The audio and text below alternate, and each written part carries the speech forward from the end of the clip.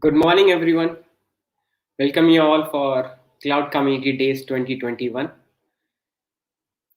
So, before we start with today's conference, I would like to thank you all for joining us today. And since this is not the first time Community Days is happening, so we started with this last year. So, last year we organized Cloud Community Days. It was for 3 days. The themes were cloud and DevOps, then serverless and AIML. And this time we have it for 2 days. So today we are going to follow the theme of serverless, and tomorrow it's going to be on DevOps. So altogether we have like 11 speakers. We have two amazing workshops and nine live sessions, which will have hands-on demos as well by the speakers. So without wasting more time, I'll just quickly run through today's agenda and what are the things do we have planned for you today. All right, so I hope that you are able to see my screen. Before I show you my slides, I'll just run through the website.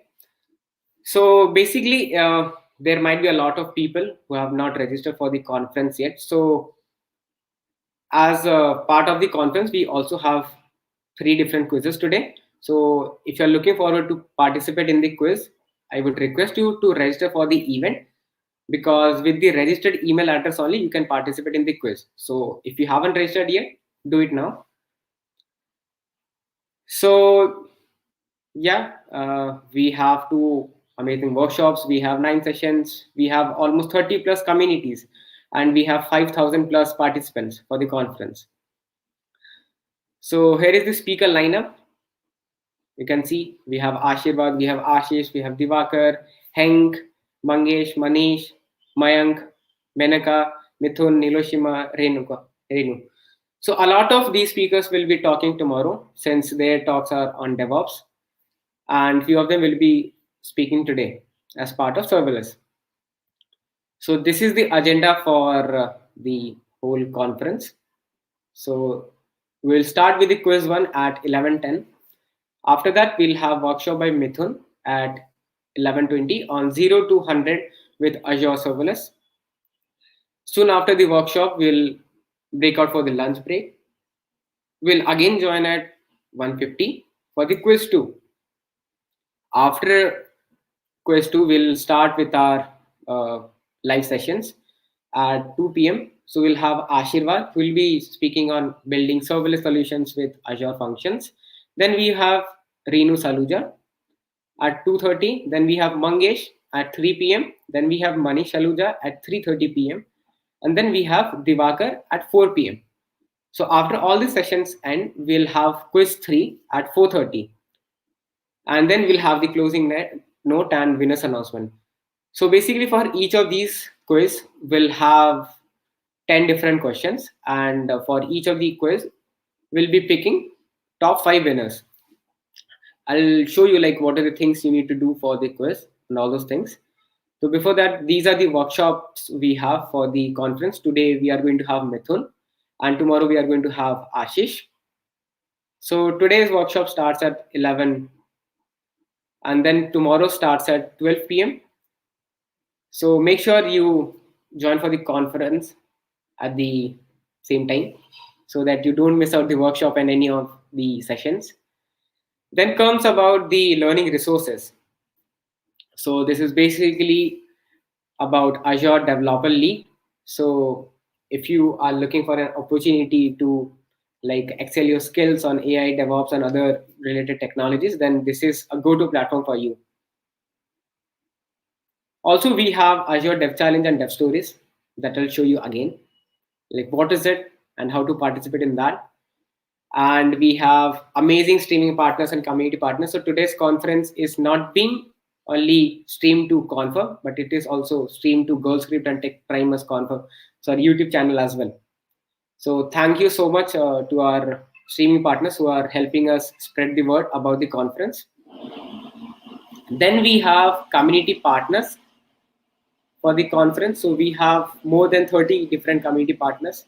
You can see them. We have Azure Developer Community, Azure EZY.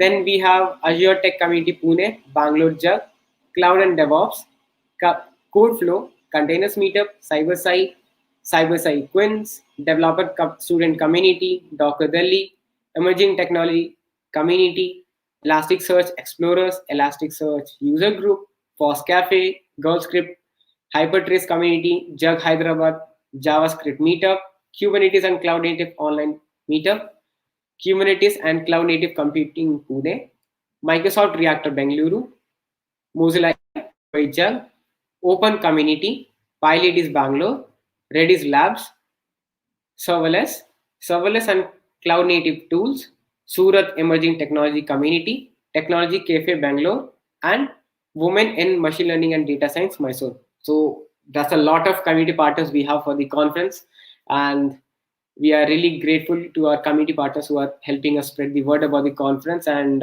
helping us upskill each and everyone. So yeah, that's all from the website I was looking to show to you. Coming back to the slides, so there are some housekeeping rules that we are looking from you to follow. So all the sessions for the conference will be recorded, and the links to the slides and all the recorded sessions will be uploaded on the website and also will be shared with you over the post event mailer. So in case you haven't registered for the conference, I would suggest you again to register for it so that you can get access for all these learning materials. So in case if you have not registered for the conference, then we won't be able to send you the post event mailer. After each and every sessions, we are going to have Q&A session where the speakers will try to select 2 or 3 questions from the comment section and they will try to answer them. So if you have any questions related to this session, we would request you to post them in the comment box so that the speakers can pick up and answer them. Also, the live chat, which is the comment box, is meant only for technical questions and discussions relevant to the sessions. So please refrain from any unnecessary messages. So this is from housekeeping rules. Then we have the agenda that I have already shown you. But for today, we have this as the agenda. We'll start with our first workshop at 11:20 a.m. and carried by we'll continue with the conference. So we have code of conduct for the conference. So I'll just read it once. This event is dedicated to providing a friendly and welcoming experience to all attendees regardless of gender, sexual orientation, disability, ethnicity, or religion. All participants are expected to display a positive community spirit by exercising consideration and respect to all the attendee. Unacceptable behavior or harassment of any attendees in any form will not be tolerated. So for detailed code of conduct, you can visit the webpage. So as I mentioned, we have 3 different quizzes for today. The first will start at 11:10 a.m. For each of the quiz, we'll have 5 winners. So the top scorers on the leaderboard will be considered as the winners and will be given Azure certification exam vouchers. So what is this Azure certification exam vouchers? So in case if you are looking to get certified on Azure, then these exam vouchers will help you to take participate in that exam. So each of these exam vouchers are of $165 credit worth. So it's a lot. So I would request you to participate in the quiz and all the best so that you can win the Azure passes and take part in the exam. So I have already shown you the learning resources on the website. So here is the short link that you can visit. Then we have Azure Developer Community. So this is a really exciting thing. So we have started with this community on 26th of January this year. So our motive is to help everybody to upskill. So if you are looking for an opportunity or a platform where you get lots of opportunities to learn, network, and grow. So in this community, you will get to meet with a lot of people, technical experts from industry and community contributors. So we have different meetups lined up for each of these months. So this is the website of Azure Developer Community. Okay. and we have some upcoming events lined up already. So Cloud Community Days is one of them. We have our one of the meetup on 28th of March and one meetup on April 23rd by Arvind. So yes, you can go visit the website and join your nearest community. So how to do that? For example, if you are from Nagpur, you can just search for Nagpur and join the community. So this is a great opportunity for you. Go visit the website and join your nearest communities so that you can attend all the upcoming events and you don't miss out on any notifications. So that was for Azure Developer Community. Next, we have Azure Dev Challenge. So what is Azure Dev Challenge? So this is a platform where you can uh, like take part in different challenges. So we have three different categories: Python, Node.js, and Azure on Azure, and .NET on Azure. The last submission date is 31st of March. So this is the website link. You can visit and you'll get all the details about the challenge. Then we have Azure Developer Stories. So this is second time we are doing Azure Developer Stories. Last time we did it on year 2020. So this is a technical blogging contest where we are encouraging developers like you to write a blog or create a video content and share it with us so that it will help the community members to learn and upskill from your experiences on Azure. So for example, if you have built anything on Azure, so we are just asking you to like share experiences on that, like how did you build that and how like what Azure services did you use. So that is going to help a lot of people out there. So this is the website link for the contest. Then I mentioned about the streaming partners. We have Girl Script and Tech Primers, and we have 30 plus amazing community partners who are helping us spread the word about the conference. Here are these.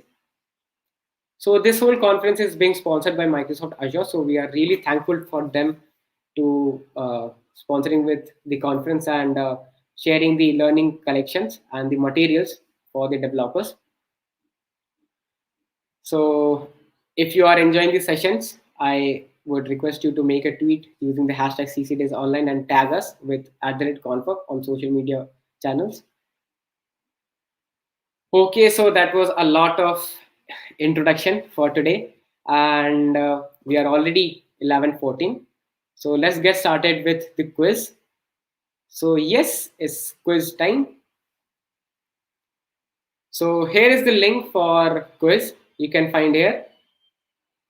So we will start the quiz. So the quiz will end at 11:20 a.m.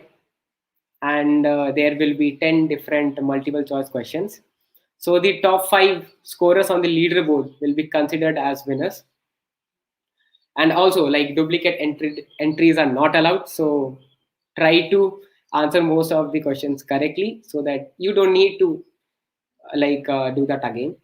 But anyway, in case if you're not among the top 5 winners, you also have 2 more chances because we are going to have quiz uh, in the afternoon and also at the end of today's conference. So yeah, go visit. This is the quiz link. So I'll just show you. Okay, so if you're a registered participant, you just need to give your booking ID or you can just log in through your registered email address. In case if you are not a registered participant, then we will we would request you to register for the conference first by visiting the conference website and then participate in the quiz. Okay, then we have leaderboard. Let's see how many people have already started. So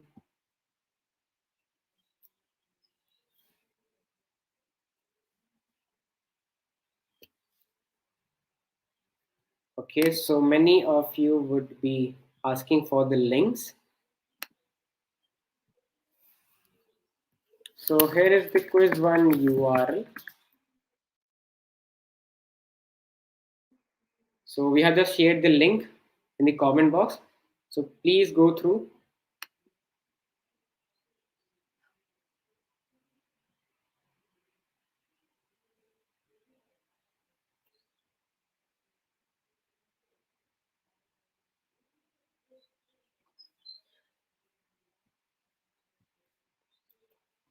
Since we have started the quiz a bit late, so we will close it by 11:25.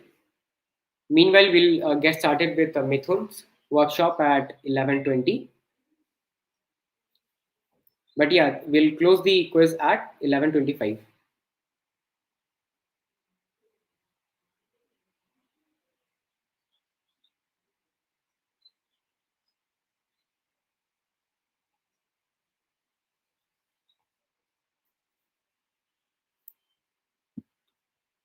All right. So we already have Mithun with us. So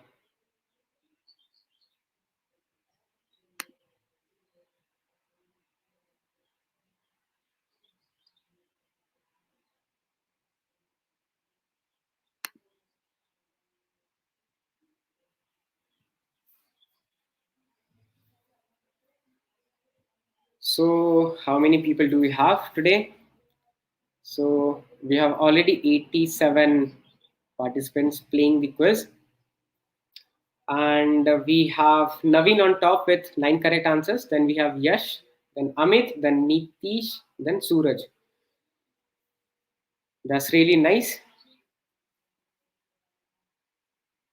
So we have 7 more minutes for the quiz, and soon after that, we'll be starting with the workshop by Mithun.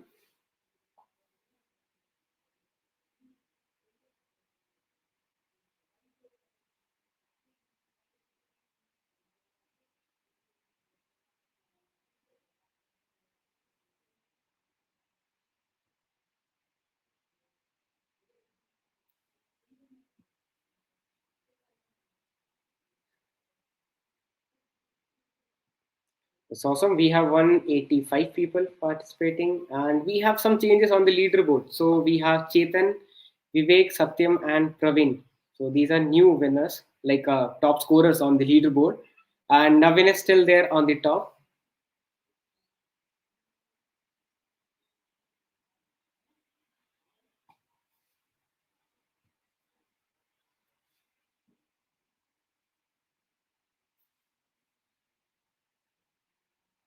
We have 5 more minutes for the quiz to end.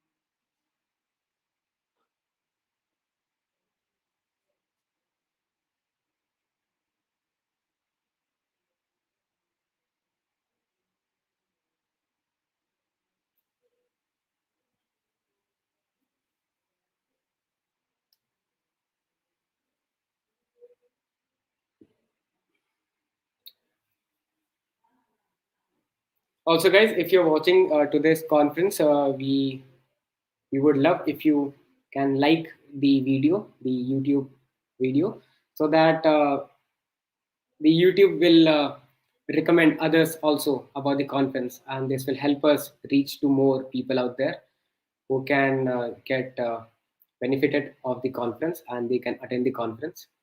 So yeah, if you feel free and if you like the conference, we would request you to like and give a thumbs up for the video. This will really help us to reach more developers out there.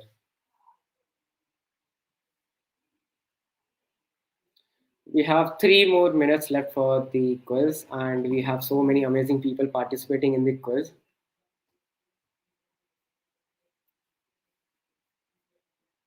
So we already have 385 people who have participated in the quiz.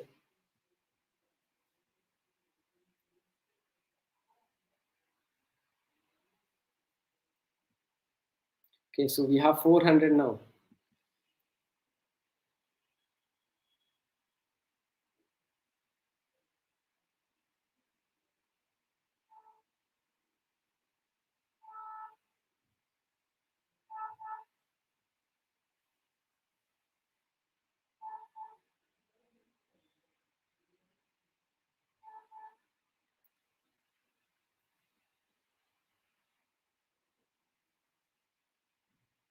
So in case if you haven't participated or taken part in the quiz and you're looking for the link, so the link will be there on the bottom of my screen, and you can also find the same link on the comment box as well.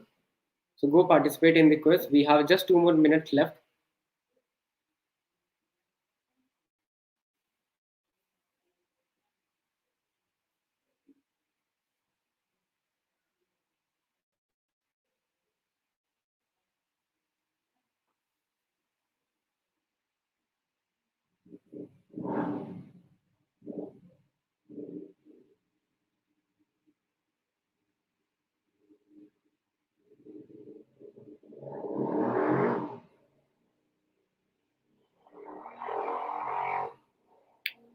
Okay, just 2 more minutes for the quiz to end, and soon after that we'll start with the workshop.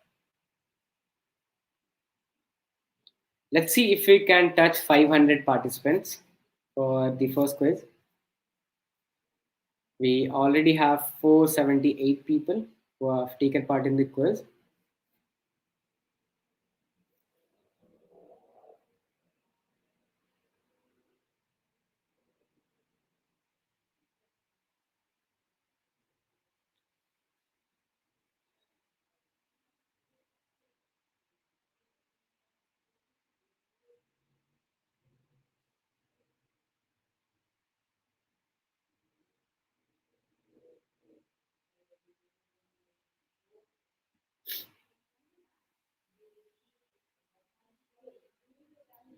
Okay, so we have more than 500 people. That's really awesome to see so many people taking part in the quiz. So we have just few more seconds and then we will close the quiz.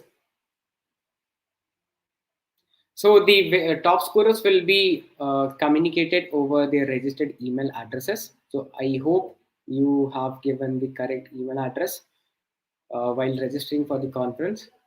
In the same email conversation, we'll be sharing the exam vouchers with you.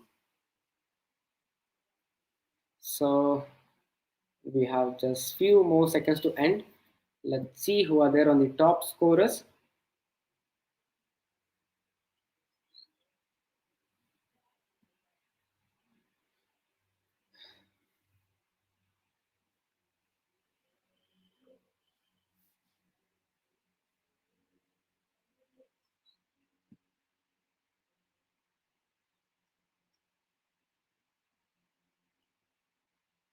Okay, so it's 11:25 and this would be the final score.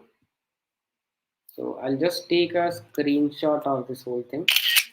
All right. So yeah. So thank you all for taking part in the quiz, and those who are not on the top scorers, don't feel bad because we have two more quizzes today.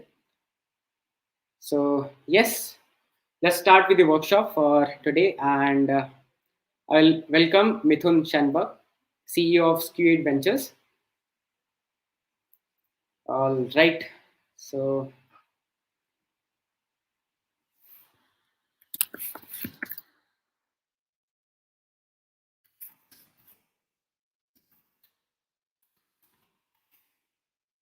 okay. So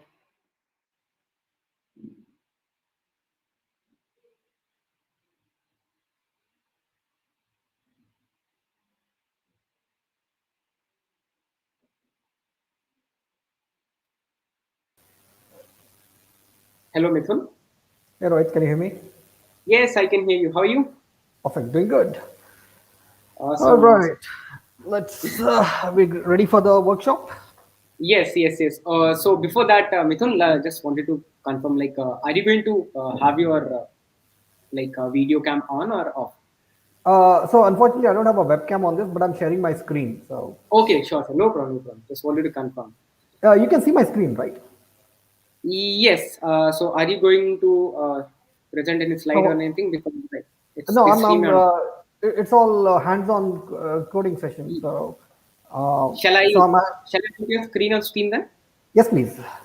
Okay. All right. So first of all, Mithun, thank you so much for joining us today, and this is really awesome to see you again. And I remember last year also you were there, one among the conference speakers, and that was really awesome, and people really enjoyed that. And this time, this is not just a session, and this is a workshop. So I hope Correct. people are going to love it a lot. Correct. I hope So so too. So, yeah. no, definitely people are going to, because I totally do that. So before that, Mithun, can you give a like short introduction about yourself, what you do, and Sure. what your Sure. today's workshop is going to be about, and then we'll Sure. carry on. So, my name is Mithun Shanbag. So, I run a small startup here called Skewed Venture. So, essentially, we do a whole bunch of cloud computing products. So, one of our flagship products is this diagramming editor called Cloud Skew. So, essentially, if you need to sketch AWS, Azure, GCP, Kubernetes diagrams, say something like this, you can use the product to do that. You can find out more about that on cloudskew.com. So I'm also ex Microsoft. So I used to work in the at Microsoft for worked there for about 12 odd years. Worked on Windows Server, worked on .NET Framework, the Common Language Runtime. Worked a little bit on Visual Studio and a little bit in Azure Cloud Computing. So I've had a long career out there. Now these days, essentially, just running my own, small startup doing small SaaS applications like these. So for today's workshop, we are essentially going to be covering serverless components.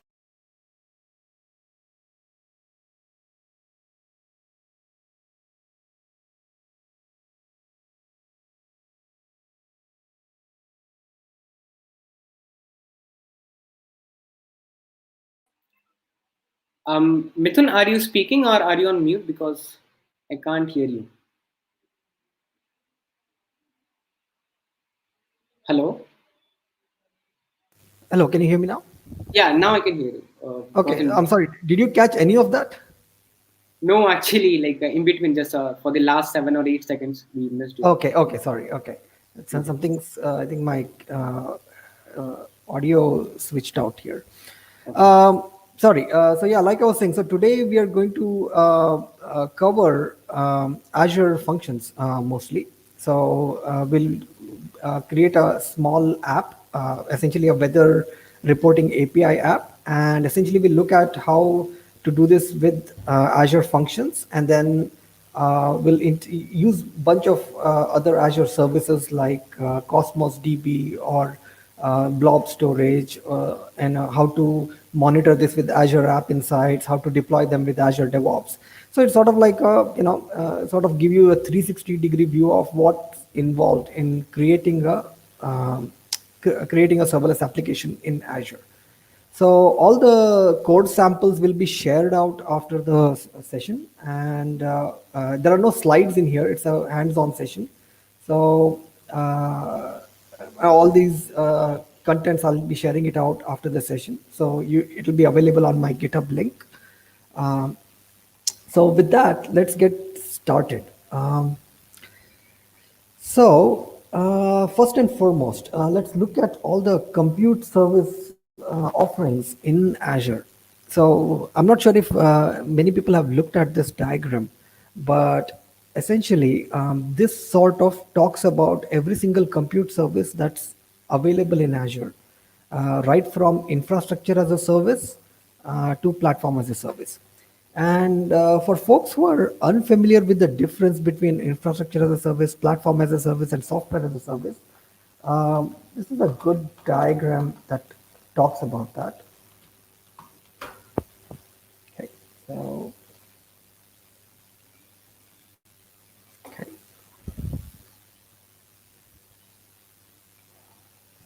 So essentially, when you have your own on-site, on-prem infrastructure, you are responsible for everything from the networking, storage, operating system patching, application patching.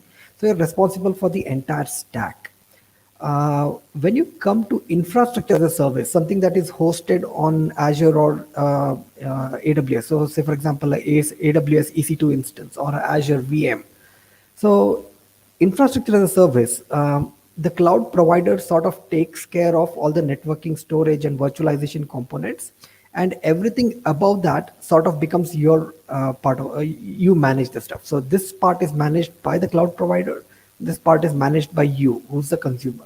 So you choose what application to put on it. You choose what runtime to put on it. If you want to patch the OS, upgrade the OS, you can choose to do that. But everything underneath these layers are controlled by the cloud service provider, AWS or Azure.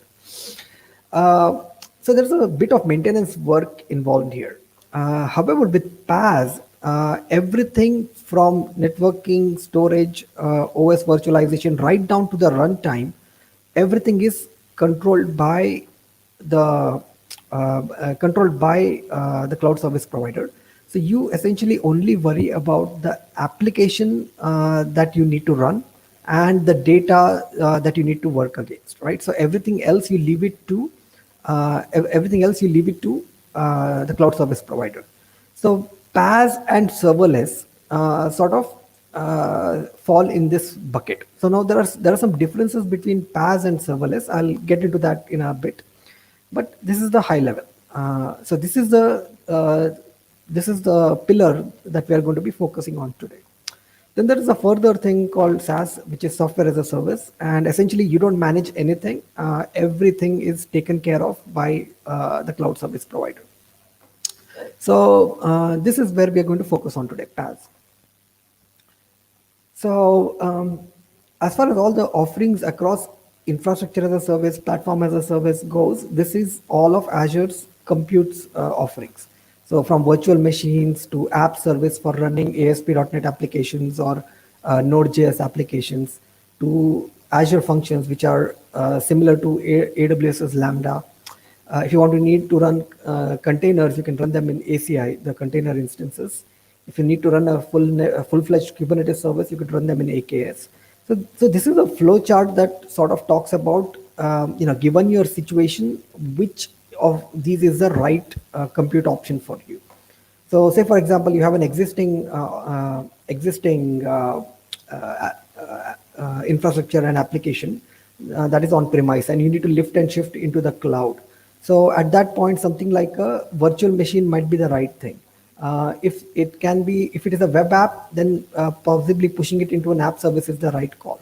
So if it is a microservice, and essentially if it's event triggered and essentially deals a lot with input and output bindings like data, then something like a Azure function would be the best. So essentially you don't have to manage any servers. With app service, you actually end up getting a managed server. So something like a managed Nginx server or a managed IIS server is handed out to you. So you don't have to necessarily patch it, but there is still a server behind the scenes. So if you still want a higher degree of independence, where you just want to worry about your workload and not worry about the server, you switch to Azure functions.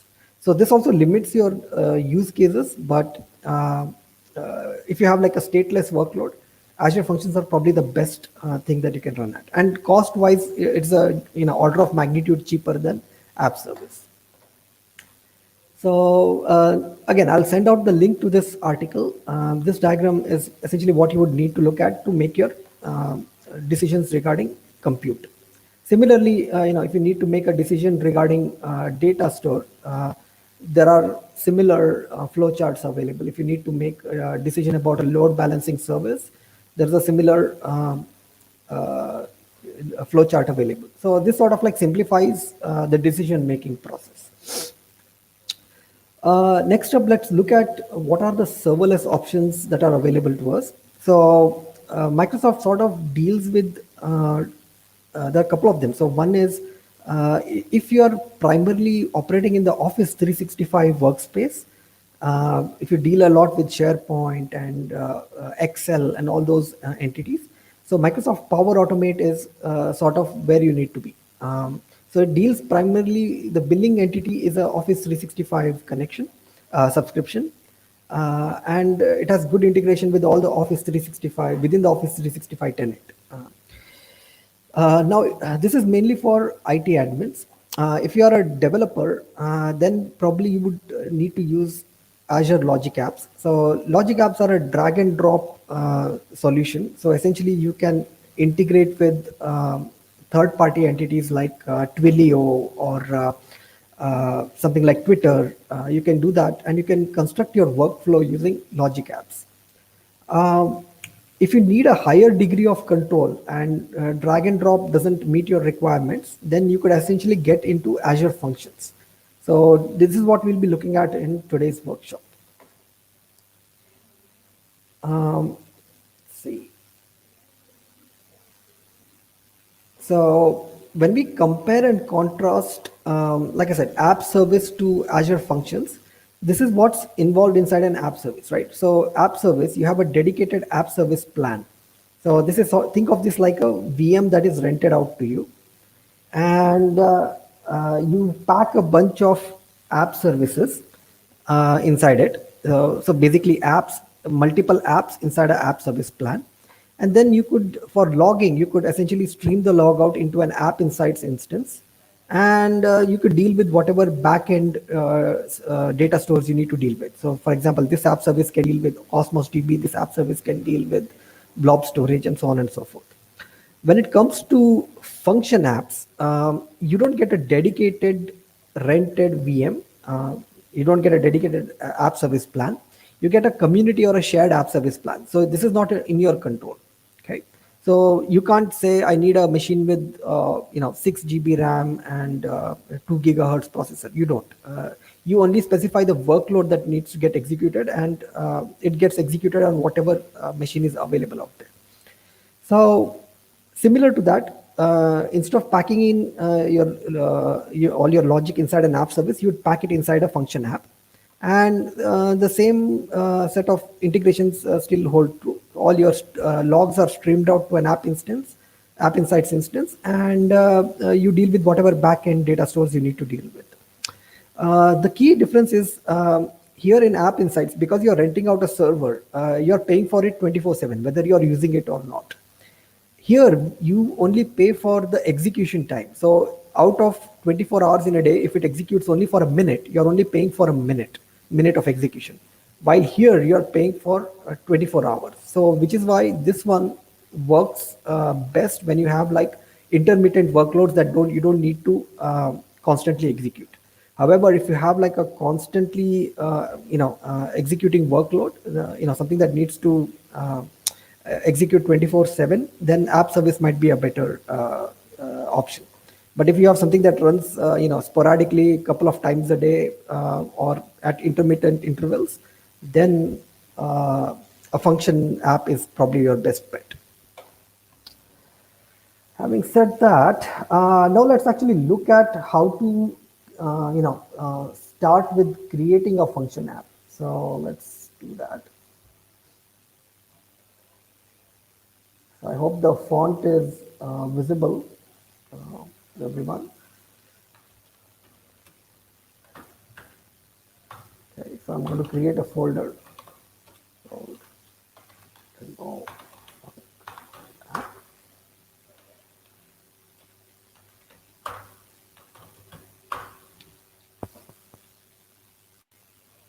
Mithun, will it be possible for you to increase the font size a bit?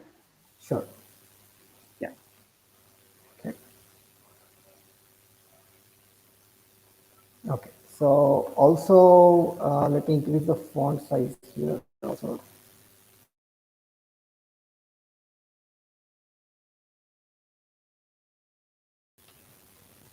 Okay. So the very first thing you do is you would open up an editor of your choice. You could do this in Visual Studio also. I prefer to use VS Code. So and then you press, you go to the command palette, Control Shift P, and you would say, so the very first thing you need to do is you need to install this extension pack known as Azure Extension Pack. So the link to that, if you go to Azure VS Code Marketplace,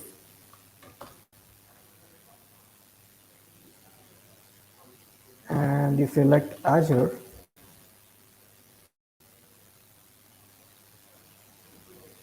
So this Azure account, if you install it, it installs a whole bunch of other extensions along with it.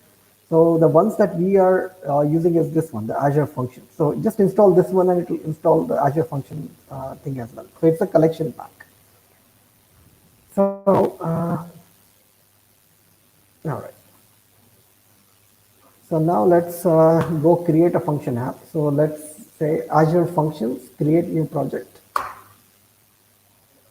Okay, so it's activating the extension here. Give it a couple of seconds.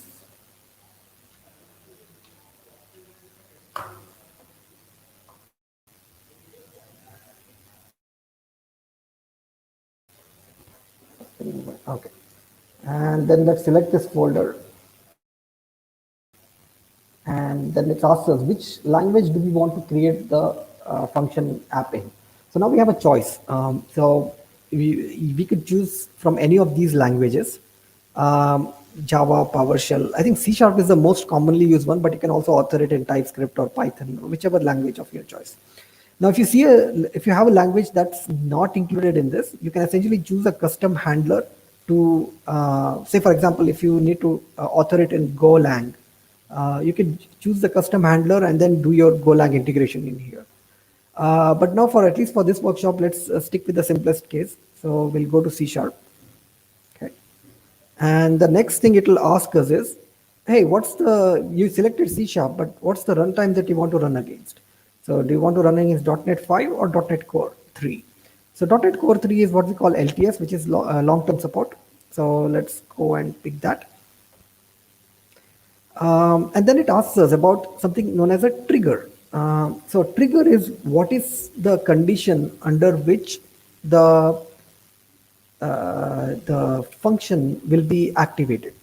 So we have a choice of triggers here. So we can choose a HTTP trigger, which means essentially it becomes like a web API, and every time there is a get, put, post, delete method call, we get triggered. The function gets triggered. Or you could have a timer trigger, which means you specify a cron expression, and every time the cron expression activates, the trigger gets activated. Queue trigger means it essentially starts monitoring a storage queue, and every time a message gets pushed onto the storage queue, the queue trigger activates. Similarly, for blob trigger, a storage account container is monitored, and every time a blob is pushed in there, this trigger activates. And so on and so forth. You could have similar triggers for event hub, service bus queues, service bus topics, even Cosmos DB triggers, right? So anytime an item is pushed into the like a JSON document is pushed into the Cosmos DB collection, this thing gets activated. So now, for now, let's select the simplest possible one. Let's select the timer trigger. Okay, and let's give it a default name. Let's call it timer trigger C#1. Okay, and give it some namespace. Yeah, let's just select the default one here, and a cron expression. Okay, so I'll get into what this cron expression means.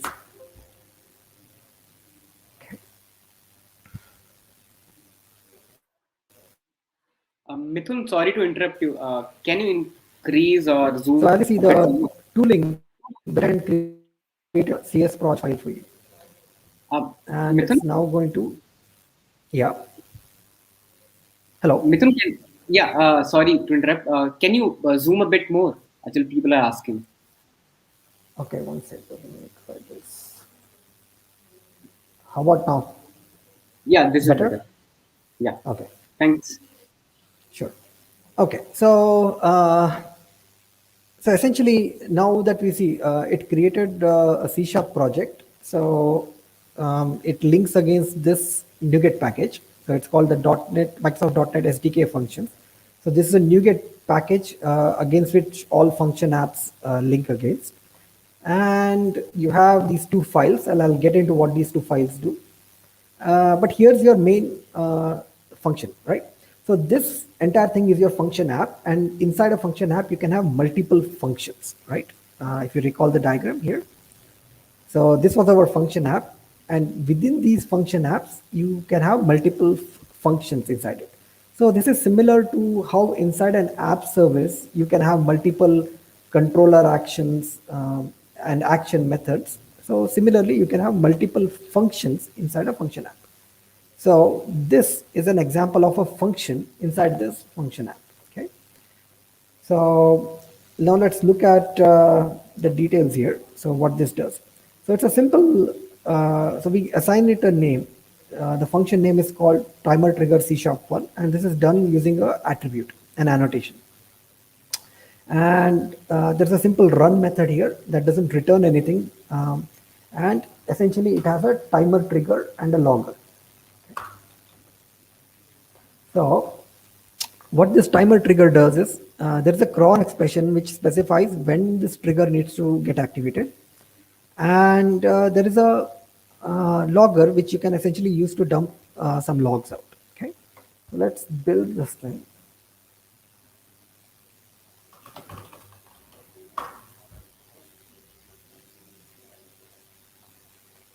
Okay, so it's going to restore the NuGet packages. Oh, wait a second.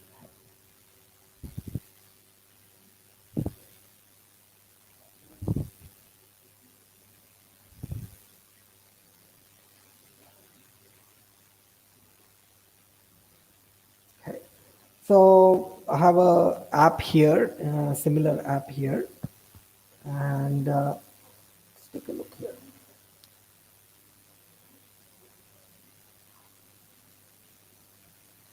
Okay, so this is the timer trigger that we had created.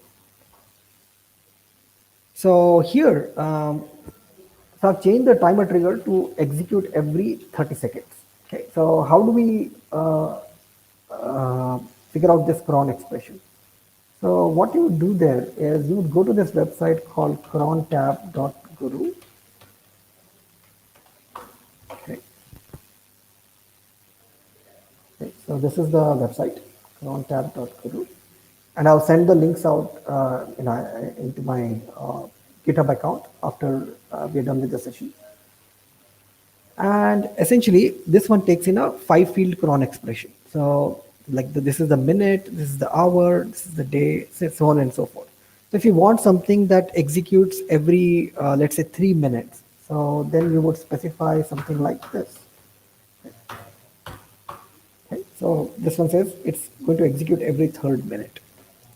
And if you need to specify something like on the 3rd and 5th minute, you would specify this. And if you needed to see, you could specify a range as well. So something that executes between 3 and 15, every minute from 3 to 15 on every Thursday, let us say. Okay, so this is how you would specify the cron expression. So note that this is a 5-field cron expression. So there is no second field here. However, in Azure functions, this is a 6-field cron expression. So you just have to make accommodations for a 6th field, which is a second. So here we have something that is executing every 30 seconds. Okay. So now in order to run this, all we need to do is,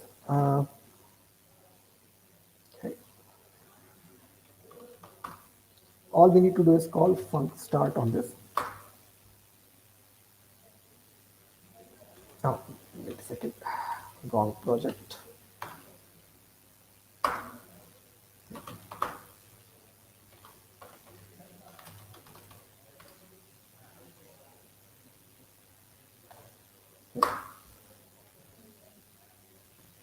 So every 30 seconds, this is going to log a line saying that the timer trigger executed at this git time. Okay. It's a very simple example.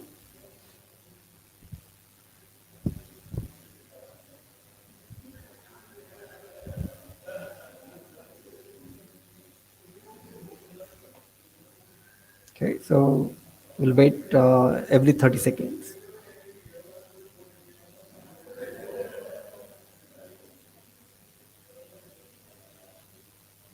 Okay, so you see that it executed once. So this C# timer trigger executes. So this line is displayed here in the logs.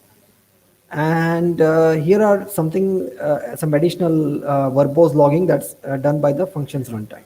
Okay, just give me a minute here, just a second.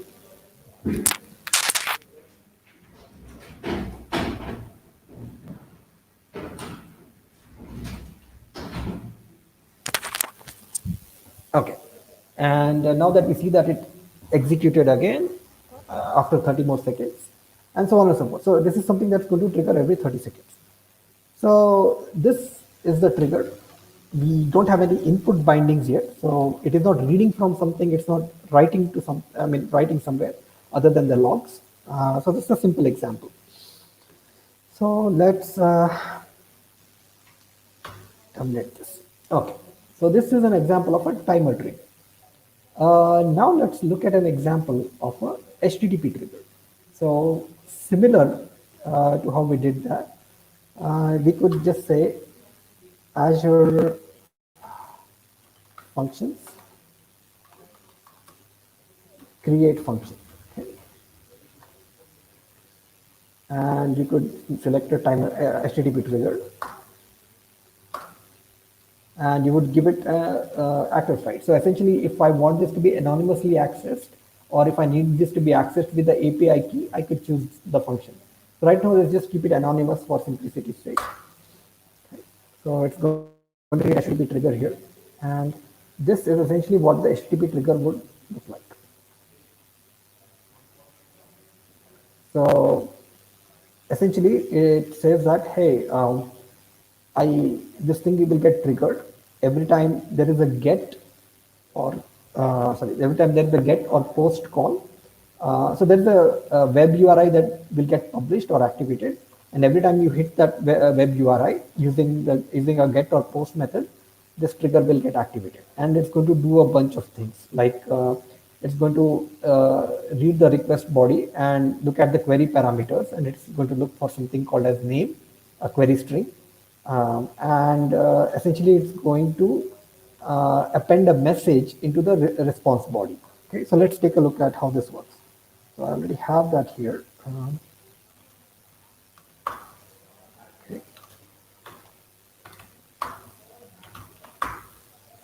Okay, so we are in the HTTP trigger. So now let's do from start.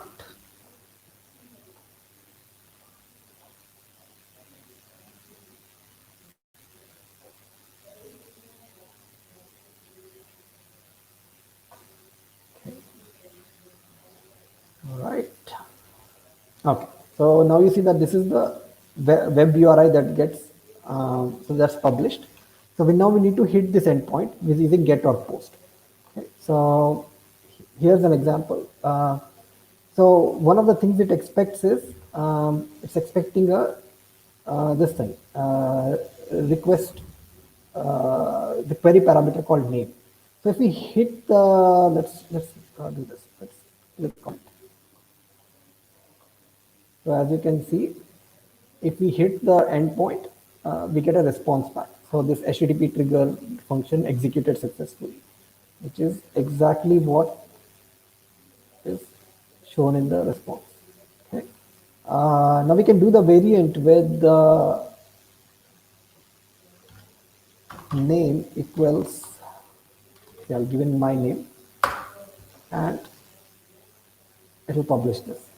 So this is essentially how you read the query parameters, right? So you can read this.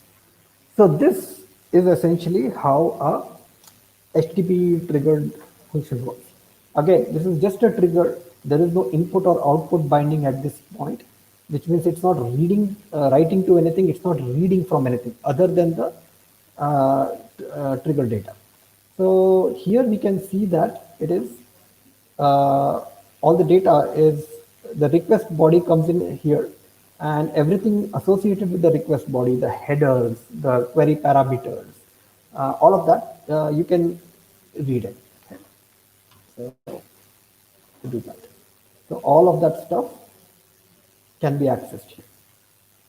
Okay. So very simple example. So now let's move on to the next one. Okay, so now we've seen how to create a API endpoint. Okay, something that processes a get and post method. In this example, when we hit it from the browser, we are essentially doing a get request. Now let's take a look at a slightly advanced use case here. So in our next example,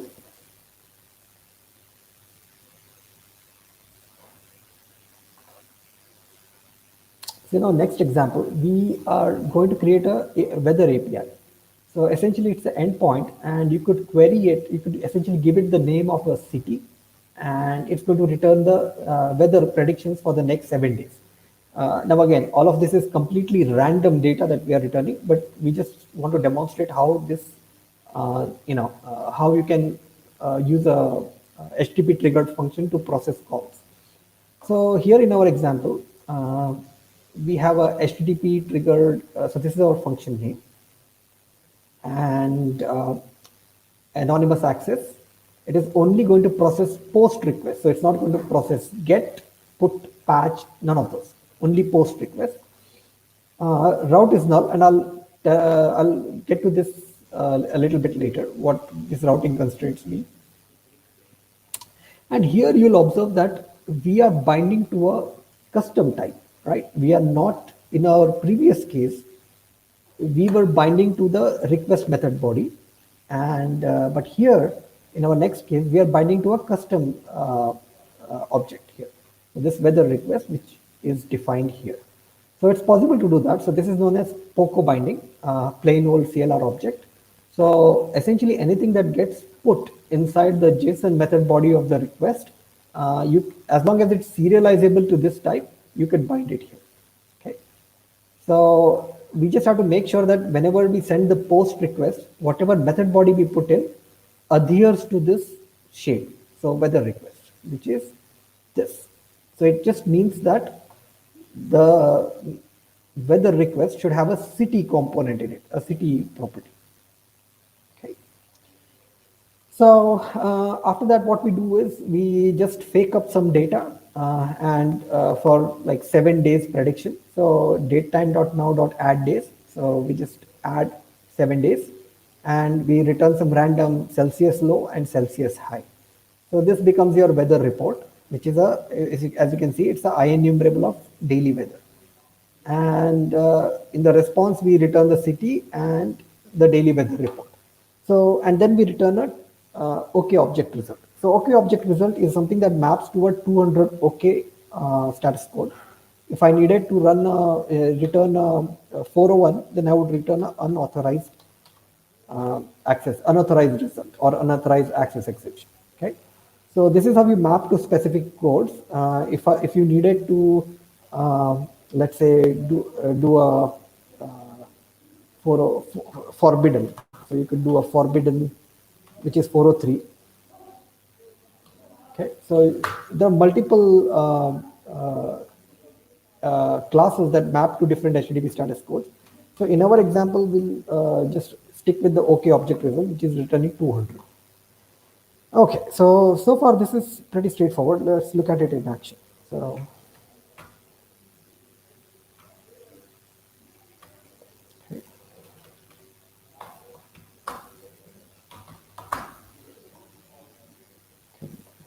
and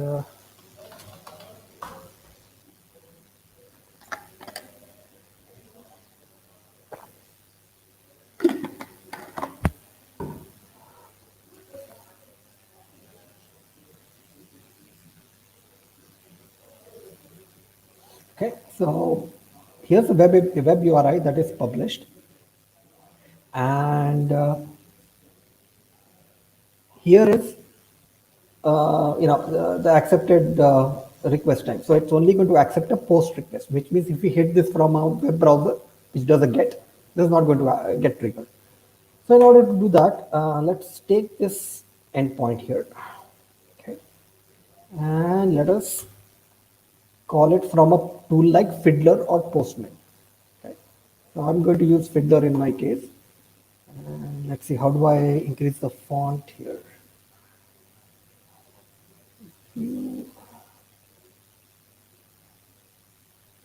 Okay, maybe I'll just have to do this. Okay, so I'll go to the composer and put the endpoint there. So this is the endpoint, and it's only going to accept a post request. So we do post, and we can say content type application JSON, because that's what we are gonna give in. And this is the request body. So let's put in city, and let's put it Bangalore, BLR. Okay. So here this thing, city BLR, is essentially what maps to the input. And let's look at that here. So here from the weather request,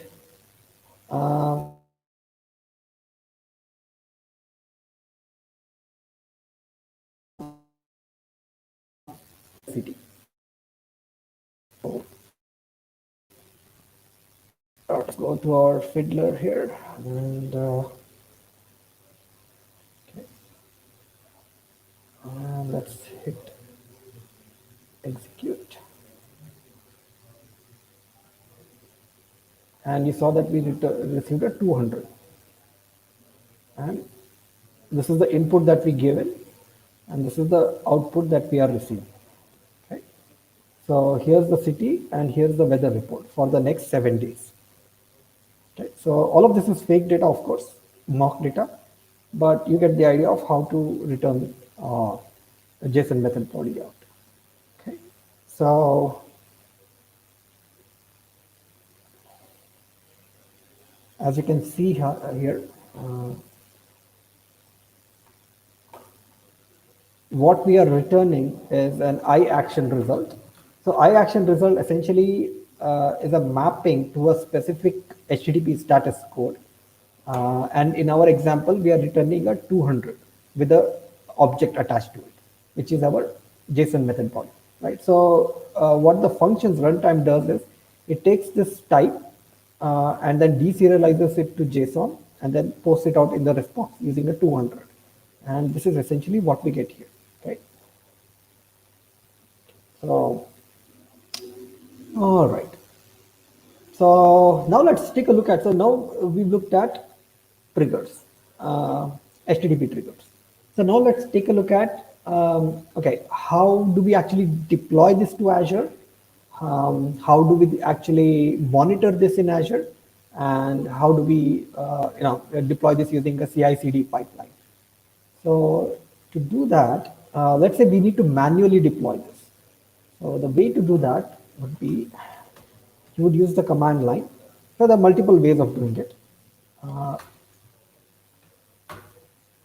My preferred way is to use the func command line. So func Azure, and the help is available on this one. So you could just do func Azure -- help. Okay, and says, okay, func. So there is a set of commands called function app. So let's use that. Okay, and function app publish, which is what we are going to use. So function app publish, and then with publish, you have to specify a function app name. So which means I need to have a function app that is already provisioned on Azure. So how do I do that? So in Azure, so let's say, we have a resource group. I already have one here. And I already have a function here, but I'll just walk you through the steps involved here. So you would go here and say function app. Okay, so create a function app, and this is the resource group we want to put it in. This is the subscription in which we want to create, and I'm going to call it my function app 1. Okay, okay, it looks like it's not available because it's a globally unique URL. So let's call it Mithun function app. Okay, so this Mithun function app 1.azurewebsites.net is the endpoint for that function app, right? Similar to how when we ran it locally, this was the endpoint. It's running on localhost. Similar to that, this is the endpoint that becomes available when you deploy it in Azure. And let's just deploy it with publish package using code. We are not going to create a Docker container, but that's also a possibility. You could publish your function app as a Docker container, push it to container registry, and have it deployed from there. Runtime stack, let's just select .NET because that's what we used, and .NET 3.1, the LTS version, and let's say, it doesn't matter, pick whichever region. Central US is fine. Next comes this thing called storage account. So behind the scenes, every function app creates a storage account for its own internal bookkeeping, right? It needs to know what was the last trigger time, what was the, was it successful, no, unsuccessful, the last activation. So for all its internal bookkeeping and handshaking thing, it creates a storage account behind the scenes. So you don't have to manage it. The Azure Function app manages it. Then operating system, you could use either. So let's just stick with Linux for now. And the consumption type, the consumption plan. So this is the cheapest one. If you already have an app service plan and just want to execute it there, you could do that. Functions Premium is sort of like the middle ground where you don't have an app service plan, but there is some requirement to maybe pre-warm some functions, or you do, need to do some VNet isolation. You could choose the premium version. For now, let's stick with the simplest one, the serverless offering. And then monitoring, it creates an app insights instance into which all your logs are dumped. Okay, and then you give tags, and then you review and create. Okay, so once the review passes, you can just hit create, and it will create the function app. It takes about 30 odd seconds to create it. Because I already have one, I'll just reuse that. So it ends up looking like this. Okay, so this is my function app. Okay, nothing is running, which is why the memory working set is empty right now, it's 0. And within that, we have this configuration section. So these are the runtime settings, which is the function runtime to use, and these are the app settings. So essentially, this is like a key value store. So if you integrate with the, so for example, like it created a storage account behind the scenes, and this is the connection string to that storage account. Similarly, I have some integration with Cosmos DB, and here's the connection string to that Cosmos DB. So all of this is actually documented, all the possible values, and that is given in Azure Functions App Settings. Okay. App Settings reference. So all the values that you see here on the right side is described in this document. Okay, it's in the Azure Functions documentation. Okay, functions documentation, and you would go to the reference section and app settings reference. Okay, so now that we've built our function and we are now ready to deploy code. So we've developed our code here. We have a functions app on Azure. Now let's just push this there, right? So how do we do that? So again, coming back to our command line, we just need to give it the name of the function. So func Azure function app publish, and the name of the function is called Meetup Cloud Community Days and today's date. So this is the name of the function app. So let's push this here. Okay. So func Azure function app publish to this, and let's do that.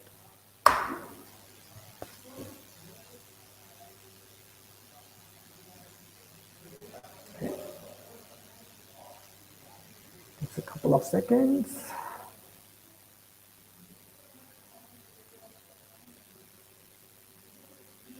So it's rebuilding the application function app, it's packaging it, and it's going to deploy it.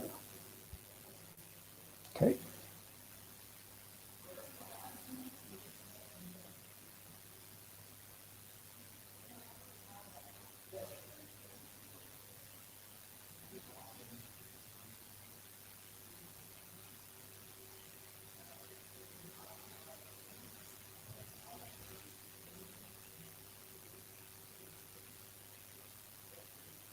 deployment completed successfully, right? Now it's going to sync the triggers, and as soon as it's synced, we are done.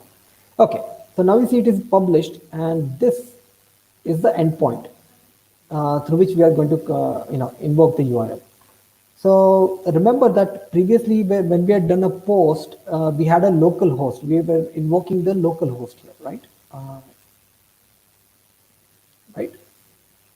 This time we'll be invoking something in Azure. So let's take that URL.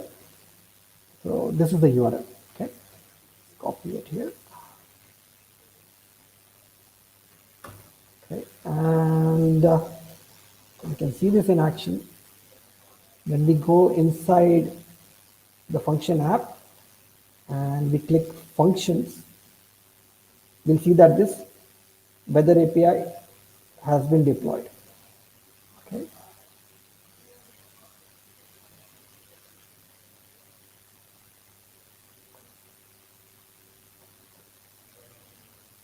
So, and this is the metadata that it requires to trigger it. So it says, it's taking in a, so whatever we specified in the,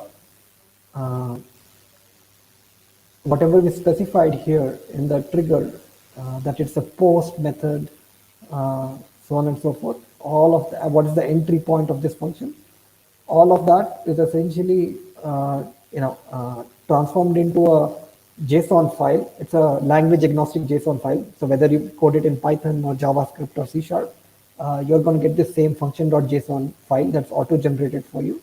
And it says that here's the entry point, here's the method to run. So it's function app dot http trigger weather API dot run, which is this one. Function app dot http trigger weather API dot run. Okay. So this is what the when the trigger activates, this is what is this is the payload that's going to get executed.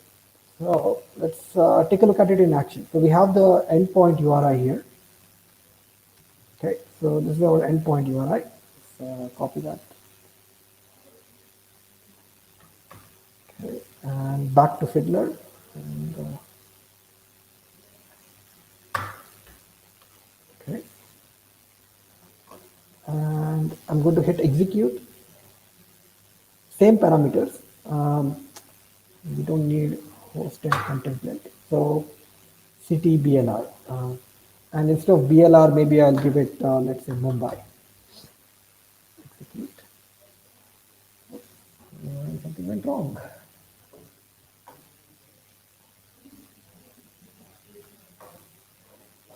Just a second.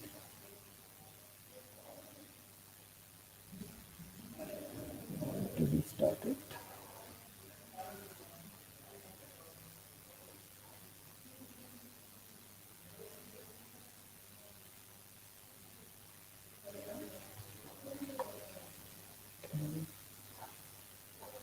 And function URL.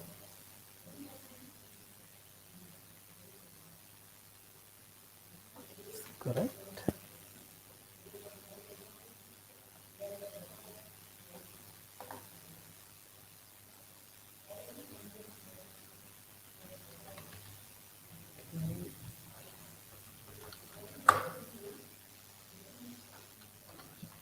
BLR. Oh, okay. 502 connection failed. Stop and restart.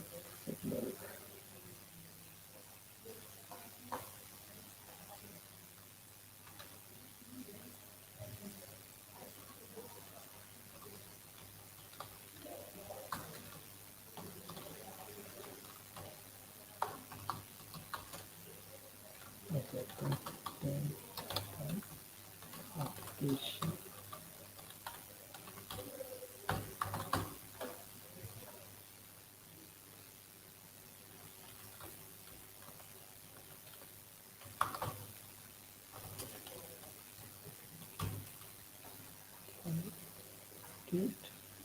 Okay, something went wrong here. You need to figure out what's going on.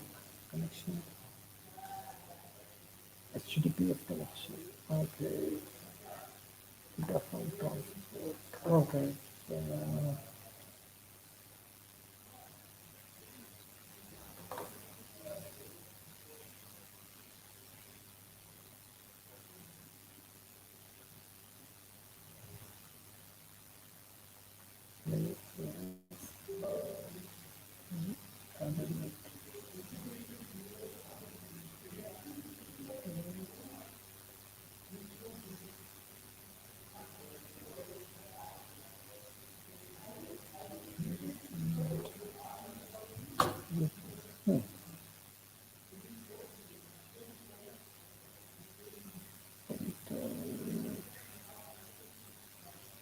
No filter set here.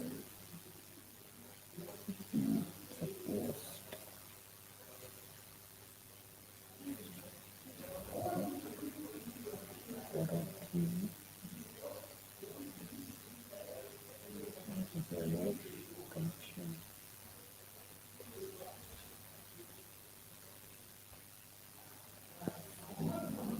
Stop it. Over.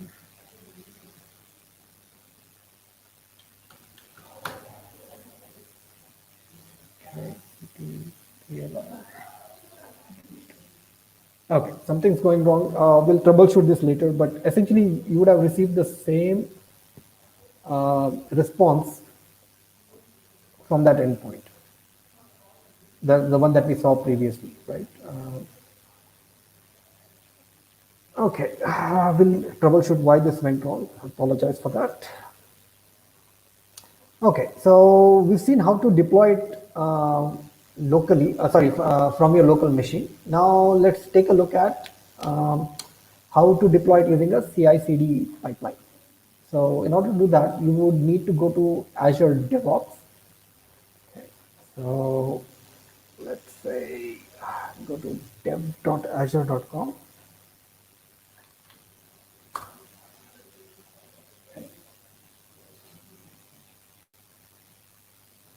Okay, and I already have an organization here, the Meetup CC days. I'm going to create a demo app project here inside it, and go create this project. Cool. So now let's create a pipeline here. Let's say create pipeline. And the code, as you can see, this one resides inside GitHub and not in the Azure repos. So what we'll do is we'll click on GitHub.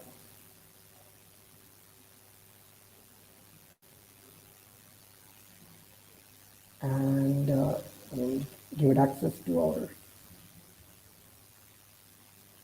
okay, and essentially we get this thing. So we can save this. So I'll walk you through what each of these elements mean. Okay. So we actually already have one pipeline. I'll just open that up here.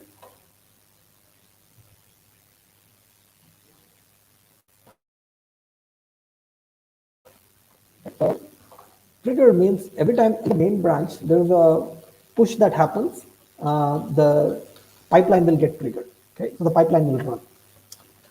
Tool means where do I do the build? So it just grabs the latest Ubuntu machine anywhere in Azure DevOps, and so it's a Microsoft hosted one. We don't host it ourselves, and we'll do the build there.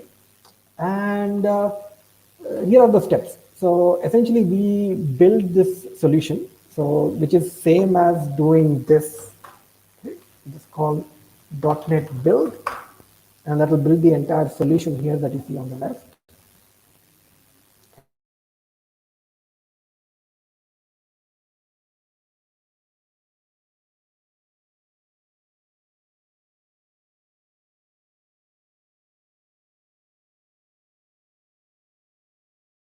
Okay, builds. Right, so the build is done. The next thing is we need to do the .NET publish. Okay, so this is the app that we are publishing, the HTTP trigger weather API. So we call this. So essentially this is as good as calling .NET publish here, okay, on this project file. And finally, we need to set this up. We need to deploy this to Azure, and we need to create something known as a service connection. Let's take a look at that part. So our pipeline is created. Now let's go to the project settings.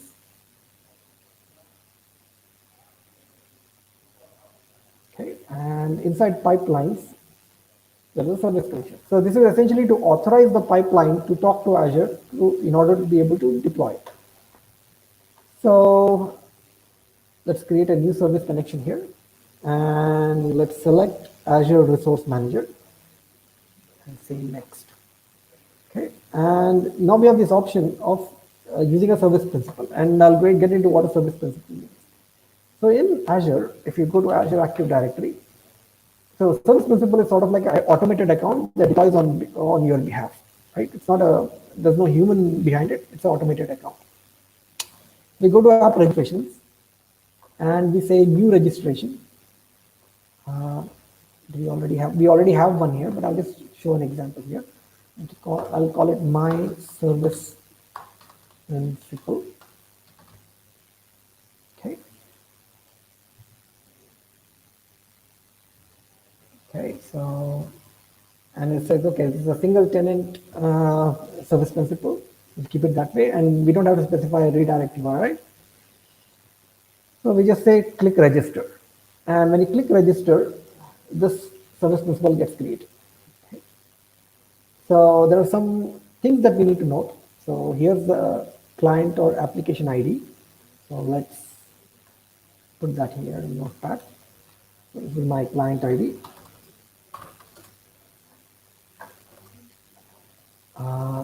Next up, we'll note the directory or tenant ID.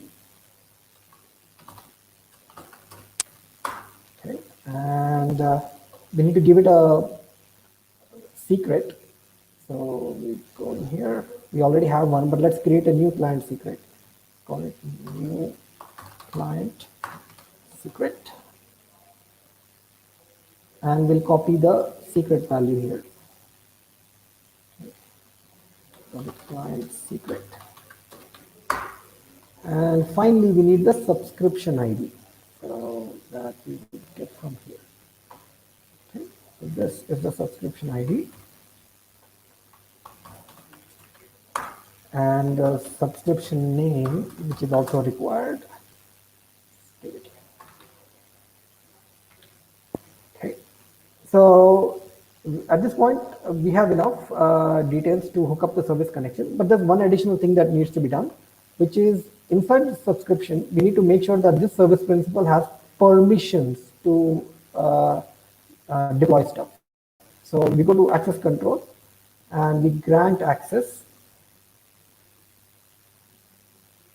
and we put it in a contributor role here, and we select the name of the service principal. So my service, what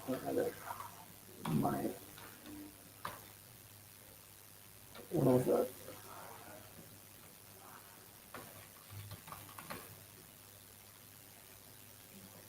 Nope.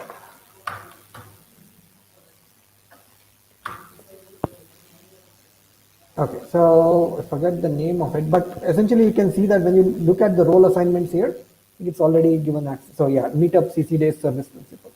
It's already been given access. So one second, let me also do this for the newly created one. So Azure Active Directory, app registration, meetup service principal. Okay. So that's, we ensure that it's in the contributor role. Just double check here.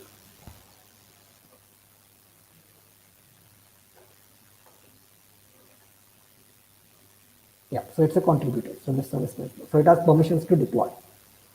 So now let's come back. to our Azure DevOps, and let's manually hook it up. Okay, so yep, we're connecting to Azure Cloud subscription level, and here's the subscription ID.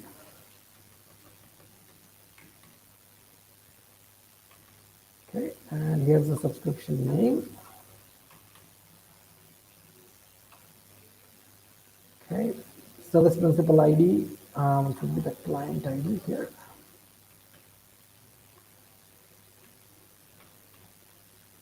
Service principal key, which is the client secret.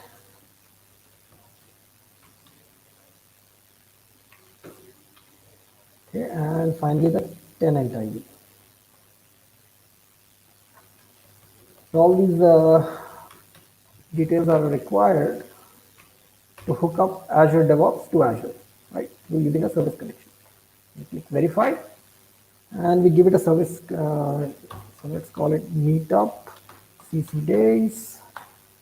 3242021 service connection. Okay, and we grant give it access to all the pipelines, so all the pipelines can use the service connection. And we say verify and save. Okay, so it's saved now, and because save means go. All right, so now let's go to the pipeline here. Okay, and let's click on it and say run pipeline. So what's going to happen here is it's going to take code from the GitHub repo which it's connected to, and then it's going to run the build .NET build, .NET Core build, and .NET Core publish, and then it's going to deploy it to Azure Functions. So let's do that. This is our pipeline. Let's click edit.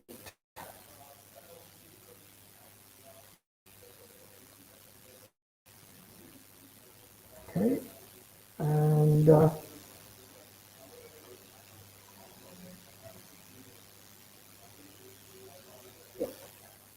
service connection, looks fine. Let's just say run.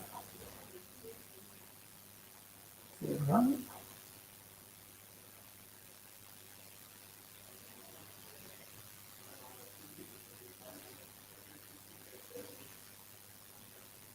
Okay.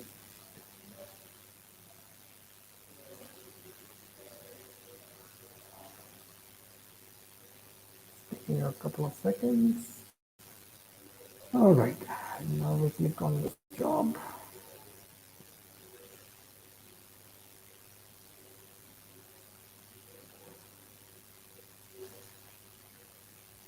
Okay, so it's now running the .NET. First, it's checking out all the code to the build agent. Now it's going to run .NET build, and NuGet libraries are going to be restored as part of that. Then it's going to run .NET publish after that, and then it's going to deploy to the function app.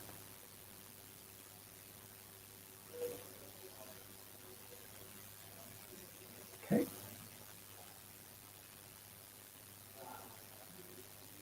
So it's restored the packages. Now it's building the individual solutions.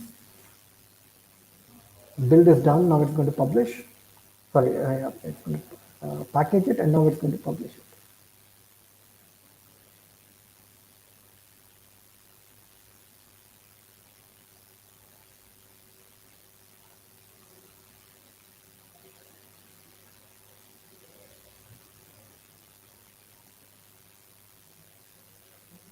Okay, and this is how you publish to Azure Functions using a CI/CD pipeline. Now, technically, I could just go here and make some changes here to, let's say, this README file. Put in some content here. It's called TBD.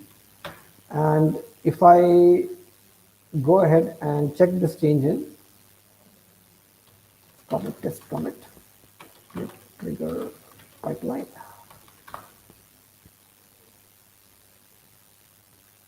And now I hit push. So this will now trigger the pipeline because it's going directly into the main branch. So anything on the main branch, any commit in the main branch is going to trigger the pipeline. So now we'll take a look at this and we'll see that this pipeline is now rerunning, as you can see. So it's in progress now. Okay. So this will again run and it will redeploy the app.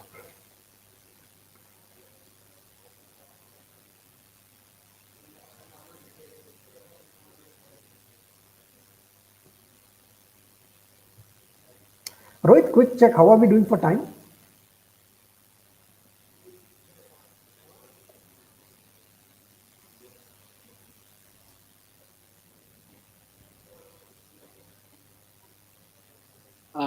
Mithun, we have half an hour. Oh, okay, So, perfect. Okay. More yeah. than enough time.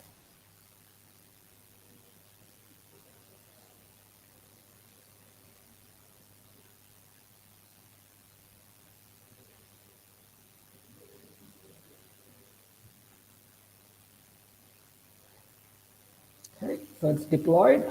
Great. Perfect. So as you can see that anytime I make a check-in to the function app, it automatically gets redeployed using a CI/CD pipeline.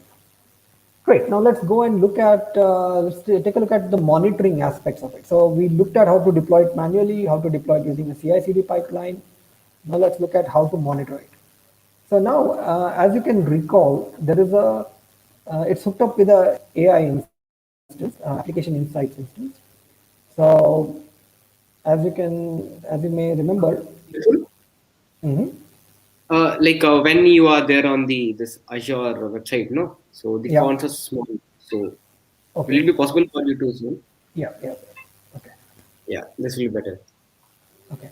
Thanks. So as you can see that application insights is enabled and this function is hooked up to this app insights instance. So anytime we do a log, right? So for example, here, the timer trigger, for example. So every time we do a log like this, it goes into the app insights instance as a trace. So you could select the log verbosity as well. So you could say log error, log information, log debug, log a trace, or log a warning. So you could select the logging levels, and they would get pushed into app insights. So how does that look like? So the easiest way to access that is to go into your functions and inside into your function here, okay, and look up monitor.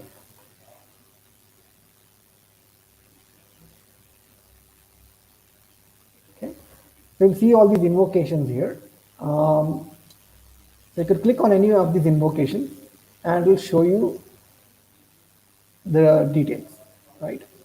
So if you need to do a deeper drill down, you could essentially, it's running a pre-packaged query and showing you the results. But if you need to do a deeper drill down, you could just click here and go into App Insights directly.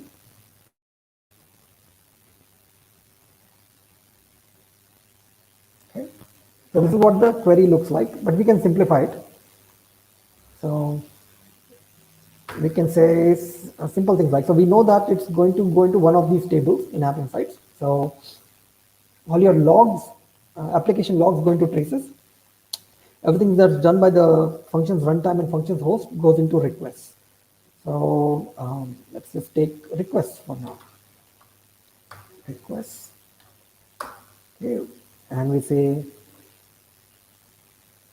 where timestamp greater than ago. This is a time marker. So anything that is 3 days, up to 3 days old, let's pick that up. So which means 3 days and beyond. Let's say run. That gets you all the data there. Okay. So now we are curious about, okay, so this is really like so this language is called KQL, Kusto Query Language. Um, Kusto Query. Okay, so KQL. Okay, so it's very similar to Azure. sorry, very similar to SQL language, but there are a couple of differences there. So a good place to start for all the Kusto and SQL comparisons, I'll send you a link.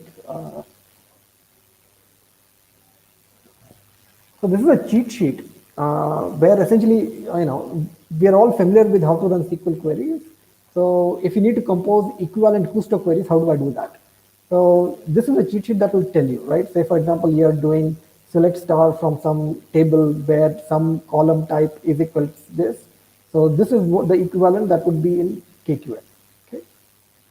So I'll send out this link after this session. But you can use this as a starting point to learn KQL. So let's go and back to our, and let's say, okay, so we are getting all these columns here, and the entire column types, you can look at them here. So we don't need all of them. So let's just pick a couple of them. Let's say duration. So project is like select. So project duration, and we'll maybe pick ID. Maybe we'll pick app name. So cloud role name, operation role name, right? So the function app name and the essentially the function name. This is the function app name and this is the function name. So run this. Okay, and we can actually sort it by order by duration. So we can say order by duration descending. Exactly like SQL. So this shows you in descending order the execution times, right? So this one took 36 seconds to execute, this took 3 seconds to execute, and so on and so forth. So this is essentially how you run this and how you essentially monitor. So now you can essentially share these queries. Okay, so there are some standard pre-packaged queries that are available, or you could just save this query either in your as a personal query, or you could save it to a shared query, which means everybody in your team can access it. So let's just call it my shared. So this is great for anybody who's on ops duty, and then you need to run some troubleshooting steps to figure out what went wrong. So you could just package all those steps as queries and just share them out with your team. Okay, so something like this. Okay, so this is the high level, this is the monitoring piece of it. So again, all of these are, all of these fields are something that you need to sort of take a look over them. One of the things here is known as this custom dimension thing, which is sort of like a, it doesn't have an assigned type to it. It's like a random key value pair. So you could break that down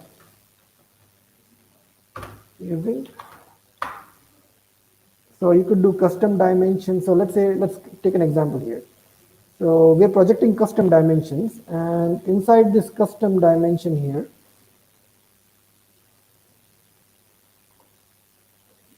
okay, so inside this custom dimension, I have this, let's say HTTP method. So how do I extract this? So there are two ways to do it. So you could just do this HTTP method.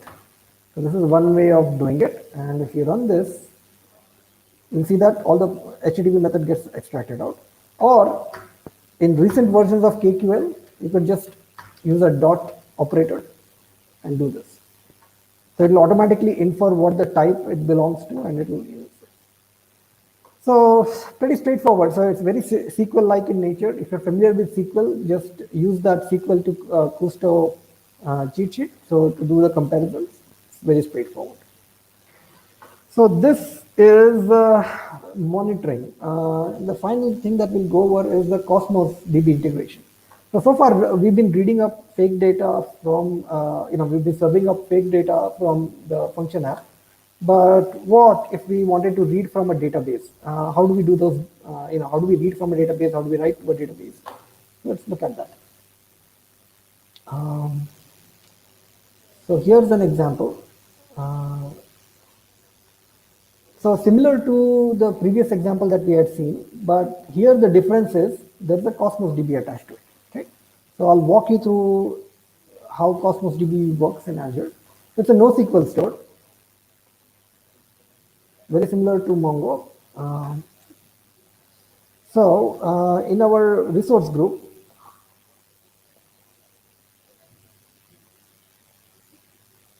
we say add, and we say Azure Cosmos DB.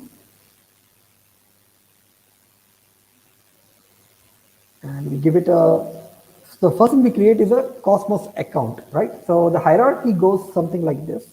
So there's a Cosmos account, and under accounts, you have multiple DBs, okay?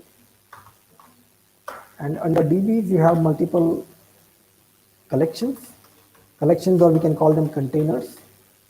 So think of them as tables in a SQL, right? So this is your SQL DB, and just to draw an analogy, and these would be your SQL tables. And inside these are entities or documents. Okay. So this is the hierarchy. So what we are creating here is this Cosmos account right now. Okay, so I'll call it Method Cosmos 2. Okay, and I can use a projection. So I can, so all of these, this is a multi-model database account. So essentially I can, underlying data can be projected out as SQL, underlying data can be projected out as Cosmos DB documents, or as Cassandra key spaces, or Azure table, which is key value pairs, or Gremlin, you can even use the Gremlin graph APIs. So essentially you can project them out as nodes, edges, and vertices.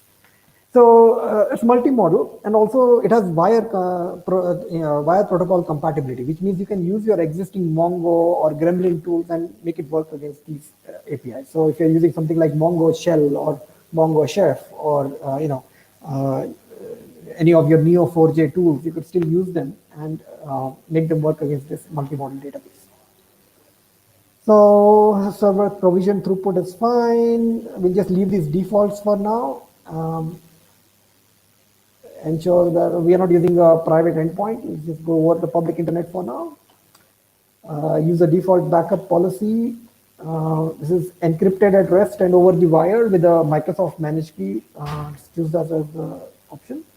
You're not going to tag it, and we'll hit create. So this generally takes about 10 to 15 minutes to create. I already have one created here, so I'll just use that. So meetup 60 days. This is my Cosmos DB account here. Okay, and here I would go inside Data Explorer,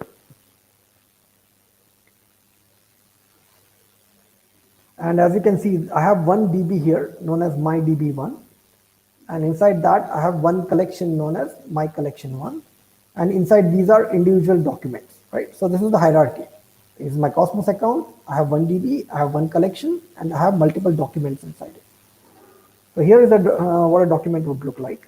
So, so here I have chosen BLR, the city, as my partition key, right? So the whole goal of Cosmos is to choose a partition key which ensures that you don't get a hot partition. You split out your documents across multiple partitions, multiple logical partitions, as many as you can.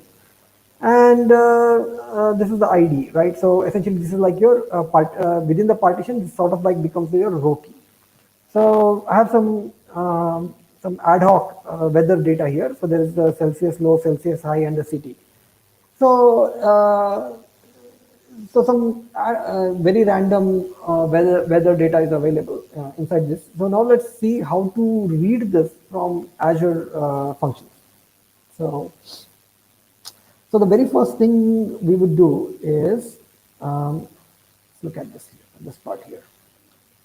Okay, so this is so our Azure function is still HTTP triggered, which means we are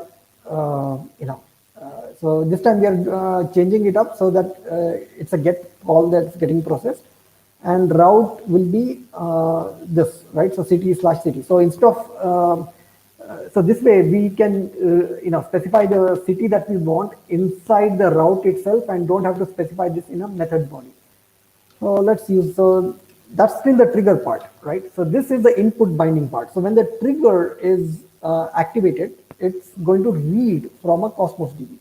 So the way we do it is you have to specify the database name and the collection name, right? The database name and the collection name. So in our example here, this is our database name, mydb1, and the collection name is mycollection1. So we specify that here. And then there is, you need to provide the connection string. So how do we do that? So in order to do that, you would have to go into your function app. Well, first you would have to go into your Cosmos DB app and get the connection string. So this is you have two connection strings there, the primary and secondary. So you copy the whichever one and go into your function app and go inside configuration.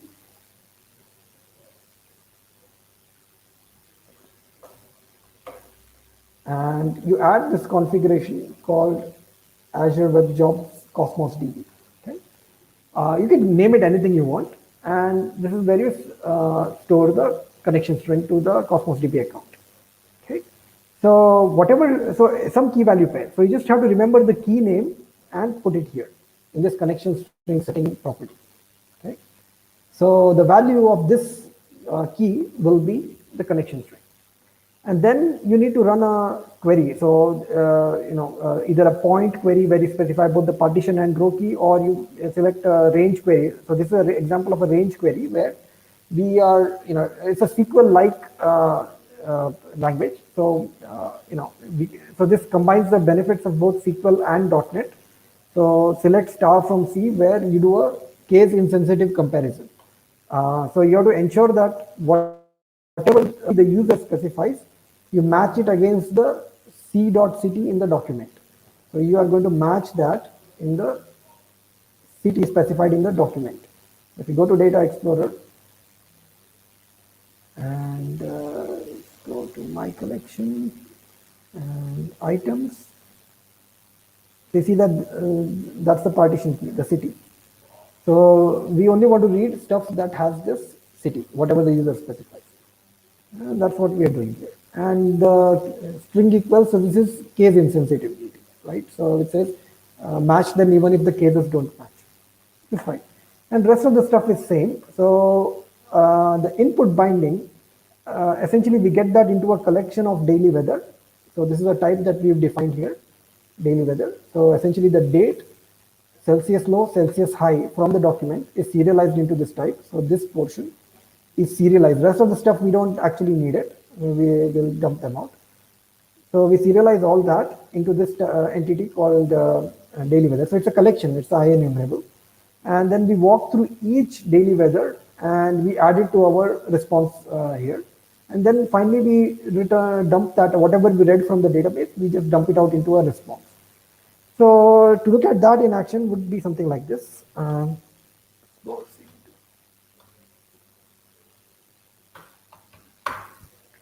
Okay, and just do a func start.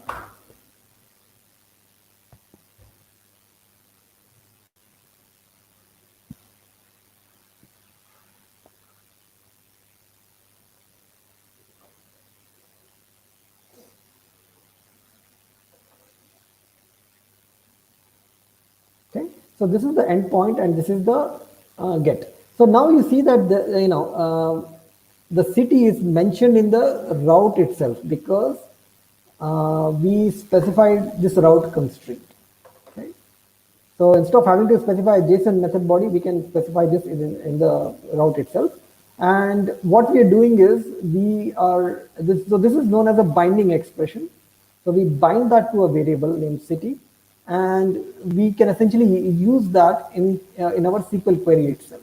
So whatever city user specifies, use that to match up against the properties in the documents that the Cosmos DB has. So when we run, so let's do this. Let's copy this here. And it's a get, which means we can run it from within a browser. So do this. So city, I'll specify as DLR. And it's running. And there you see. So this has been extracted, this 20.07, 35.04 has been extracted from Cosmos DB,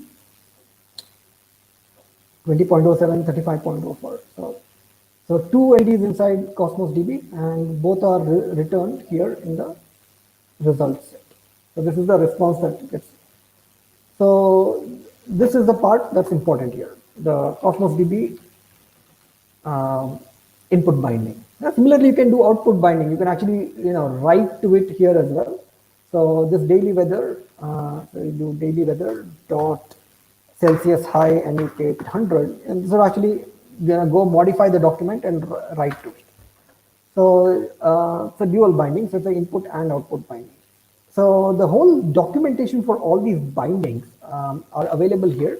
If you go to the Azure Functions documentation and you come to the reference section and you see this section called triggers and bindings. So here's how you bind against blob storage, or here's how you bind against Azure Cosmos DB. So this input binding. Right, so this is essentially what we did, and then you can change the POCO type. So instead of binding to one custom type, you can bind it to a Cosmos DB document, or you could bind to a custom type like to-do item in this example. So all of that is possible. So if you look at here, all the services that it integrates against. So anything, any data store or messaging store. So from blob storage, which is a for unstructured data, Cosmos DB, which is for semi-structured data, event grid and event grid, which is sort of like an event feed, event hub, which is Kafka basically repackaged. These are your HTTP triggers, queue storage, RabbitMQ, service bus, which is our messaging bus, even SignalR or table storage, anything Twilio, third-party services like Twilio, you can go bind against that. So it's essential to read and write. It's possible to read and write to those services and even get triggered or activated when any event happens in those services. So that's the high level. I think, Rohit, how are we doing for time?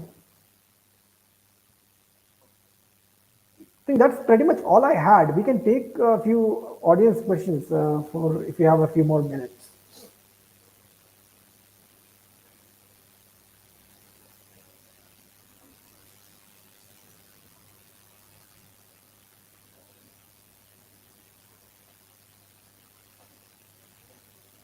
Go ahead.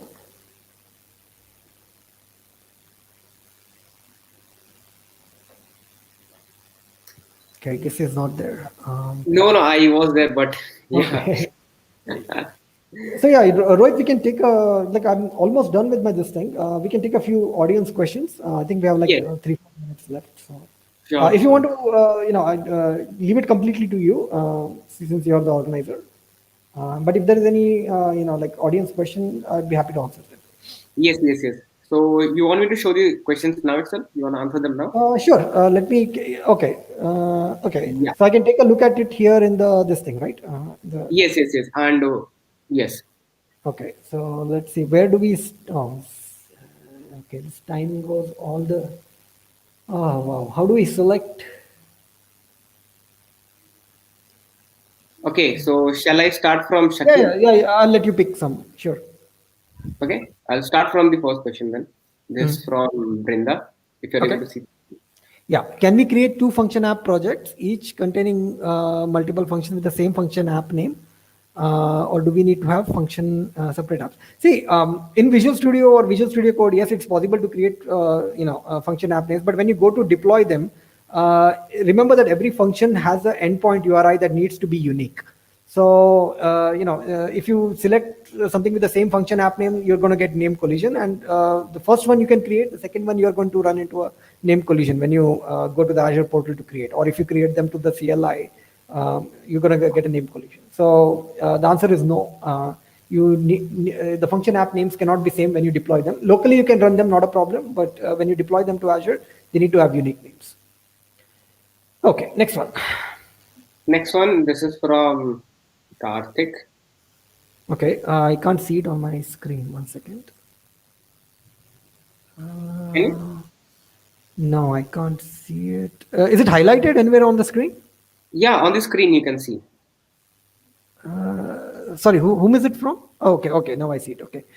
If you Okay. are developing a SPA web app with 1020 unique visitors, would you recommend serverless or PaaS? Um, just go with serverless. It's easier. Why do you want to pay for so with PaaS, you are essentially paying for app service. So like I mentioned here, this is PaaS, this is serverless. So here you're essentially renting out a server, an app service plan. Essentially, you're renting it out 24/7.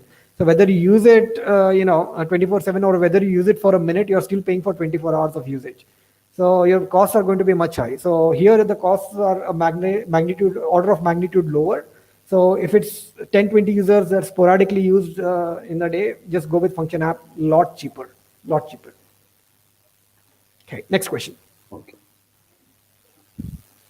Okay, let me see where the highlighting moved. Okay, Shakil Khan. Which library or plugin is required to work with Azure Functions or Azure Functions SDK in VS Code? See, generally, if you use the built-in tooling inside VS Code and VS, all you have to do is, just press Control Shift P and say create new function or whatever, and it automatically links it up against the right SDK. So these are pulled in as NuGet packages. So here, if you look at the csproj file, so this, for example, in this Cosmos DB, you don't have to guess which version to pull it from. The tooling does all that for you. So all that packages, NuGet packages that you need to link against, are it's done by the tooling. The latest version is selected and done for you. So just go through the tooling. Don't try to hand bind them yourself. Okay, next question. Okay, Durvarati, what container, IIS or Nginx or JVM does the function app run under the hood? Okay, for .NET Core or Python. Okay, so the answer is it's actually displayed in the when you create the Azure Function app. So let me walk you through this. So in our so when you create a function app here, you actually get to select. So let's give it a random name here, and you say code, and you select the runtime you want to run it. So in your code, it's .NET, and then you go to hosting options, and you say, hey, do you want to run it on Windows or do you want to run it on Linux? So let's say Linux, and this essentially runs it on Linux. So you have the choice here. Now, regarding the specific question, is it IIS or Nginx or JVM? No, it's none of these.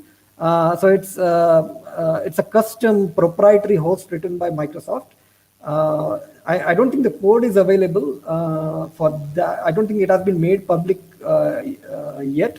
But essentially, this is a new reincarnation of. So if you're familiar with apps, with ASP.NET web jobs, they've taken the essential web job SDK, all the triggers, bindings from that, and the web jobs host, and then repackaged it as Azure Functions Runtime Host. So a good document that talks about it is here. Let me see if I can find it.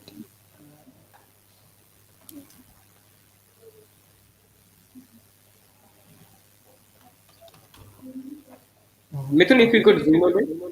Yeah. Let's see. Surplus options. I think. Yeah. Oops. Yeah. So here, if you compare functions and web jobs SDK, you'd see that development on the web jobs SDK has almost stopped, and all the newer development is happening here. So all the newer function runtimes are, like newer languages, newer runtimes are supported in Azure Functions. They are no longer supported in web jobs. So to answer your question, again, it's a proprietary host with a proprietary runtime. And on top of that, these following language runtimes are supported. So it's not Nginx, it's not IIS, it's proprietary to Microsoft. Okay, I think one more question we can take. Okay. So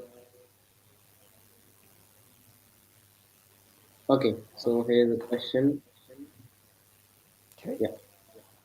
1 second. I'm not seeing it. Okay, Surendra Kumar. How to publish jars to Azure feed from Azure pipeline using Gradle project? I have no idea. I've never done this before, so no idea.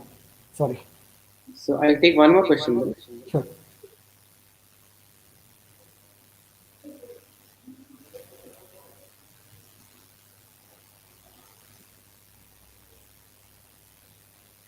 Yeah, you can see on your screen. It's from Yeah. Kuldeep. Okay. Kuldeep Singh. For function app, can we deploy API which can talk to other applications? Yes, you can. I mean, so sort of your API becomes a receiver. Um, so essentially, anybody can call into that this thing. So if you can also have APIs that call into other APIs. Yes, that's completely possible. See, end of the day, these are all public endpoints, right? So when you create the function app, you essentially have to specify whether um, you want this the authorization level, whether you want it to be anonymous or you want it to be accessible only through an API key. So if you specify something like dot function, which means now you have to specify an API key, and the way to get that API key is from here in the function app. So as an administrator of the function app, you would have access to it. So you go to your specific function and click on functions and click on the API, and here function keys, right? So this is essentially the API key that you need to specify. So in our previous example, whatever we did, you could just append, I can just show it here in Notepad.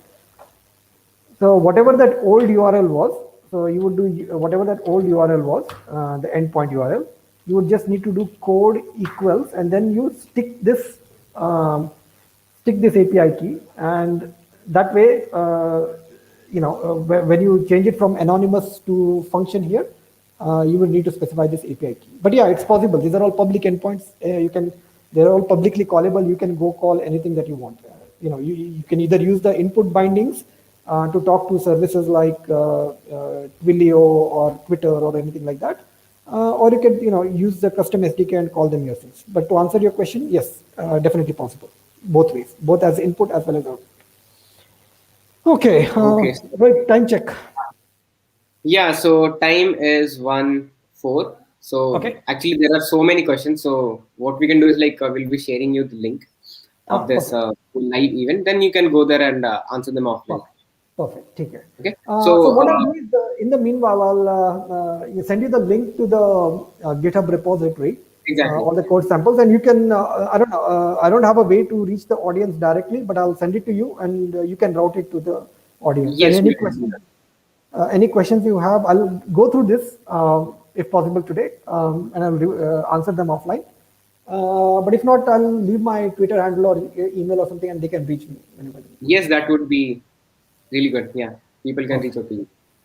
Perfect. So again, my Twitter handle is it's at Mithun Shanbag. So this is my Twitter handle. Best way to reach me. So send me a DM. My DMs are open. So SHANBHAG. So yeah, feel free to connect up with me on LinkedIn. Sorry, on Twitter.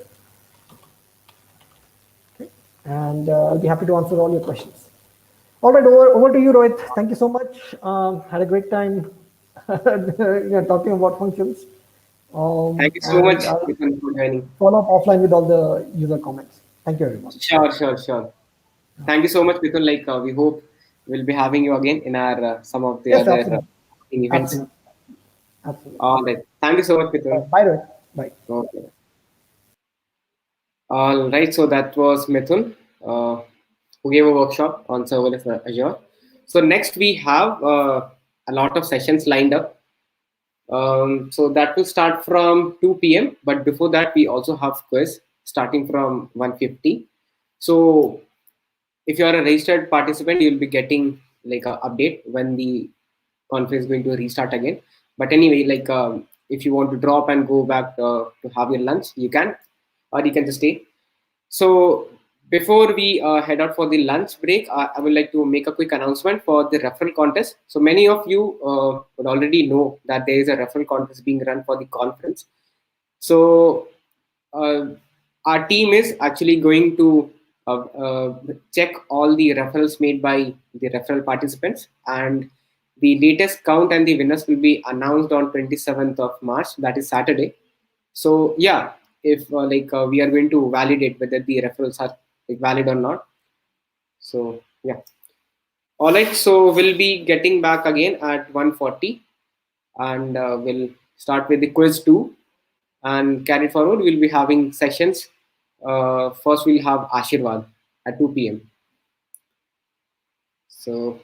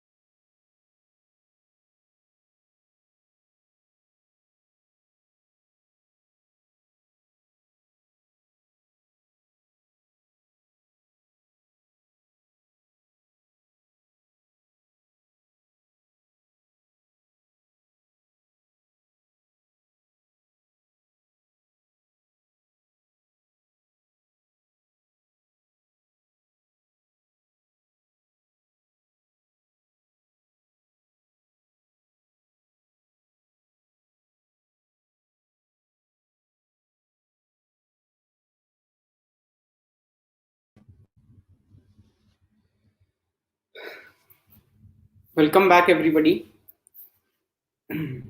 So now we'll be starting with quiz 2, and we hope that you all would have enjoyed the morning workshop by Mithun.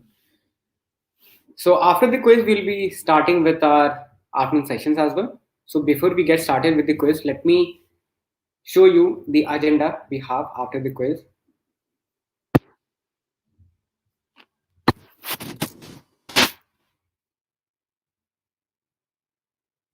Okay, so I hope you all are able to see my screen. So we just had Mithun's workshop, which got finished at 1 p.m. Now we are going to have the quiz at 1:50 p.m. And soon after that, we'll be starting with Ashirwad session at 2 p.m. on building serverless solutions with Azure functions. And then we'll have Reenu Saluja at 2:30 p.m. Then we'll have Mangesh at 3 p.m. Then we'll have Manish from 3:30 p.m. And then we'll have Divakar at 4 p.m. After Divakar's session, we'll have one more round of quiz at 4:30 p.m. So yes, here are the learning resources. So this is for Azure Developer League. So if you're looking for a one-stop platform where you can learn skills on AI, DevOps, IoT, and other technologies, then this is the best platform for you. So you can visit the website and check out the learning resources. We also have Azure Dev Challenge and Dev Stories running. So Azure Dev Challenge will be ending on 31st of March. So you can find the link on the website itself, like on CCD's website. So Azure Dev Challenge is basically a developer challenge where we have a opportunity for you where you can upskill on Azure on various categories like Python, Node.js, and .NET. So what else for Azure Developer Stories? So this is a blogging contest where we are encouraging developers like you who can share their experiences on Azure. Like suppose if you have built a project on Azure using Azure services, then you can write a blog or create a video on it. The video can be of 5 or 6 minutes, and these experiences will help others to learn. So this whole conference is being streamed to Girl Script and Tech Primers as well. So we have two amazing streaming partners for the conference. So we are really thankful for them for spreading the word about the conference in their community. And we also have 30 plus community partners for Cloud Community Days. We have Azure Developer Community, Azure Easy, Azure Tech Community Pune, Bangalore Jug, Cloud and DevOps, Codeflow, Containers Meetup, CyberSci Quins, Developer Student Community, Docker Delhi, Emerging Technology Community, Elasticsearch Explorers, Elasticsearch User Group, FOSS Cafe, GirlScript, Hypertrace Community, Jug Hyderabad, JavaScript Meetup, Kubernetes and Cloud Native Online Meetup, Kubernetes and Cloud Native Computing Pune, Microsoft Reactor Bengaluru, Mozilla India, Mumbai Jug, Open Community, PyLadies Bangalore, Redis Labs, Serverless and Cloud Native Tools, Surat Emerging Technology Community, Technology Cafe Bangalore, and Women in Machine Learning and Data Science Mysore. So thank you so much for our amazing community partners who are helping us reach to more audience, developer audiences who can be part of the conference and get upskill. So yes, also apart from this, I would like to tell you about Azure Developer Community. So what is Azure Developer Community? Basically, it's a community of technical enthusiasts who are looking for an opportunity where they can learn and upskill on various technologies related to cloud. So what do we have? We have opportunities for you to learn. So how to do that?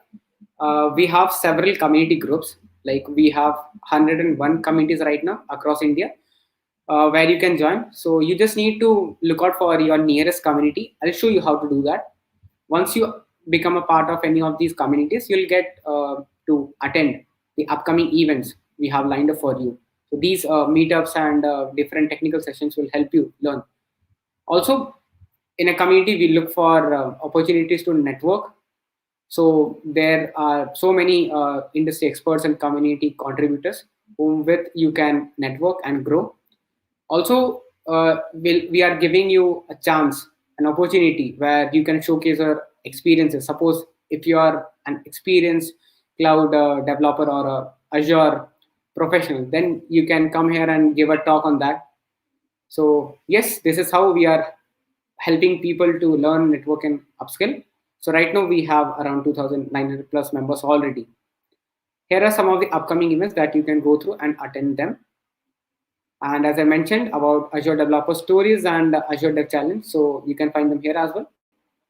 So how to join your nearest community? Suppose if you are from Jaipur, you just need to search for Jaipur and you will find that meetup group here. So you can join there and you will see the upcoming events happening there in that community. So also we have recently onboarded some of the community organizers who are helping us spread the word about uh, these amazing events, and they are also going to help others upskill.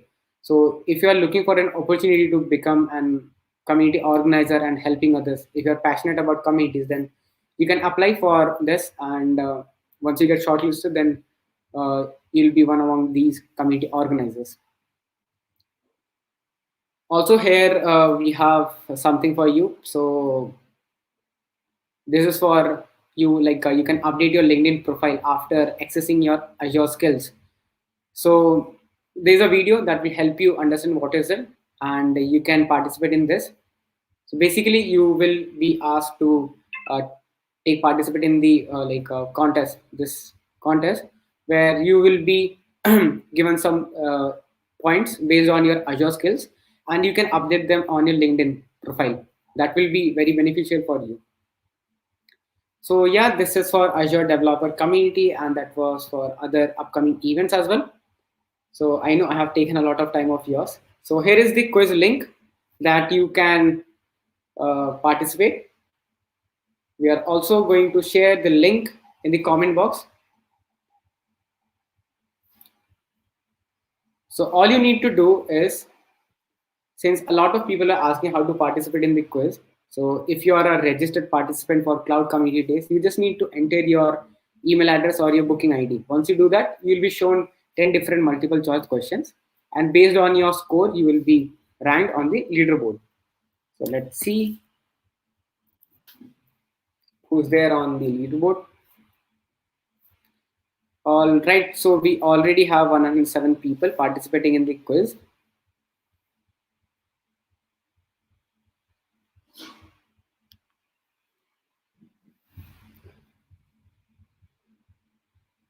So we have Samrat, Jason, Mansi, Suyash, and Ayushi on top. So the top five scorers will be getting Azure certification exam vouchers. So what is this exam voucher? So if you want to take Azure certification exam, so you need a voucher for that.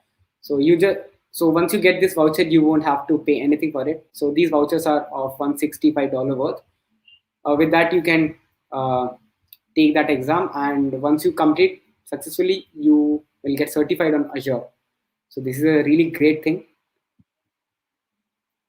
In case if you haven't registered for the conference, then I would request you to register now so that you can participate in the quiz.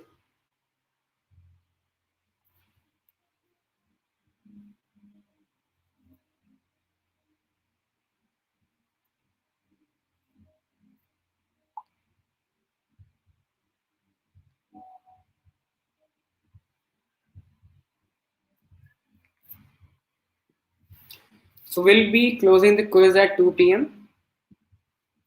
We have just close to 3 minutes left.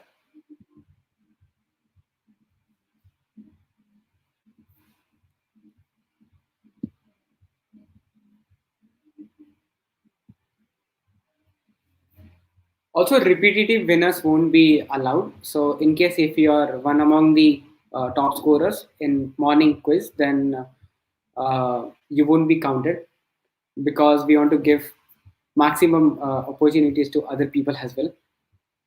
So yeah,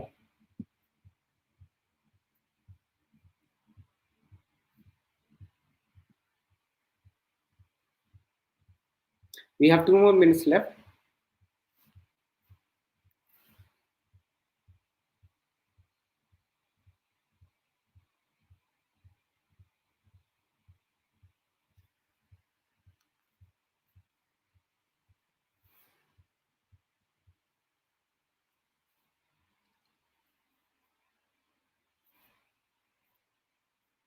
Okay, we have close to 1 minute only.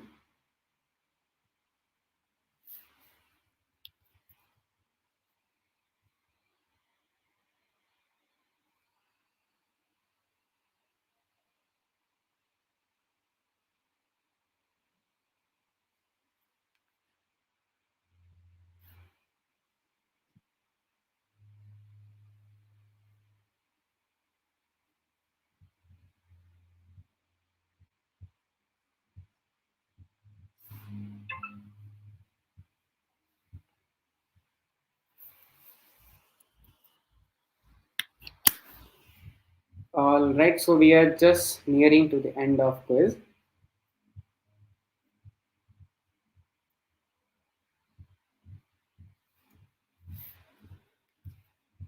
At sharp 2 p.m., we'll close the quiz.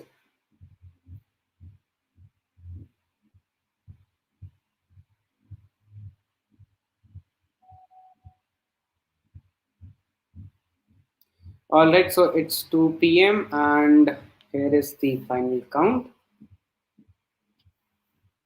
All right, I'll just take a screenshot to make sure. Yes, so it's done. Thank you all for participating in quiz 2. So we also have quiz 3 at 4:30 p.m. just after we complete all the sessions for today. And yes, so okay. So now I would like to welcome Ashirvad on the screen.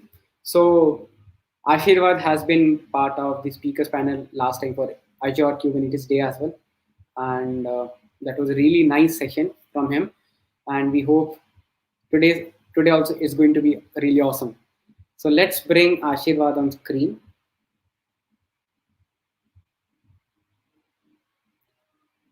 Hello, Ashirvad. Hey Rohit, hope you're doing well. I'm doing good. How are you? I'm doing great. Just FYI, I was not a part of Azure Kubernetes Days. I did say for open source Oh, days. yes, yes, yes. I'm really sorry. Really sorry. Yeah, you were part of open source committee. Yes, yes, yes, yes. Yes. So, Yeah. so Ashirvad, are you going to have your webcam off or? Yes, I have been having some network fluctuations, so it Okay. would be better Sure. to turn on the webcam. Yeah, that will be better. Yeah. Sure, sure, sure.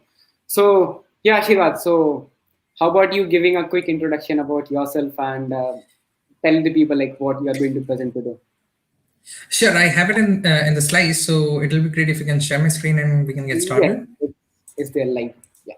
Perfect. So today I'll be talking about building serverless solutions using Azure Functions. So just a brief intro about myself. I work as an associate software developer. So right now I'm a software engineer. I forgot to update that. So I primarily work with .NET Core, and I have been an UiPath certified RPA developer. And I'm a cloud enthusiast. I've been exploring cloud services since last 1 or 2 odd years. So I have some experience with AWS, and most of my experience has been related to Azure. And if you want to connect with me, these are the links which you can refer to. This is my blog. This is my Twitter handle, and the code for this particular demo that we are going to have today will be there in my GitHub repository. You can just use this to get the repo. And this is my LinkedIn profile. So the agenda for the talk is somewhat similar to this. Like first, we'll start off with what is serverless. We had a great session, before lunch from Mithun about you know zero to hero in serverless. It was really good. So we'll just have a very short introduction to what is serverless. Then we'll look into some Azure serverless offerings. Then we'll look at Azure functions. After all, we are going to build serverless solution using Azure functions, right? So Azure function has to be there. So next is about triggers and binding. So it's again going to be a brief introduction about the triggers and bindings that are offered by Azure Functions. Then we are going to look at the problem statement that we're going to solve today. Uh, we'll solve it for some time, and then we can have a Q&A. So this is the whole agenda for the talk. Since it is a 30-minute talk, we're going to do it things very quickly. So what is serverless? So what does serverless means?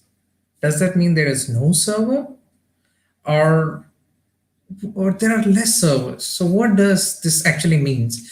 For me, if you ask me, a serverless solution or else a serverless computing model comprises of three features. So one being they are stateless. Once your execution is done for a particular task, the state is no longer stays persistent with the process. Any data that has been processed once is done. You cannot find it later. You cannot reuse it. You cannot store your session data. You need to use any other persistent storage, service like an Azure Table Storage or Azure SQL Database to store these stateful objects that you want. If you want to make stateful workflows, you can always go with a durable function that is again an Azure Serverless Service. So these are event-driven. Serverless solutions are event-driven. Unless anything happens, these tasks or these particular solutions don't run. So it's more of like somebody knocks the door, you open it, right? Unless somebody knocks your door, you're not going to open it. Only if you don't want to go outside. So that's kind of a thing. Next, these are micro. There is a micro billing thing associated with them. You only pay for the time your solutions runs. Unless your solution is running right now, you're not going to bill. You're not going to pay for for the resources like. When you deploy an application in an on-prem environment or else in a PaaS environment, irrespective of the fact that your application is running or not, you need to pay a monthly fees for your application because you're blocking some of the compute resources of your cloud vendor or else your on-premises server to run your application. So at that cases, you need to pay a monthly bill for them, for your resources to run on the servers. Or if you're running in a PaaS environment in your cloud vendor. But with a serverless solution, you only get billed for the time your solution actually runs. So that's about serverless. There's one more thing which I missed, that was an abstraction of infrastructure. So that's an inherent nature of a serverless solution. So what are the serverless offerings offered by Azure? So one is Azure Function. So Azure Function is a function as a service serverless compute offering of Azure. We are going to build a solution using that. Then there's Logic App. So if you want to make local solutions to make serverless workflows, then Logic App is a very good option which you can explore. Then there's Event Grid. So Event Grid is again a fully managed event service that enables you to easily manage events across different Azure services. And you can scale it up really quickly and make event-driven applications. So these are only Azure serverless compute offerings. So there are other services too, like Azure Cosmos DB has a serverless offering. Serverless star. Then there's Azure SQL, which also has a serverless star. Then there are a few others. We need to explore more. So these are the three serverless compute resources. So we are going to work with Azure Functions. So what are Azure Functions? As we had seen in the previous screen about what is serverless, there are four things which defines it. One, it is stateless. Then it's event-driven. It's supposed micro-billing. Then it's a fast. What is a fast? Is a function as a service. So in function as a service, what happens is that instead of writing huge chunks of code, what you do is that if you have a feature, divide into multiple business unit, and each business unit should be written inside one function. You shouldn't write multiple, business rules or features inside one function. If a function should only do one and only task, and it's again event-driven. There are multiple triggers. So these triggers are the events which fires your functions to run. These are again stateless. You cannot, the state cannot be persisted for this function, but you can use a persistent storage like as a SQL database or else, a table storage, Cosmos DB storage state. These are okay, I'm sorry for that. So these are micro build. So you only pay per second your resources are done. So if you have multiple functions running inside one function app, so what happens is that you get a million execution free for the first month. So post that you get billed and billed per execution and per compute resource that it takes to run your application. But the thing is, the charge is really low. So if you are a startup, or else if you're making a hobby project, these are a really good way to kickstart your project and host it live in a production ready environment. And the second thing is they scale automatically. So I haven't mentioned it yet, but they scale per demand. There can be some cold start, but you can always go to a premium tier to avoid cold starts. So an Azure function has two component which you need to understand. One is the trigger and the other is the binding. So what are triggers? As mentioned earlier, triggers are the thing which makes your function run. So it's like you want to eat food. Why do you want to eat food? Because you feel hungry. That's why you want to eat food, right? So triggers are something like that. You want your function to run, but what will make this function run? So the triggers are the thing which makes the function run. So if you want to make a serverless API, then you need to create a HTTP trigger function.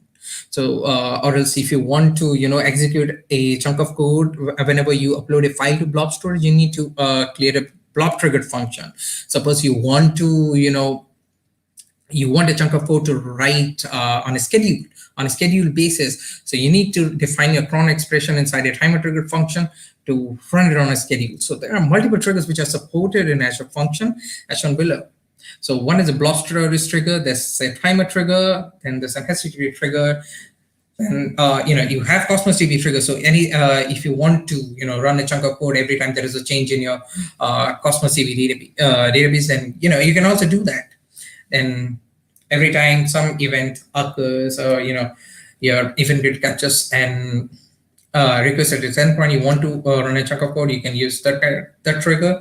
Queue storage, you want to store messages inside a queue, then process it later, so that you don't miss out on all the data that you want to transfer to your server. You can always use a queue storage trigger function. Then the service bus trigger, table storage trigger, and a lot more. So this is about triggers. What are bindings? So bindings are a declarative way of connecting to a data source, or can be any other third-party services too. Like suppose you wanted to connect with a blob storage, you wanted to work with the files that are there inside a blob storage. So you need to install the SDK, then you need to write some boilerplate code to establish the connection where you specify the SAS token or else the keys and all. You need to write a lot of code. But with bindings, you define the container, you mention the storage account, and done. You don't need to write all this boilerplate code. You just need to focus on your business logic. Same with Cosmos DB, you get an input out binding for that. So, in case you want to get some data from your Cosmos DB, so you can just use the Cosmos DB input bindings to get the data processes. Suppose you want to write something, like you have a HTTP trigger function which gathers some data in the request body, and you want to, work around a bit and upload those things inside a Cosmos DB record, then you can also do that using an output binding. So there are multiple bindings too. One is a blob storage binding, then there's a SendGrid binding. Blob storage supports both input and output, while SendGrid and Twilio supports only output bindings. Then there's Cosmos DB, event grid, queue storage, service bus, table storage. You name it, you got there. There are a lot many things. And the fun thing is that you can also create your own custom binding. So, you people should search about it. So enough about all the theoretical things and all the things that we had discussed about it. So we have learned enough about Azure functions, about triggers, and about binding. So let's look at the problem statement that we are trying to solve today. So the problem statement is as this: we are working at a startup which has been scaling at an unprecedented rate. Our startup has been adding on services to our portfolio at the end of every week. So services are like products. So along with that, we have been tweaking with our existing application to improve our user experience. So we have been doing a lot of things. But of late, there has been a decline in the users of our services by our client. This is a point of concern because if our clients don't use our service, they're not going to pay us for that, right? So this is a point of concern. We want to quickly get feedback from our client about our services to understand the pain points that we're facing, which resulted in the decline of the users of our services. Obviously, we need to identify the regions because of which, they stop using our services, or else, decrease the uses or dependence upon our services. So was it because of a change which we made in our application to improve the user experience, or was it because of one of the services we added off late? What's the reason? We want to dig up in about it to gather more insight. So we decide to create a highly scalable application with minimal infrastructure overheads to gather feedback from our users, to gather insights. And we also want to classify each feedback before storing the feedbacks in the database processes later.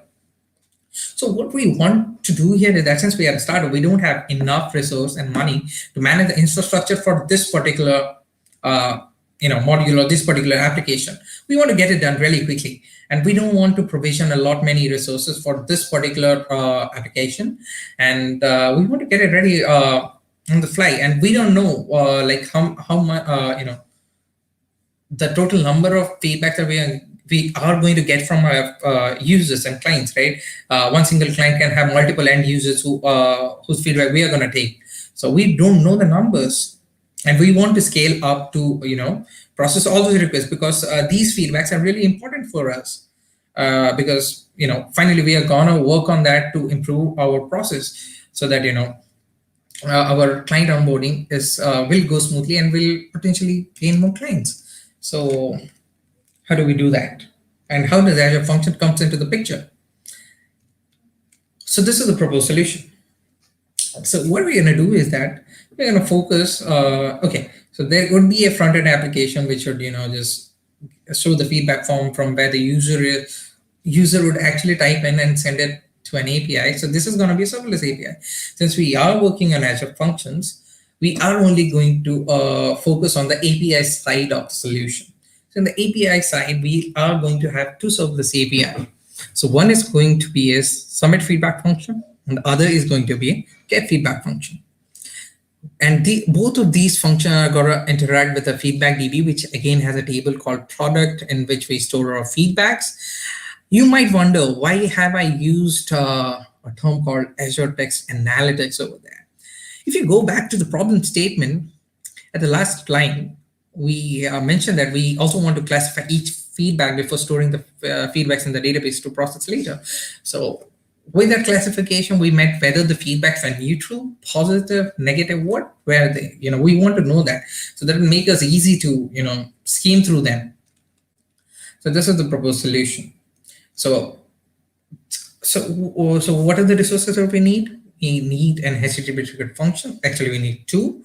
We need a SQL database. So I'm using an Azure SQL database, and I need a cognitive service called Azure Text Analytics. So that's all that I need to solve this problem. So let's get started. So to save time, okay, Rohit, I would like you to share my entire screen. I was sharing my presentation at the time. Yeah, now I got, yes. Okay. Okay, is the screen visible? Could you give me a heads up? Yes, also. Okay, perfect. So as you can see, I have opened an project with, since this was a 30-minute talk, so I have created the whole application. So we'll just go through it. If you look at the slide, we wanted two function apps. One should be a submit feedback function, and the other is a get feedback function. So we need only two functions, and the work of the submit feedback function would be to get the feedback data from the client, find the sentiment of the feedback, and then store it in the database. And the work of the get feedback function would be to get all the feedback from the database and give it back to the client, so that on the client side the whole thing can be verified, or can be modified in a way the management wants it, how it will be friendly to view as a report. So the client side is not a concern for the time being. So we are going to focus on these two functions. So you see that we have two functions here. One is the submit feedback and the get feedback. There's another function called function1.cs. So whenever you create a function app project in Visual Studio, you always get this project. So this is a normal HTTP triggered function template that you get out of the box when you create a function project with an Azure HTTP triggered Azure function.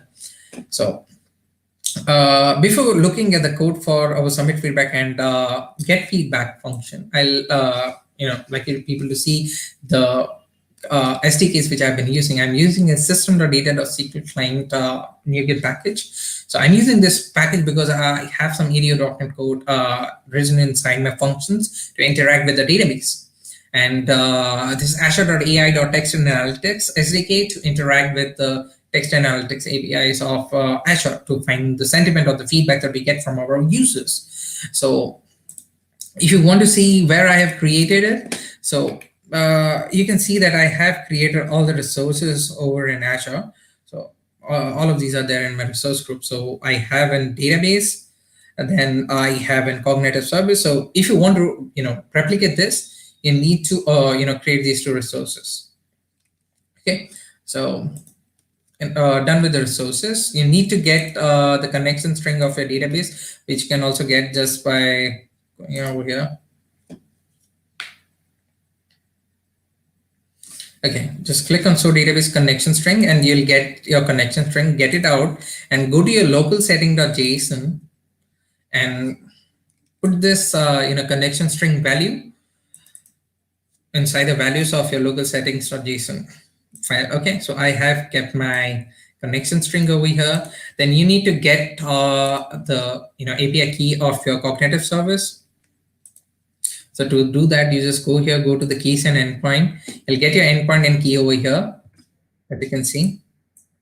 The endpoint and this is the key. You can use either of the keys. So I have copied my key and endpoint and pasted it over here. Then we have got all the resources that we need to run this app, run this function app. So we got the connection string for our Azure SQL database. We got the keys and endpoint for our text and analytics service. So we got it. So we are using the environment.get environment variable to get the keys by passing in the key names. So we have defined the credentials and the endpoint. Then we have created a static text analytics client because we want to reuse our client object. We don't want to create a client every time our function executes, every time our function triggers. So I'm using a starting client over here. So since the submit feedback is only going to submit it, I'm gonna just keep it as a post method. Then the route would be null because if I keep it null, then the name of a route would be something like the function URL / API / submit feedback. If you wanted to modify it, I can always modify it by overriding this route parameter. And the authorization level be anonymous because I want you people to use it later. So I kept it anonymous. So I have defined a feedback object. So there's a model called feedback. So here I have all the properties that I'm going to get from my client. So one is going to be the customer ID, then the product name, then the customer feedback, then the feedback sentiment. I'm not going to get the feedback sentiment obviously from the client. So I'm going to use the text analytics service using the client object that we had created before to find the sentiment of the feedback. Sorry. So what next? So I have an int insert record. I wanted to know the number of records are modified. So I have just defined it over there. Then I'm getting the request for getting data from the request body that I sent, that my client sent. So once I get that, I'm gonna deserialize it to an feedback type object.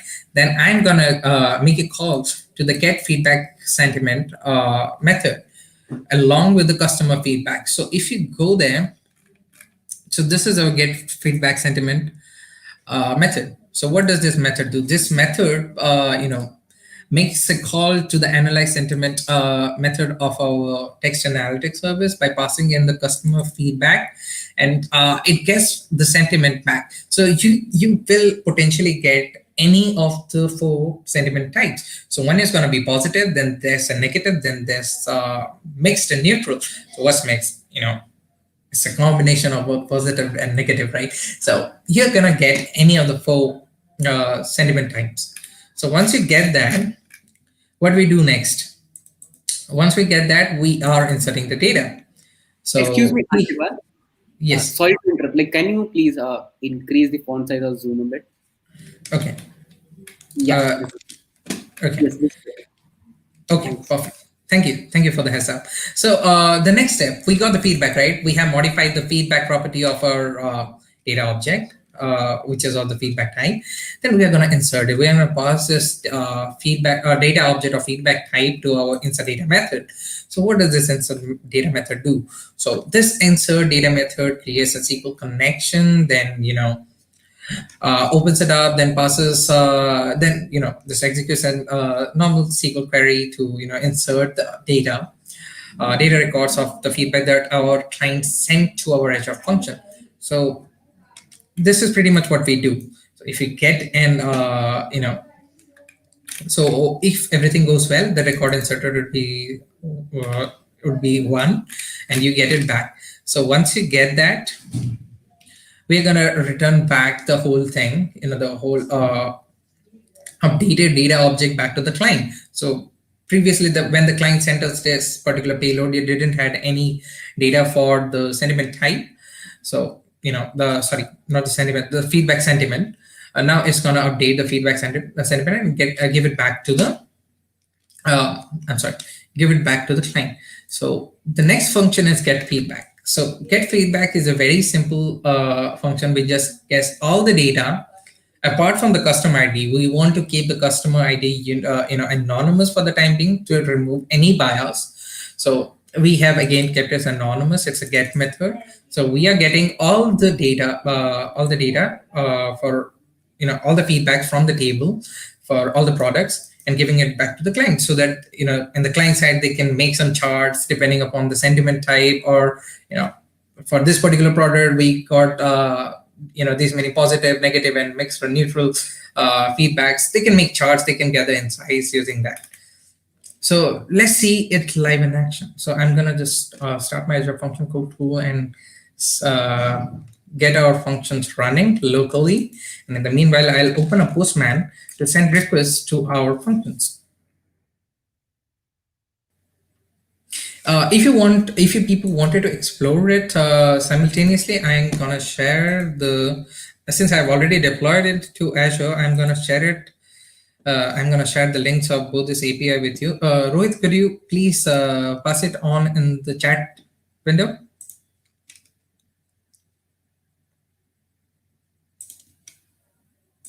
Yes, Ashirwad, doing.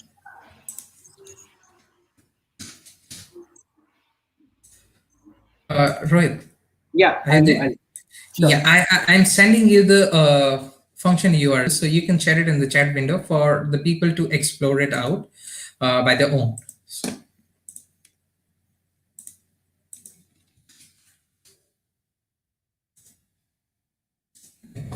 So I just hope the demo goes are happy with me and the function runtime works well. Let's see, the Postman is also running. Let's be patient. Let it run. So we have 3 more minutes to have a demo.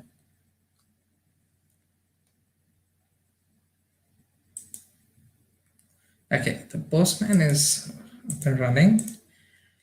I wonder why is the function runtime taking so much time. Okay, let's start it again.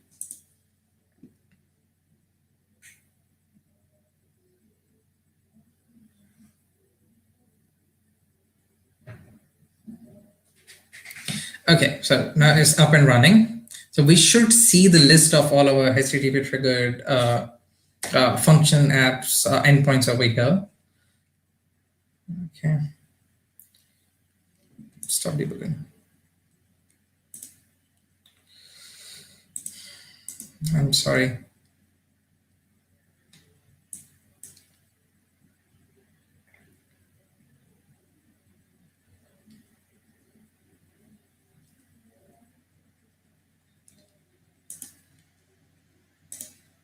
Okay, so you people see here the list of the endpoints of our HTTP triggered APIs. So one is a function one, which comes out of the box. Then there's a get feedback. Then there's a submit feedback.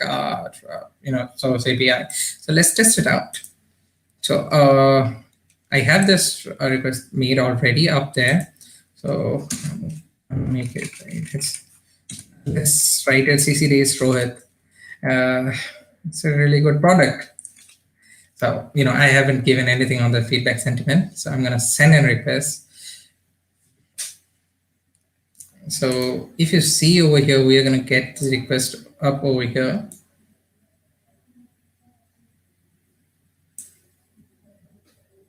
Found.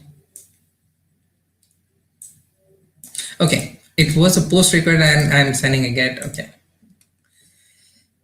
We should see it up here.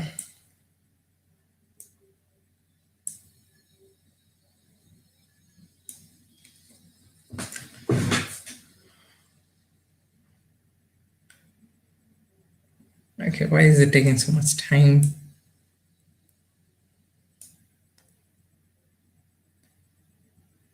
Okay, guys, it's taking a bit longer, and since we have only 1 minute left, I'm going to show you the demo from the from the deployment that I made previously in Azure, which you people are also going to explore later.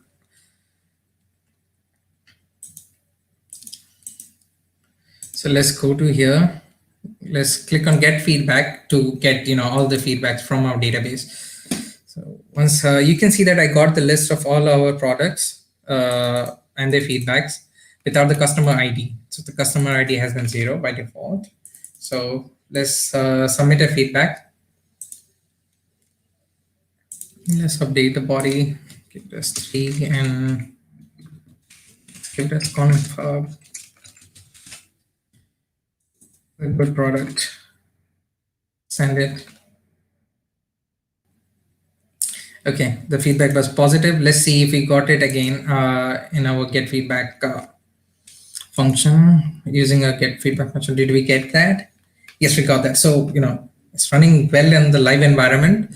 So I'm sorry I wasn't able to show you in the demo. So Rohit, do we have some time? Can we run it locally again and show it to the people? Or we are running out of time? Yeah, we are actually, but we can have 2 more minutes if you want. Yeah. Okay, thank you. Thank you. That should be enough.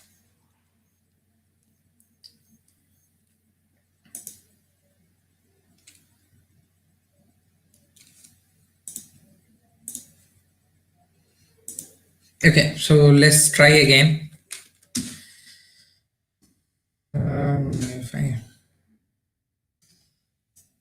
Let's see if it works this time. Yes, it did. You can see that here, we got a message that executing submit feedback. This function was programmatically called and it executed and it succeeded. So, we were able to send a request to our function, which was running locally, and it is connected with our database. So Azure SQL database. So let's make let's make a call to the get feedback function to retrieve this particular record, whether we got it or not. CTJ Stories is a really good product, positive. So let's see whether we get the same from our production environment, because both are pointing to the same database. So we should be able to get that. CTJ Stories is a really good product. So both our applications are running well and good. One thing that I'd like to advise you that all the things that you have kept in your local setting.json, which you want to read inside your function, do add them inside your application settings so that your function will be able to fetch it out while it is executing itself in Azure. So you need them to be there inside your configurations, then add them inside your application settings. So this is one thing that you need to take under consideration, because this local setting.json is always ignored when you deploy it to Azure. So you can have some problem if you haven't updated it. So that's all for the demo. And any questions from me? Any questions that you have? All right. So let me see if there are any questions, Ashirwad. Sure. Yes.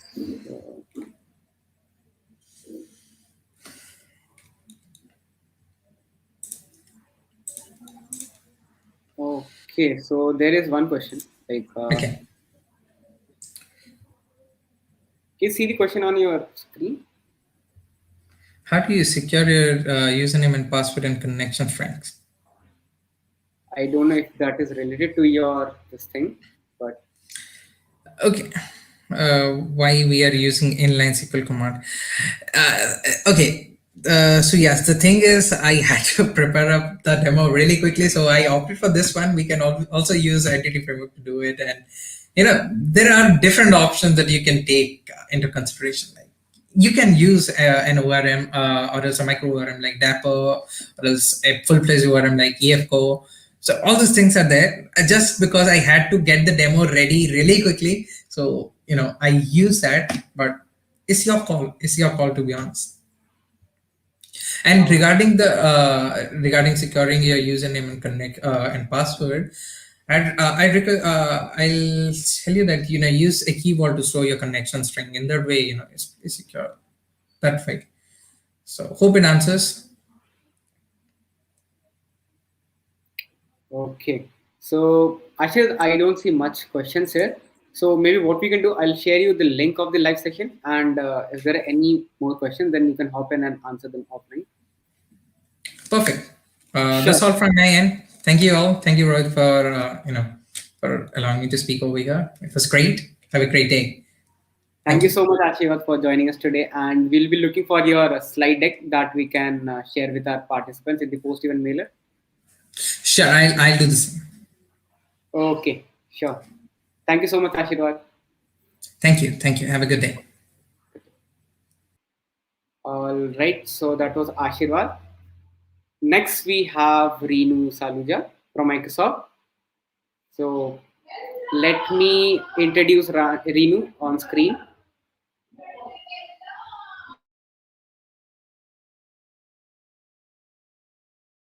Hello, Reenu. How are you? Hello everyone. Hi Akshay. Sorry, this is Rohit this time. Oh, sorry, Rohit. No problem. So yeah, last time I remember Akshay was hosting the conference, so that's why you were interacting with me. All right. So all good. So we are up with your session now, Reenu. So before going to your Ex- session, would you like to introduce about yourself, like what you're doing at Microsoft, like what the tech stack you work on, and what your session is going to be about today? Okay. Hello everyone. Myself Rinu Saluja. I'm part of commercial software engineering group within Microsoft. So so we are basically a global org in which we work with the strategic 500 accounts. So these are the big enterprises, and we help them to build their this solution which is enterprise grade scalable. And I'm really hands-on. I prefer to work doing the coding part rather than doing other stuff. So that's all about myself. And about the session is I hope by now you have already seen so many stuff about serverless, why this is, what this is all about. Now let's take a step further. We'll see how you can create an app in which you need to do very less coding, and using all the serverless capability in that.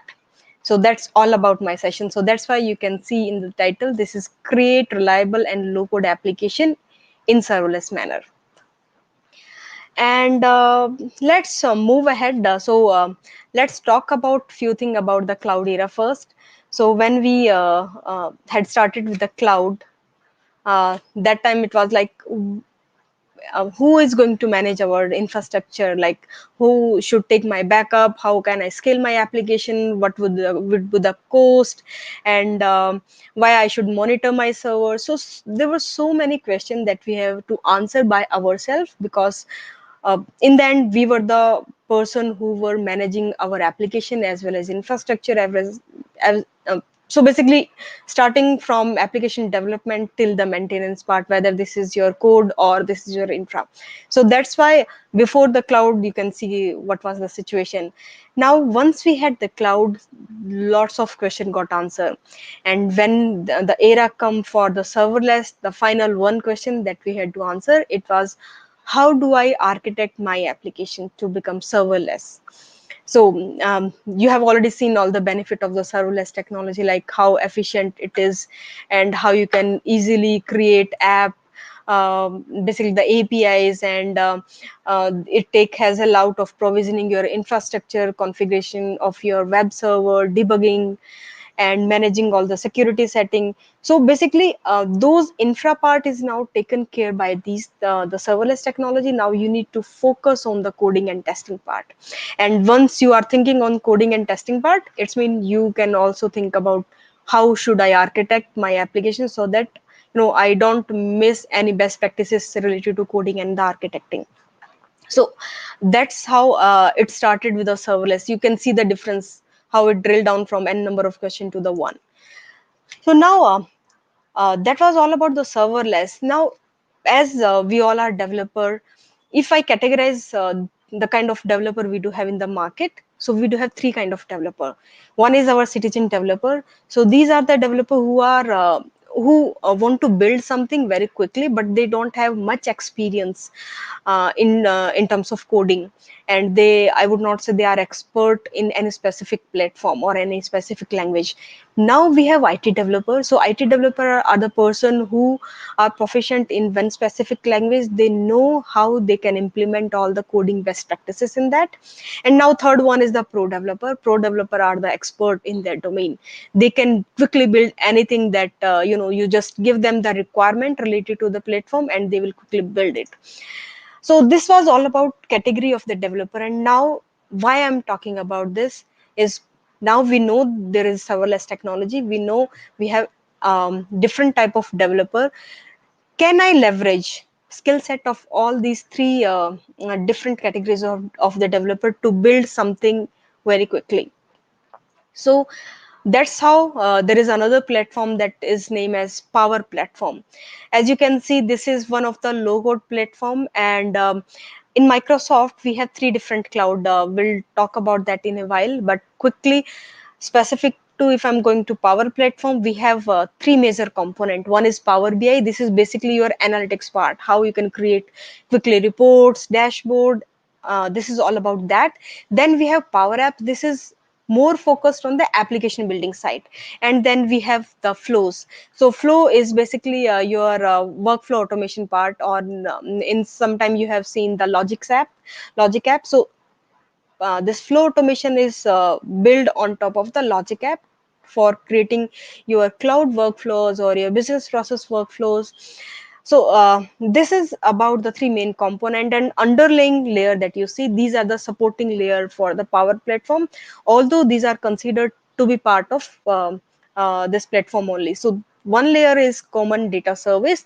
This you can think is a database layer, or the layer in which your data will reside if uh, you don't want to integrate your system with the external one. So this you can think of a database in very layman language. Another is data connector. This come into picture, what if you want to pull data from a source which is not common data service. For example, is your SQL database, your Cosmos database, or something is anything that you can pull from the REST APIs, or your data connector could be anything through which you can pull the data. Now, third most important part is the AI builder. So what if you want to implement something artificial intelligence in your business application? So this is the pre-built model. So this you can just drag and drop, and these are kind of the REST APIs call that you can easily make and embed in your Power App. So in your app. So uh, basically I would say with all this feature you need not to do much coding in that. It's all about the low code platform, and the most of the coding stuff that you are doing is on the serverless side. So as I was talking about the three cloud platform of the Microsoft, and in the diagram that you can see, this Power Platform is center of these three. We have Azure, we have Dynamics 365. So Dynamics 365 is set of modules like CRM, ERPs, and supply management system. So there are many modules in Dynamics. In similar way, we have Microsoft Office 365. And so this platform, like Power Platform, using this, you can integrate all these three, and you can build quickly an app which is having power of all these three cloud.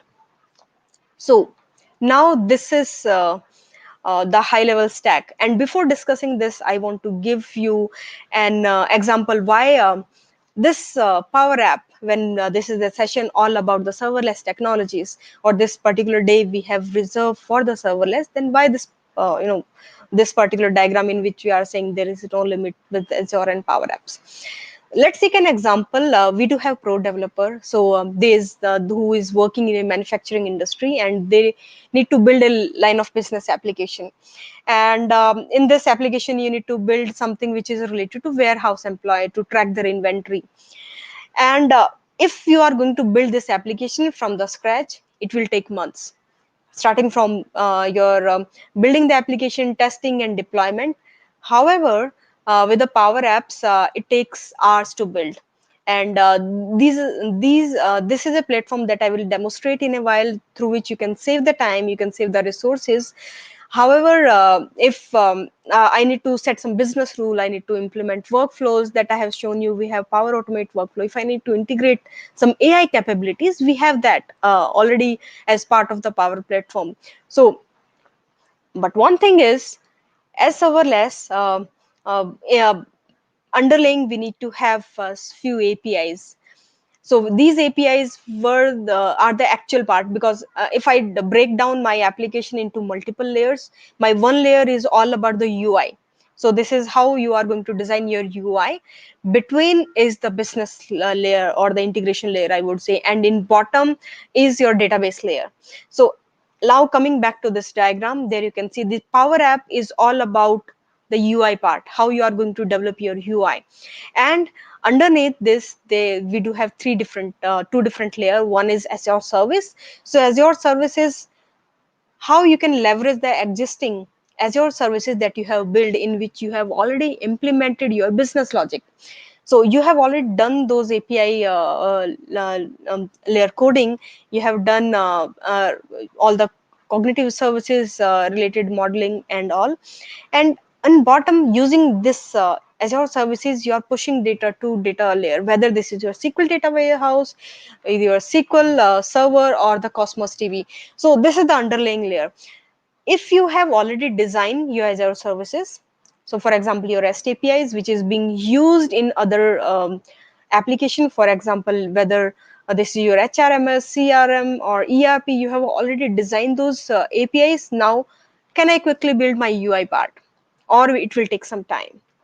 So there, Power Apps is going to help me. So that's why you can see the pro developer are the developer who are going to work on the Azure services side or the data services side. So those will be the person who is having expert in one specific language, and they will write the rest APIs for us. And then Power Apps, this can be used by all the developers, why this is IT developer, pro developer, or my citizen developers. And this is a high level component that you can use when you are going to design any Power App application behind the screen, in which you are using serverless REST APIs. So for this, end user can operate from any device, and but a device is going to hit the Power App or the Power this Microsoft flows. And then underlaying this, we are going to interact with Azure services. You can easily correlate this diagram with the diagram that I have just shown you. And finally, in then data is going to database, and the system is finally interacting to the legacy system if required. So last layer is totally optional. So these are the high level component. I will not go in depth, but coming to the today's use case. So what I will do today is, in solution that I will demonstrate today, in which there are end user. So end user is going to use my app that I will quickly build now. And this app I am going to build in Power App, and Power App, I have a custom connector. So custom connector is basically, this is an integration point between my Azure function to the Power Apps.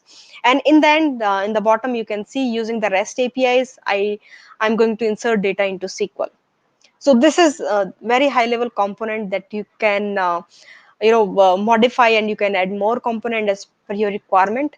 So now let me quickly show you the demonstration.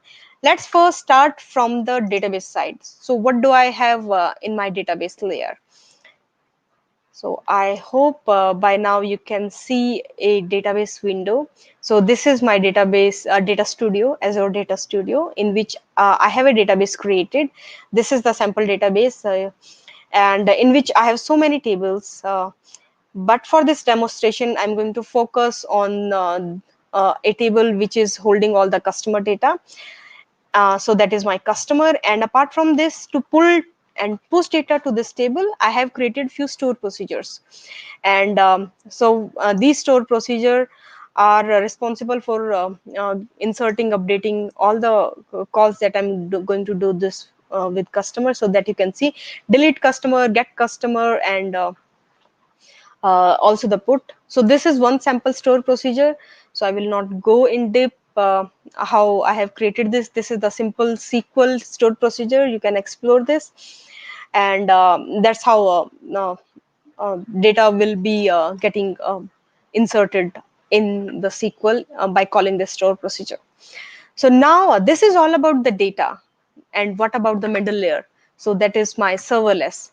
So let me quickly share another screen in which I have created a portal. One second.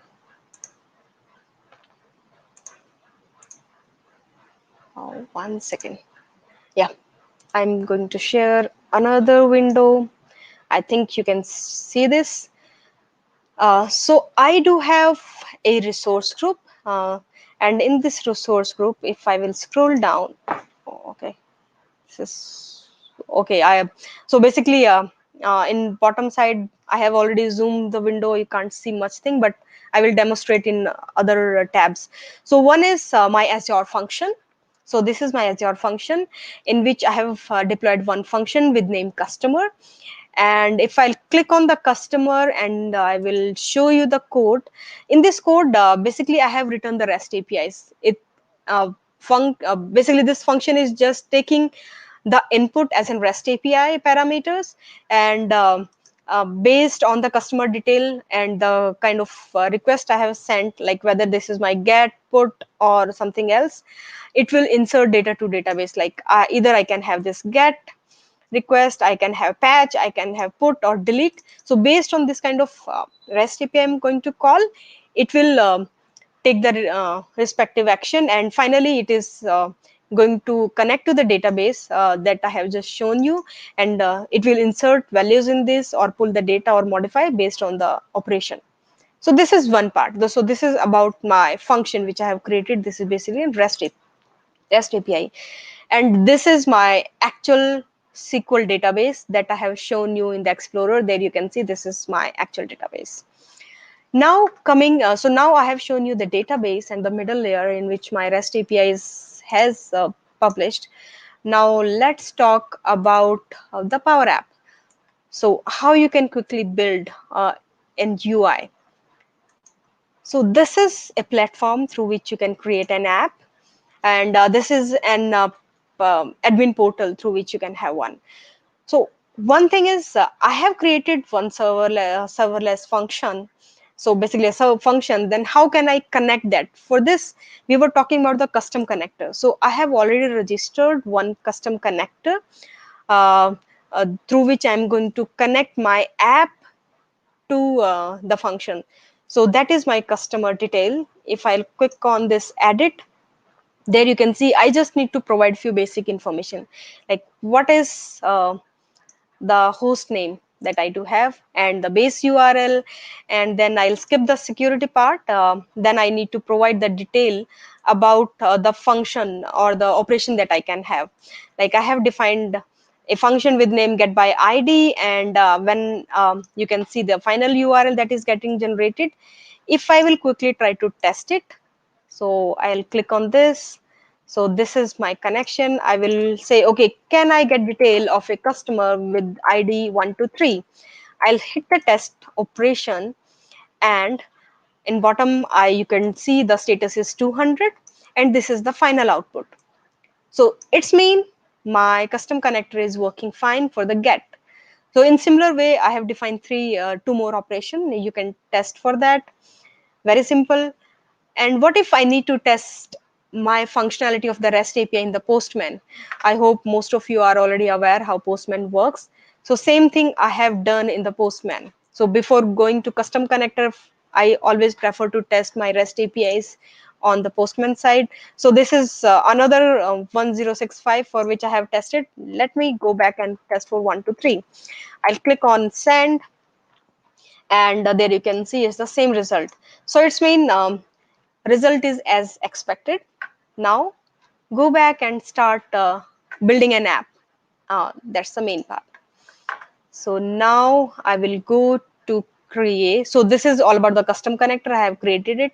So now only thing that is left is the UI. So I will create a canvas app from the blank. So there you can see I have two options. Either I can build a tablet app or I can build a phone. So I will say cc days demo March, and I will hit the create. So what it will do, it will create, it will redirect me to the studio. So this is the basically the ID in which I'm going to create an app, and there I will be having many options through which I can uh, either drag and drop the controllers, or I can have the existing connection. So first, to get that connector activated, I will say, okay, just add the data. And there in the connector, I need to select which connector I need to use. So as you could see, I have registered a connector with name customer detail. So I'm going to select this, and this is going to be add in my app. Now let's come to the UI part. So this is, let me zoom it out. Okay, so this is a little bit, okay. So let me add few control in this. What I will do, I will try to add a vertical gallery. So I want to have a list of all the users. So what I will do, I have, this is the vertical gallery, one controller. What I will do, I will add this to my connector. So this is basically the integration which I'm doing. So let this gallery get integrated to the connector. Now you can see these red. Why this is red is basically by default. If I'll click on edit formula bar, I need to provide some detail. So I will say get customer by ID, and the same thing I will try to select ID by 1 to 3. Okay, now that error is gone. In similar way, but again, if I will go here, then I need to specify this is the simple header, but I'm not looking for that simple header. I will say the same thing. I will say the custom detail dot, sorry, customer details dot get by ID, and then I will this, and then I want to showcase the customer name. So I will select the customer name here. In similar way, so this is done for the customer name. Okay, again for this one, I will select customer details by ID, and then I will say 1 to 3 dot, might be I'll look for phone number. I'll select this. One second. There is something wrong. One second. I think data source is not getting picked up now. Okay, I don't want to use the image, so I will remove this image. And for this again, I'm going to say customer name. So it looks like my connector is not properly configured, some issue with that. Or let me quickly go back and show you one thing. So this is the app which I have just created some time ago, just for the dry run of this. Okay. So what I will do, I will try to edit this. And you can see the same thing. I have configured one custom connector there, and on the UI part, I have created the same gallery. And in gallery, I have just tried to connect the specific field which I want to demonstrate. So it's getting ready, and On top of just for the gallery, I have also created a text box in which I will just put the value, and it will filter out. Okay, if I'll select this, then you can see this. Okay, so now you can see for gallery is the required field, that is the text input dot one. So this is basically this text field. So this is the actual text field through which it will get filter. So let me quickly run this application so that I can demonstrate. So this is filter for 10123. Otherwise, if I want to get detail about other users, I just write this and it will pull other users detail, or I can search for few more. So basically what I have done is, on the screen you can see I have added the gallery part. So this is the gallery which I have added, and in this gallery, on top of this I have added a text box. And how this value of the gallery is getting filled, instead of 123, I have just provided which text field that you need to pull the date from, where you can pull the data. So I'm going to say, okay, from text one, you just go ahead and pull its text and showcase, and pass this value to the my gallery part. You can see I have just written this line of the code, and I have tagged each and every component. Like for this, I have specified this item dot customer ID. So yeah, this is the mistake which I was doing.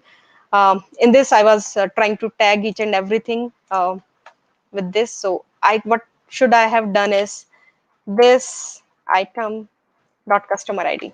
So this was the right way. Okay, but now going back to this, so this is the final solution you have built. In similar way, you can easily design other forms through which you are capturing information from the user. Like you can have multiple text boxes in which you will ask information from the customer name, address, and many more.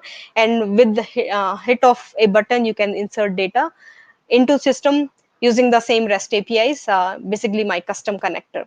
So that I have shown you, this is the custom connector which is tagged to my gallery. So this is the custom connector. So this is the way end to end. You can see there is an UI, and with custom connector, I have tried to connect with a serverless function, and then finally my data is going to the database. So this is all about UI, and we are on time. Any question for me? I'm happy to answer.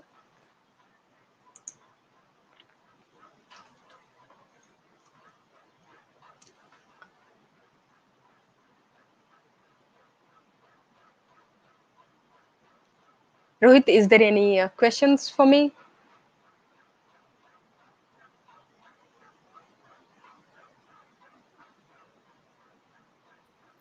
Yes, Renu, just let me check and show on this screen. So you want to take them now? Or I can take offline, because I know there are other speakers in line. So No, we are actually planning like if once you're done with the session, then we can take questions for just 1 minute. You can take yeah, yeah, immediately. I'm happy for that. Yeah. So, okay, so let me show the questions on screen. Meanwhile, you can answer them. Yeah.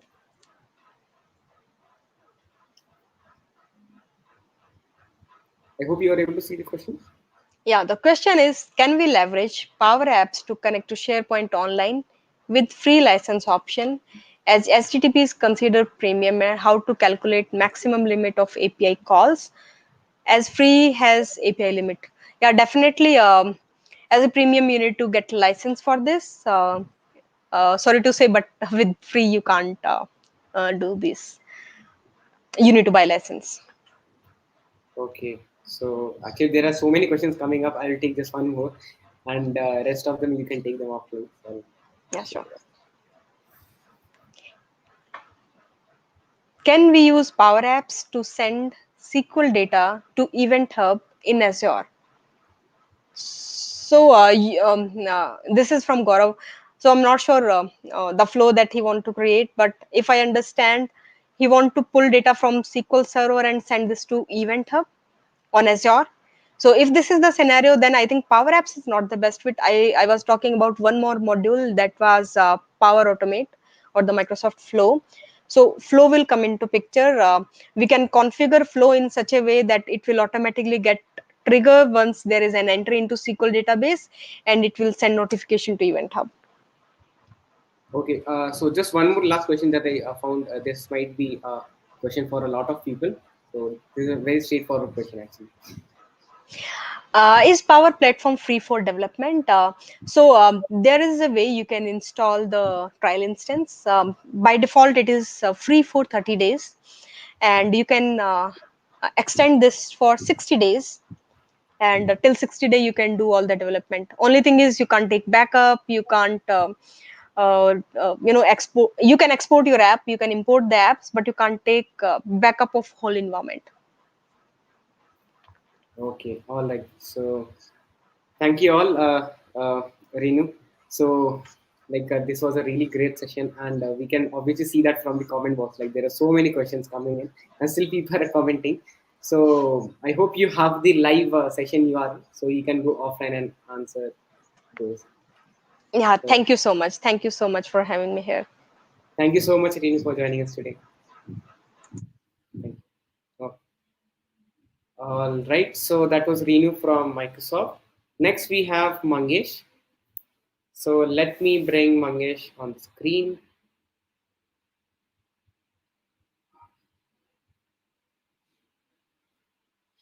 Hi Mangesh, Hey Rohit, how are you? I'm doing good. How are you? Yeah, I'm good. I'm good. How is everyone? I guess everyone is doing great in this COVID, and everyone is safe and healthy. So, Yes, yes, yeah, yes.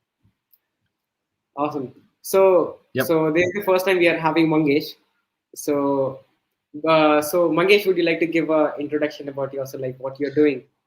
Yes. So I'm Mangesh. I'm currently in working in Pune as a .NET developer, full stack developer to be more precise. And yeah, I have experience of 8 years. So I've been working in .NET for last 8 years. So yeah, that's a little bit brief introduction to me, and yeah, I'm just okay. Awesome.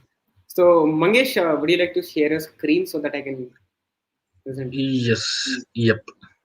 So, meanwhile, Mangesh, you can give a quick intro, what you are going to present today, like about your session.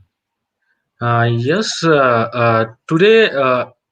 Today actually we'll be developing the real-time dashboard with real-time dashboard with the Azure services that we have. We have Azure Cosmos DB, we have Azure Functions, Azure Signal R services, and we will use Blazor as an UI framework for us. So yeah, Awesome. that would be the agenda for this session, and yeah, let's try to wrap it up in 30 minutes. I'll try to wrap Sure. it up in 30 I know minutes. it's very quick, but yeah, we will try. So, Okay. Mangesh, it's your screen is live. We can see your screen. You see my screen? Yeah, maybe you can remove that hide the thing. Okay. Yep. Yeah. All good? Yeah. Yes. Awesome. Okay. Hello guys. Myself Mangesh. As I introduced, and today we'll try to develop a real-time dashboard with the Cosmos DB, Azure Functions, Azure Signal services, and the Blazor. So before that, I would like to meet our developer, Mr. J. Okay, he's developer. He's a developer like us. He's doing his routine job, and one day what happens is manager asks him to design a system which will give the user the real time update of the weather. So yep, so he's on the task. So what he decides is he decides to develop an browser app which will keeps on calling the server after some specific interval. So there is some timer which he has embedded into the into the application, and on that particular specific interval it goes to the server, it gets the data, and it shows into the browser. So generally what we call this as an polling based dashboard. So what happens in this case is we set some interval on the client app, which, and after that interval we keep on calling the server methods. So this is what our developer has done, and now the application is running, application is growing, and one day suddenly our developer encounters some issue. So what are the issues? First issue that he found out is our client app is trying to connect to the server whether data is present or not. So client app is tend to call the server for after some specific interval, and it tries on connecting to the server even if the data is present or not. Next issue that what we found is, once the data is returned to the client app, whether data is present into that particular call or not, the UI is updated. So that's how also some heavy lifting is happening on the UI. Third one is the selecting a time interval. So that decision, selecting a time interval, what is happening is, we are not sure when the data will be present on the server side. So selecting that time interval is also difficult. We end up doing is, either we just keep on querying the we keep on hitting on the server irrespective whether data is present or not, or in order to reduce that particular server load, what we end up doing is, we just increase that time interval, and that will affect the client ultimately. So what will happen is, the client will not be able to get the data. Means data is coming at the 6th minute, and we are hitting the server at the 10th minute. So it's not a real time update. And fourth issue that he found out is, as the application grow, the amount of data that is being exchanged in between client and the server, it increases, and that creates a more problems.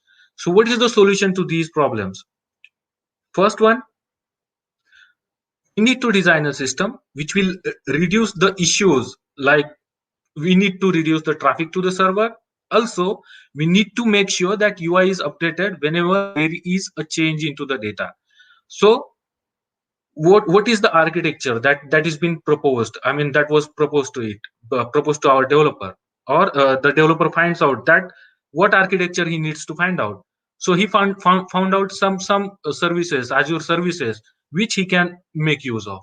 So if you see this image, then we have the Azure Cosmos DB, which have the feature like change field, which can act as an trigger for the Azure functions. Again, we have some awesome services like Azure Signal services, which can for which provides the output binding for the Azure functions, and our we can connect our client applications to the Signal service, and to the Signal service, and update our UI whenever there is a change into the actual data. So how does this how does this whole event happens? First, data is added to the Cosmos DB. Whenever the data is added to the Cosmos DB container, the container has the feature like change field. So as the data changes into the Azure Cosmos DB container, it exposes a change field. So basically, change field is nothing but an event which will be triggered whenever the data is added or updated or deleted from the container. Now we can use this change field to trigger a Azure function. Basically, that would be a Cosmos DB trigger. Okay, and whenever this is triggered, then we can make use of the Signal or output bindings, and we can broadcast the data which is coming all the way from Azure Cosmos DB to our clients. Okay, so this is all about the architecture that our dashboard is going to adopt. So the first step that we want to do is to develop a Azure function, which will accept the Cosmos DB change field. So let's see how we can develop that. So so this is my this is my application. So what we are going to do is, we are going to create a function which will be a Cosmos DB trigger, and it will be triggered whenever there is a change into the data. So I'll add a new function. Okay, and let's say it as an cloud community one, or cloud community.cs, and let's add this function. This would be a Cosmos DB trigger. So if you see here we need to specify the database name, collection name, and for that I'm using a local Cosmos DB emulator for that. So here I have one database already configured for that, so I can use that, and I'll add the collection name as an Cosmos DB trigger demo. Okay, and here we go. Now here we see, I mean, this is pretty simple. Adding a Cosmos DB trigger Azure function, it's pretty simple. So one more change that we need to do here is to update it with the Cosmos DB connection string. So here we add it. Now we build it. Now the application built. Now if we run it,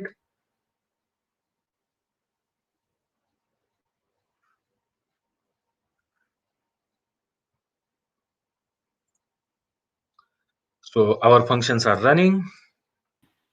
Mangesh, sorry to interrupt. Could you please increase the font or zoom? Okay.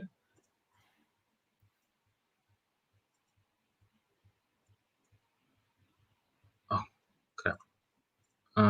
Again, I need to run it again, I guess. So yeah.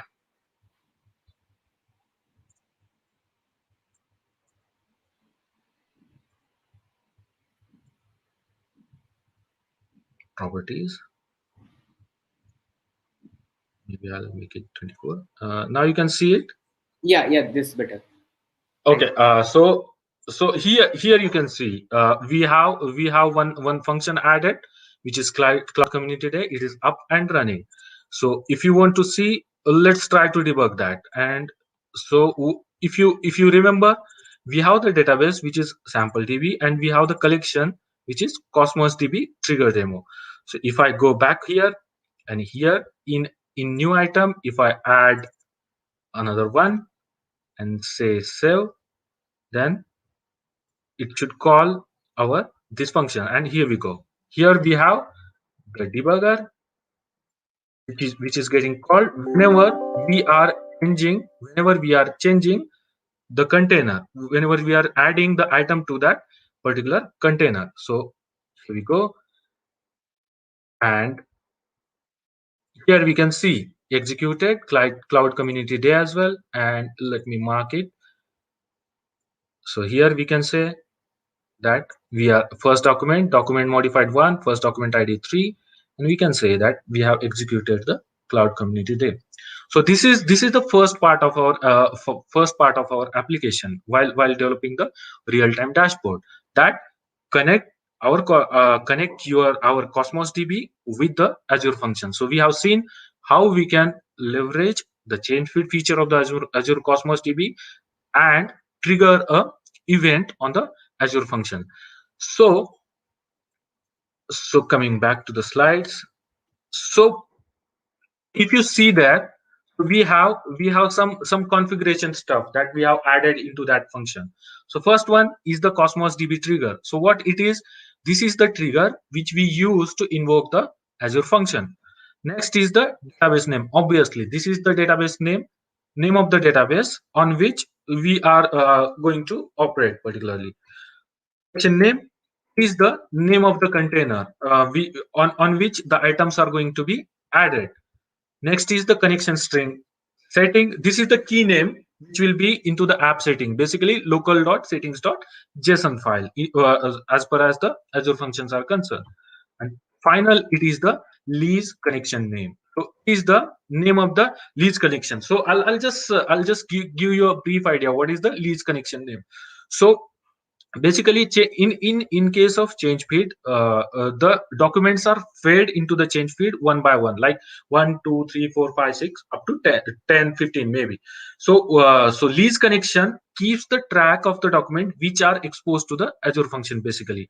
So what happens, we have the 10 documents inserted, and after triggering 5 documents, if some issue occurred or if that sending failed, in that case this connection keeps the track that again one more lot of 10 documents comes, then this lease connection will keep the track of that the file documents from the previous insert were still to be sent. So that's why it makes sure that everything which is being exposed to the Azure function is in the track. So lease connection, that's the container name basically. So that makes sure that everything is into the track, everything is tracked, and it is sent to the Azure function.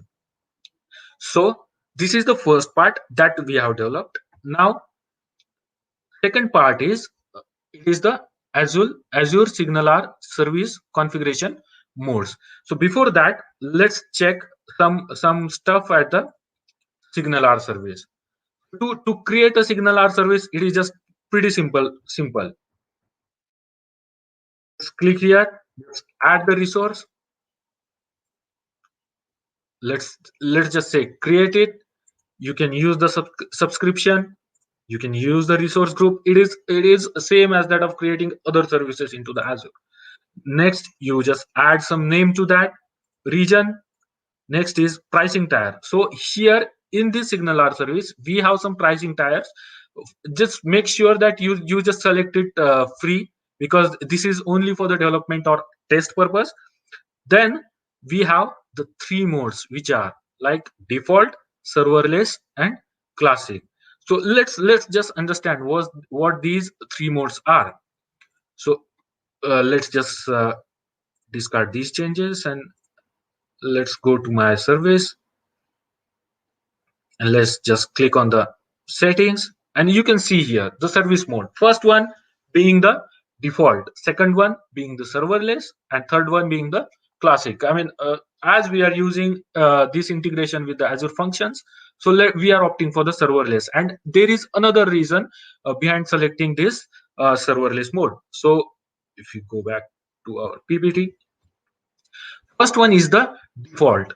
So when we set our configuration mode as a default, then it will just act as an ASP.NET Core application where the hub servers are created.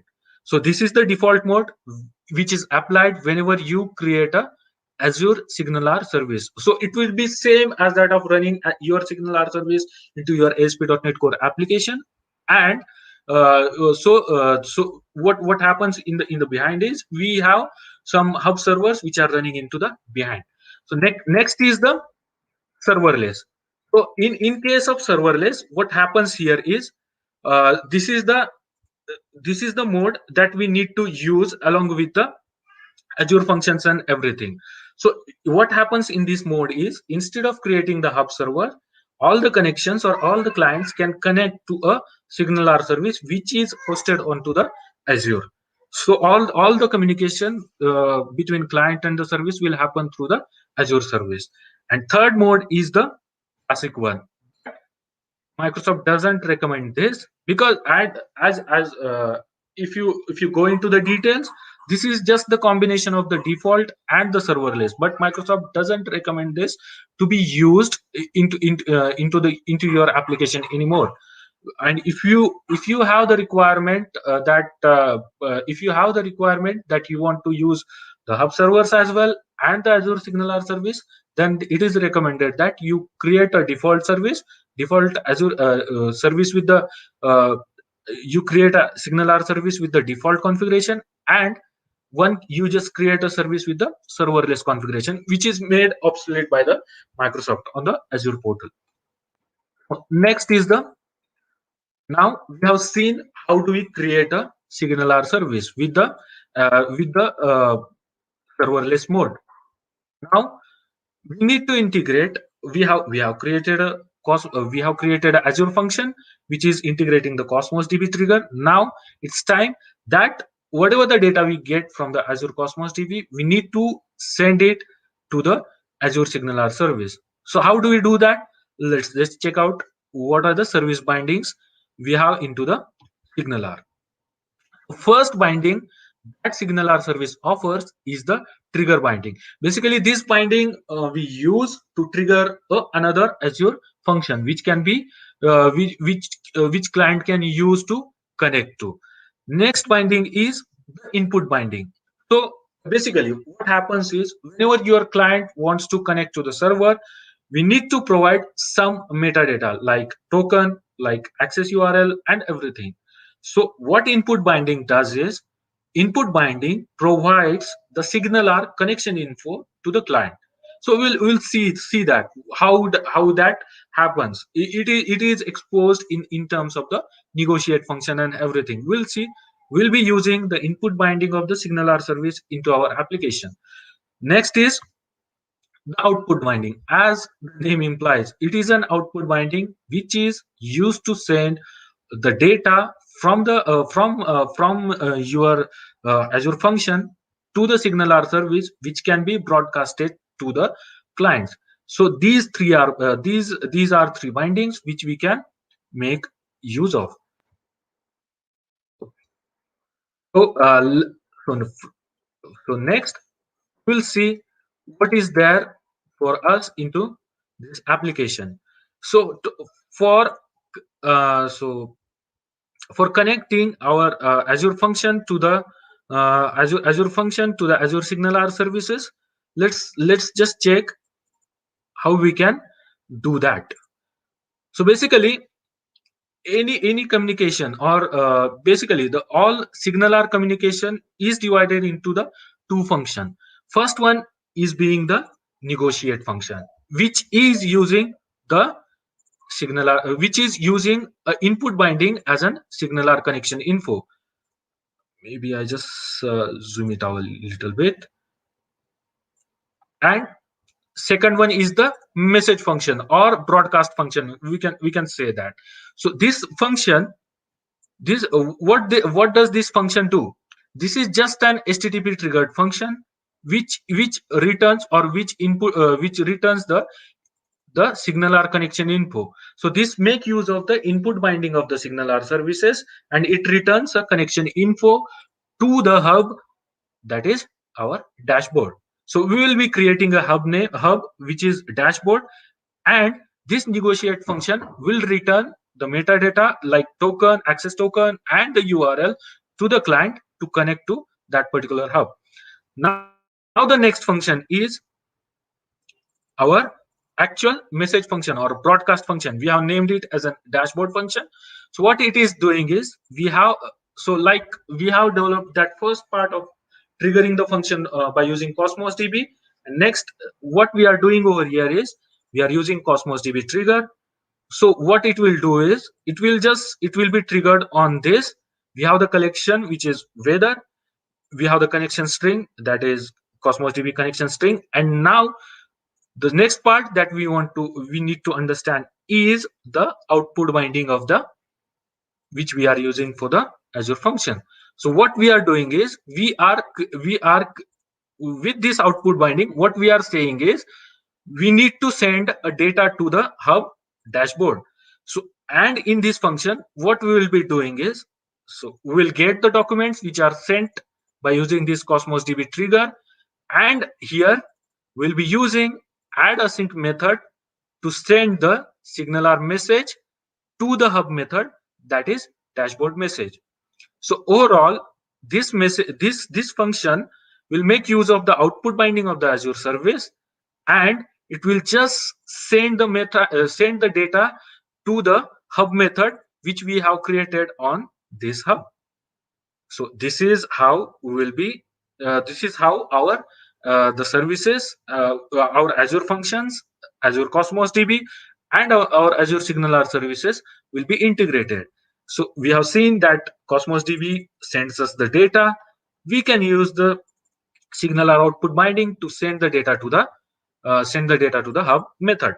So now it's time to check some UI stuff. So in this demo, what I'm trying to do is, I'm trying to use the Blazor application. I'm trying to use the Blazor to show the real-time update. So what I'll do is, I have a Blazor project which we will be using, to show some chart. I mean, there is no better way to show the real-time data than charts. So we'll be integrating some charts into our Blazor application, and we'll show some real-time data which will be triggered from the Cosmos DB. If you see this project is present on the GitHub as well. You can visit my GitHub repository and you can find all this project. So if you see this repository, so we have this client application. This is the console application which is adding some data into the Cosmos DB for every 5 seconds. And this is our function app, and this is the shared app which we are going to use for the which we are going to use for the manipulation of the stuff indirectly. Okay, so next we will see what we are doing into the UI app. So basically, when dealing with the UI, we have 3 parts. We have 3 to 4 parts that we need to that we need to follow, so as to get the data and show the data into the application. So first one is to connect to the hub. So what we use is we use this hub connection builder with URL, which is just which is nothing but the URL for our negotiate function. We will use this URL to create a hub connection to our hub, or signal our connection to our hub. Next is to the if you go into this function, next is to the register the handler. So we use the signal our connection on method to register the handler for particular signal our method. So what we are doing over here is we have the hub method, which is dashboard message, which will be so with this function what we are doing is we are just registering the handler for this hub method. Whenever there is data is pushed from the Azure function, then this method will be called. So this is how we will register the handler. And next, third is the starting the connection. And if you see the rest of the data, which is nothing but manipulating the charts. It is nothing but manipulating the charts. So I will not go into the details of it, and let's just check the demo.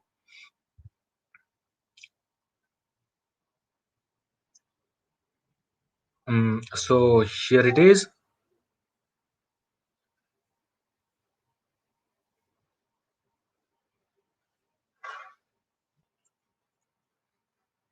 So here it is.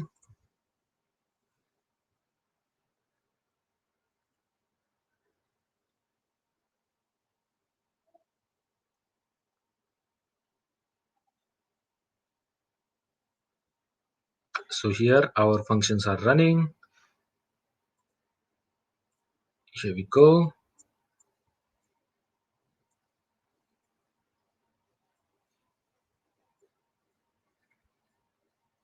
So here we go, and here it is. So here, this is our application, which is adding the data into the Cosmos DB. So you will see it here.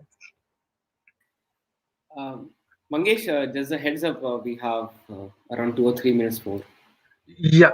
I'm just finishing up. I'm just running the demo, Rohit. Yeah. Okay. So here we go.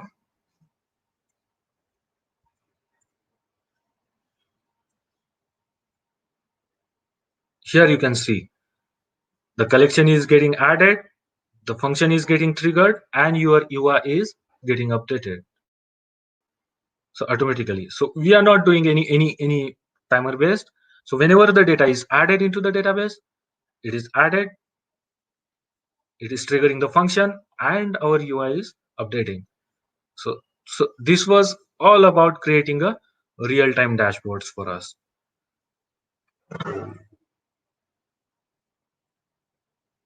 I guess okay.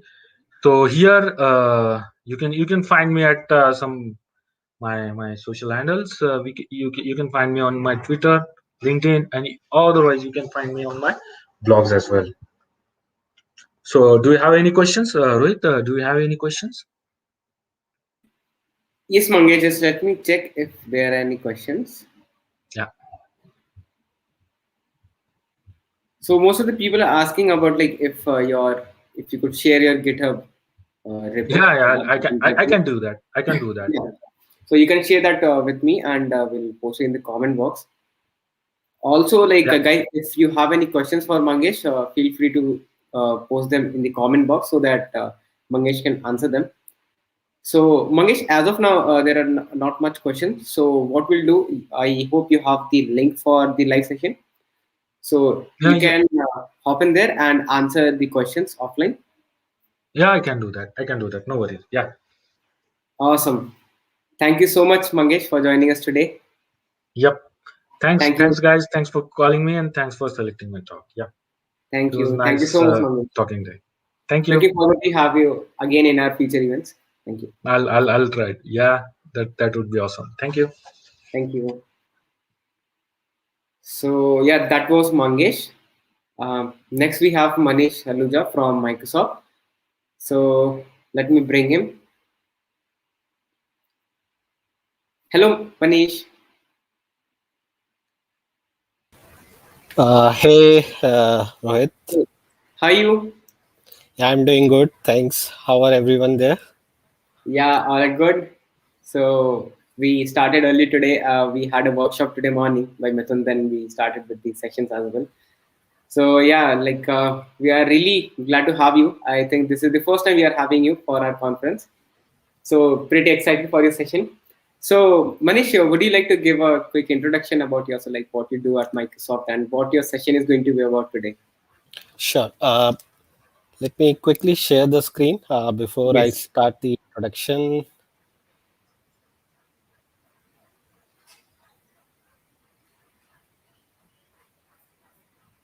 Okay. Hope the screen is visible to everyone. Yes. Yeah, it's there. Okay. Okay. So, Yes. greetings everyone, and thanks for joining me in today's session. Let me give you a brief introduction of myself. So, I am Manish Saluja, part of Commercial Software Engineering CSC group in Microsoft.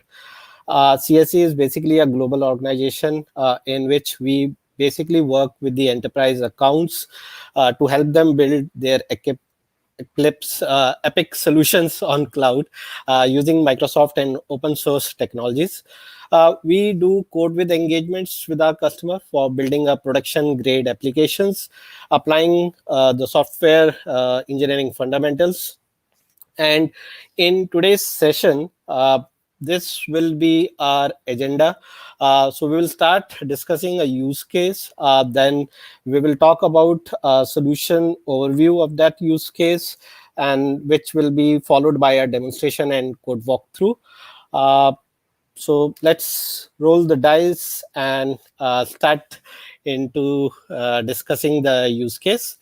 And before I actually start discussing the use case, I hope the audience here now has a basic understanding of the serverless technologies. I could see we had a few great sessions since morning. So building on top of that, in this session, let us explore how using a serverless technologies along with other Microsoft service, we can quickly build an enterprise grade solution with the capability of video voice calling along with screen sharing, and we will also add a functionality of SMS for sending the reminders in it. So let's, for this session, take a scenario where an agent is trying to solve an issue of his customer, and for that he needs a video call option. And once a video call has been initiated, the details of the video calls need to be shared with the participant, or you need to send a reminder, and that is where we will bring the SMS functionality also into that. Just want to focus on a video call as a business use case here because it helps serve few purpose. First, it is easier to understand a customer intent when you can hear the person voice, and secondly, it helps you to read the body language of your customer. And again, on top of this solution, you can also add a chat features along with the video call with the capability of transferring the media in a real time among the participant of the video call. But we will limit ourselves for this session to the video call option and SMS. But on same lines, as we will discuss the video call, the chat option can also be included into the solution. So the business case is basically applicable for almost all industry verticals, be it a financial service where you want to consult your bank agent for the discussion of your financial needs. Or it could be a retail sector where the customer has purchased some furniture from a retail store and he is facing challenge in assembling that, and that is where he needs someone to help him. It could be a health sector as well, where we have seen a lot of trend during the pandemics where patient want to interact with the proctor or the doctor over the call. And another emerging trend that we have seen during the pandemic was in the public sector, where we were looking for the virtual court like scenarios. So this pretty easily addresses this all these cases, and this is about like who and why of this use case. And again, for this need, my payload would not be constant and it will fluctuate as per the seasonal requirements. Or we also do have a special events, like every one of us knows how the retail sectors in the e-retailers are having this sales during the festival, and again on like days like Independence Days, Diwali, Holi, and then the big billion day and more. And that is where the load fluctuates. And again, in the health sector, again, it could be as simple as rolling out a medical testing kit at home, for which again you need people to get into a video call and probably interact with the doctor. And in the financial sector, again, it could be rolling out loans for the SMBs and more. Now let's try to map this business needs to the technical needs. So at a high level, my minimum viable product should be scalable. That should be my top priority. And as someone rightly mentioned, like scalability is race against time. And you might also heard about the Go Chat, a chatting app for the Pokemon Go fans. A typical example of a scalability failure. Probably 1+ million users in 5 days, and the app got crashed the very next day of the launch, probably because scalability was not considered while designing that solution. So the solution here, we need to give that flexibility to scale as per the demand and deploy pay as you go model. The next most important would be the reliability. My solution should be available all the time. And of course, with the cost optimization, I need a solution which is cost effective, flexible for micro billing. Last but not the least is the solution that I am designing helps me to reach to the market faster. So faster time to market is something the solution should address. And looking at all these technical needs, Azure Function or the Logic app, or in other words, serverless technologies is the best fit. So even though we are calling the technology as serverless, but our application isn't running on thin air. And with the serverless architecture, I don't have to worry much about setting up, managing the server infrastructure, its maintenance cycle, scaling, how much RAM I need, how much CPU I need. So I don't need not to worry about all this. And that is the benefit of a serverless architecture. And on top of that, I'm just paying for the resources that my application or the function is consuming as per the demand. And I have infinite scaling at my end for deploying my application. Now, to achieve this insane scaling, each function of my app run in a different container. And these containers, again, can be on the different machines. If I talk about this life cycle, it is super short. Like once a triggering event happen, a container within your function is initialized, your code is executed, and after some time, the container is gone. And only thing is that you cannot use the underlying server to store the application state, file, or anything else. And that is what we are ensuring when we design this solution for the video calling. And if now I go into the next slide, probably talk about the solution overview. So in this, I have tried kept the solution as simple as possible, but I also ensure that it is meeting all our technical needs. So at a high level, the components involved are, again, you can see there are two types of user. There is a web user, there is a mobile user. We have a web video calling app, and this web application can be integrated to any website, and it is also compatible with the every platform such as iOS, Android, and Windows. The client-side web application is a React-based user interface which uses Redux for handling the complex state while leveraging the Microsoft Fluent UI. And then the application has a full serverless backend, and heart of this solution is the logic app and the Azure functions. So we have the HTTP triggered Azure function, which is responsible to talk to the underlying service, which in this case is my communication platform, and I am using Azure Communication Services. So just to give a brief about this service, so this service, ACS or Azure Communication Service, is still in public preview, and end of March is where it will be as a general available for everyone. And what I can do, so basically ACS is, if I have to put it into words, is fundamentally a platform for the developers who want to add communication workload into their application. And it could be as simple as sending an SMS, or probably I just need a voice over IP, or I need a chat or a voice video call. So these are the main feature that ACS support. And the good thing is, like, ACS is built on the internal APIs that are used in Microsoft Teams platform. So from reliability, scalability perspective, I need not to worry, because this is the same internal APIs which under the hood is supporting Microsoft Teams platform. And powering the front end is a C# function powered by ASP.NET Core to connect this application to Azure Communication Service. And we also have logic apps which help us to schedule, automate, and business processes. So we are using this logic app to take care of the triggering SMS using ACS SMS feature for sharing a video call details, or might be a reminder to the participants. So this is at a high level the components that I would need.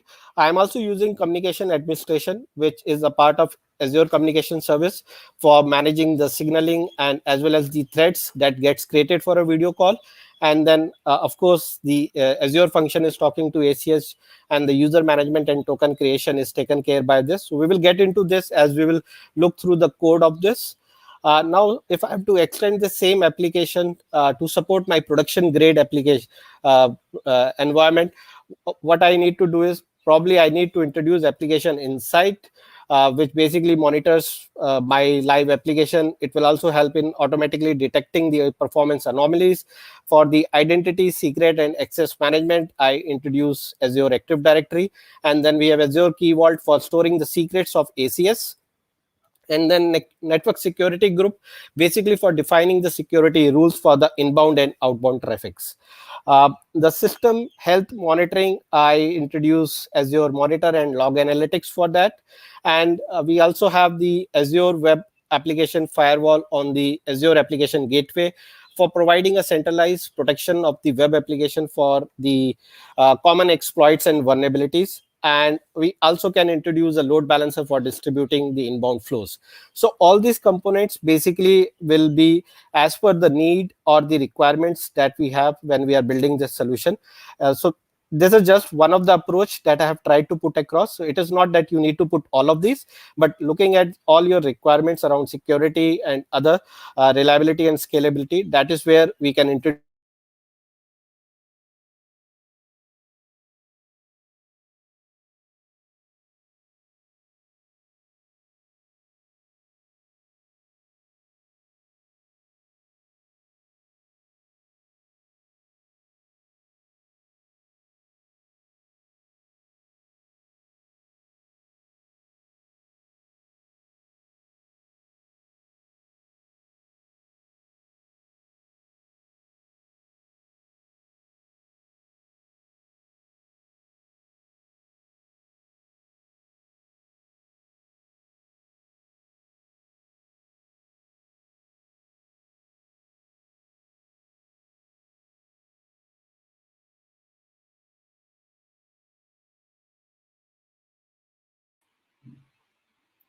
I think we lost Manish.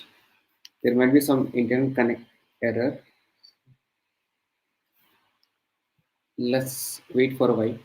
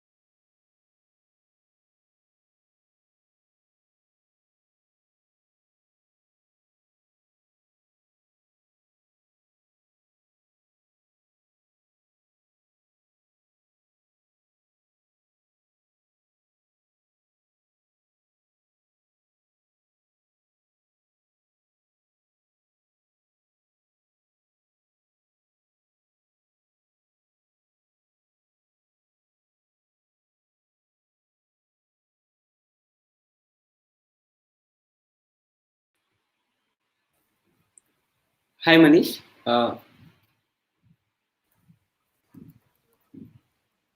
Manish, can you hear me? Yeah. Yeah, I think we lost you in between. So Okay. Probably my bad. I had a network fluctuation. Good no thing and problem. bad things of doing it virtually. But yeah, quickly, let me quickly continue. Yes. Yes. Manish, I think still there is some lag from your side because your voice is getting like Is flickered in is between. it fine now, or still you're getting a lag? I think it's better now. Yeah, Okay, let's like if required, then maybe you can try switching off your video cam if required. sure. That will give you more bandwidth. Yeah. So are you sharing a screen? Yeah, I'm sharing a screen. Yeah. So I hope the screen is visible. Yes, it's live. Okay, so we were talking about extending this solution for the enterprise, probably a production grade, and that is where we had introduced all these components. Again, all these components basically, depending on the requirement of the security and reliability, we can have. Otherwise, we are good with the simple solution that I just showed in the previous slide. Now, let me quickly run through the demo, and then probably we will talk about the code. So let me demonstrate this application. So yeah, so let me minimize this as well. Okay, so this is the interface that I have. uh, Let me open this as well. Yep.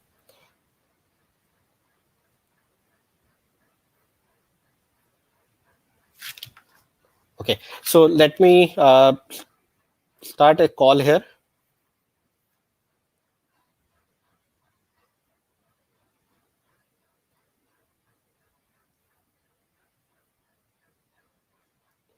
Okay, looks like there is an issue in my simulator.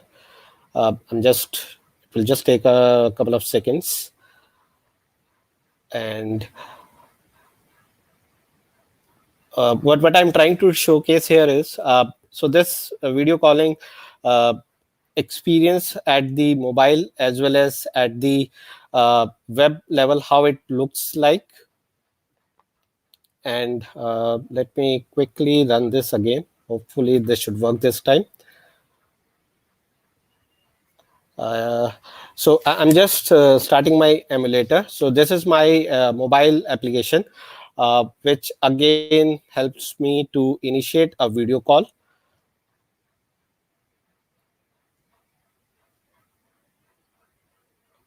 Okay, yeah, it's loading. Uh, I will just wait for another second. Otherwise, I will just show a web experience of this. Probably that will also give an idea. So the emulator is coming up, and okay, it started. Or else I will just show the. I think not let's not waste time on this, and let me just show the web experience. My idea was to show both the experience, how it looks at the mobile level with the Android app, and how it looks at the. So I'm just showing you the web experience.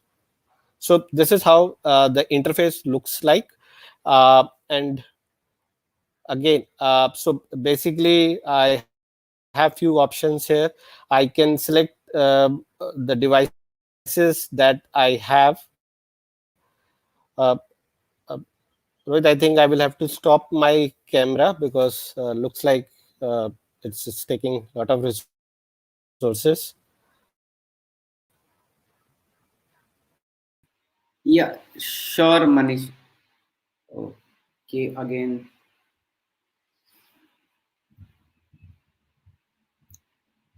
So this happens in virtual conferences. So just wait until he joins again.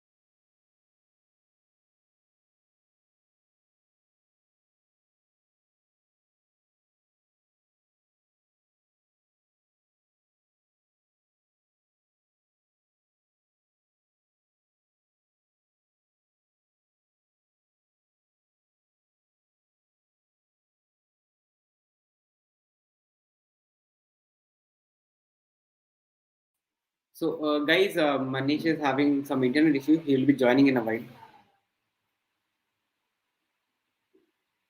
Also, after the conference, we have quiz 3. So, request you all to stay.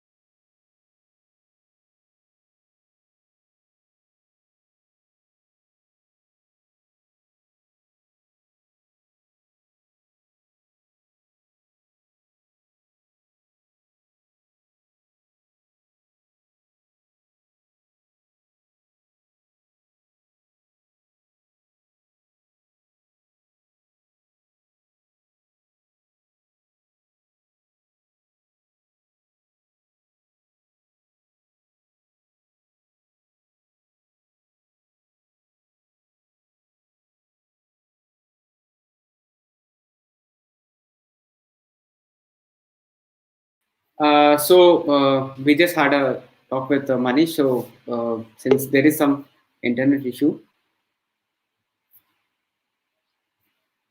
so I can see Manish.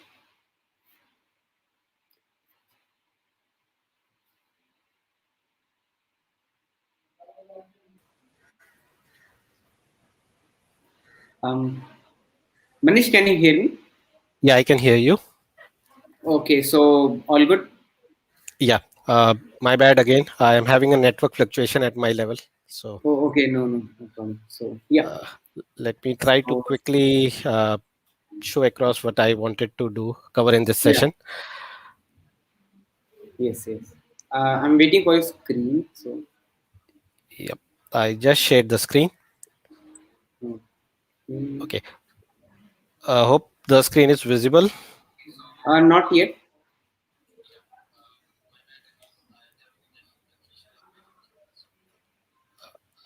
Are you able to see the screen now? No, it's not there. Is it something with the bandwidth? Like, if that is so, you can maybe switch off the cam. That will give some more bandwidth. For me, it is Although you showing can me. try sharing once again.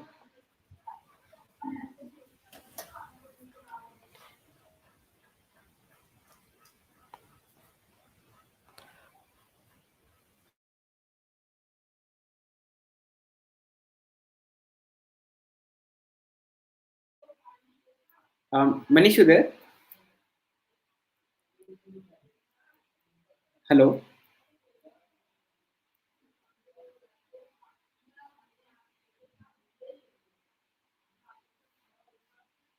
Okay, so okay, all right. So we'll go ahead with the next speaker then. So we'll bring Divakar on screen.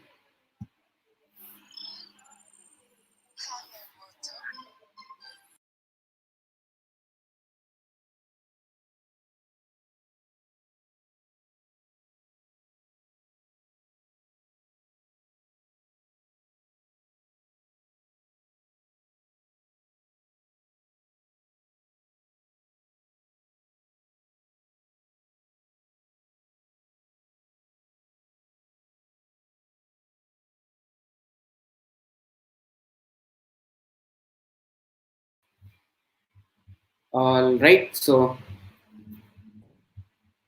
Divakar, Hi Rohit, how are you? yeah, I know like there was some hiccups in between. So Yeah, I can see that. Hope demo gods are with me. yes, hope the demo gods be with you. So yeah, how you, Divakar? Yeah, I'm good. Rohit, thanks for asking. Awesome. So from which part of India you have joined us today, Divakar? Yeah, I'm from Chennai, Rohit. Yeah, I stay in Awesome. Chennai. Awesome. So, Divakar, could you give an introduction about yourself, like what you're doing at ProKarma and what your session is going to be about today? Sure, Rohit. I do have a slide for this. Yes. You can share Can I your share my screen. screen? Sure. Yes.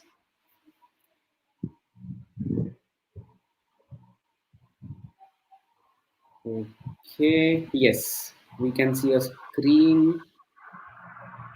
Hope you can see my screen now. Yes. Yes. Okay.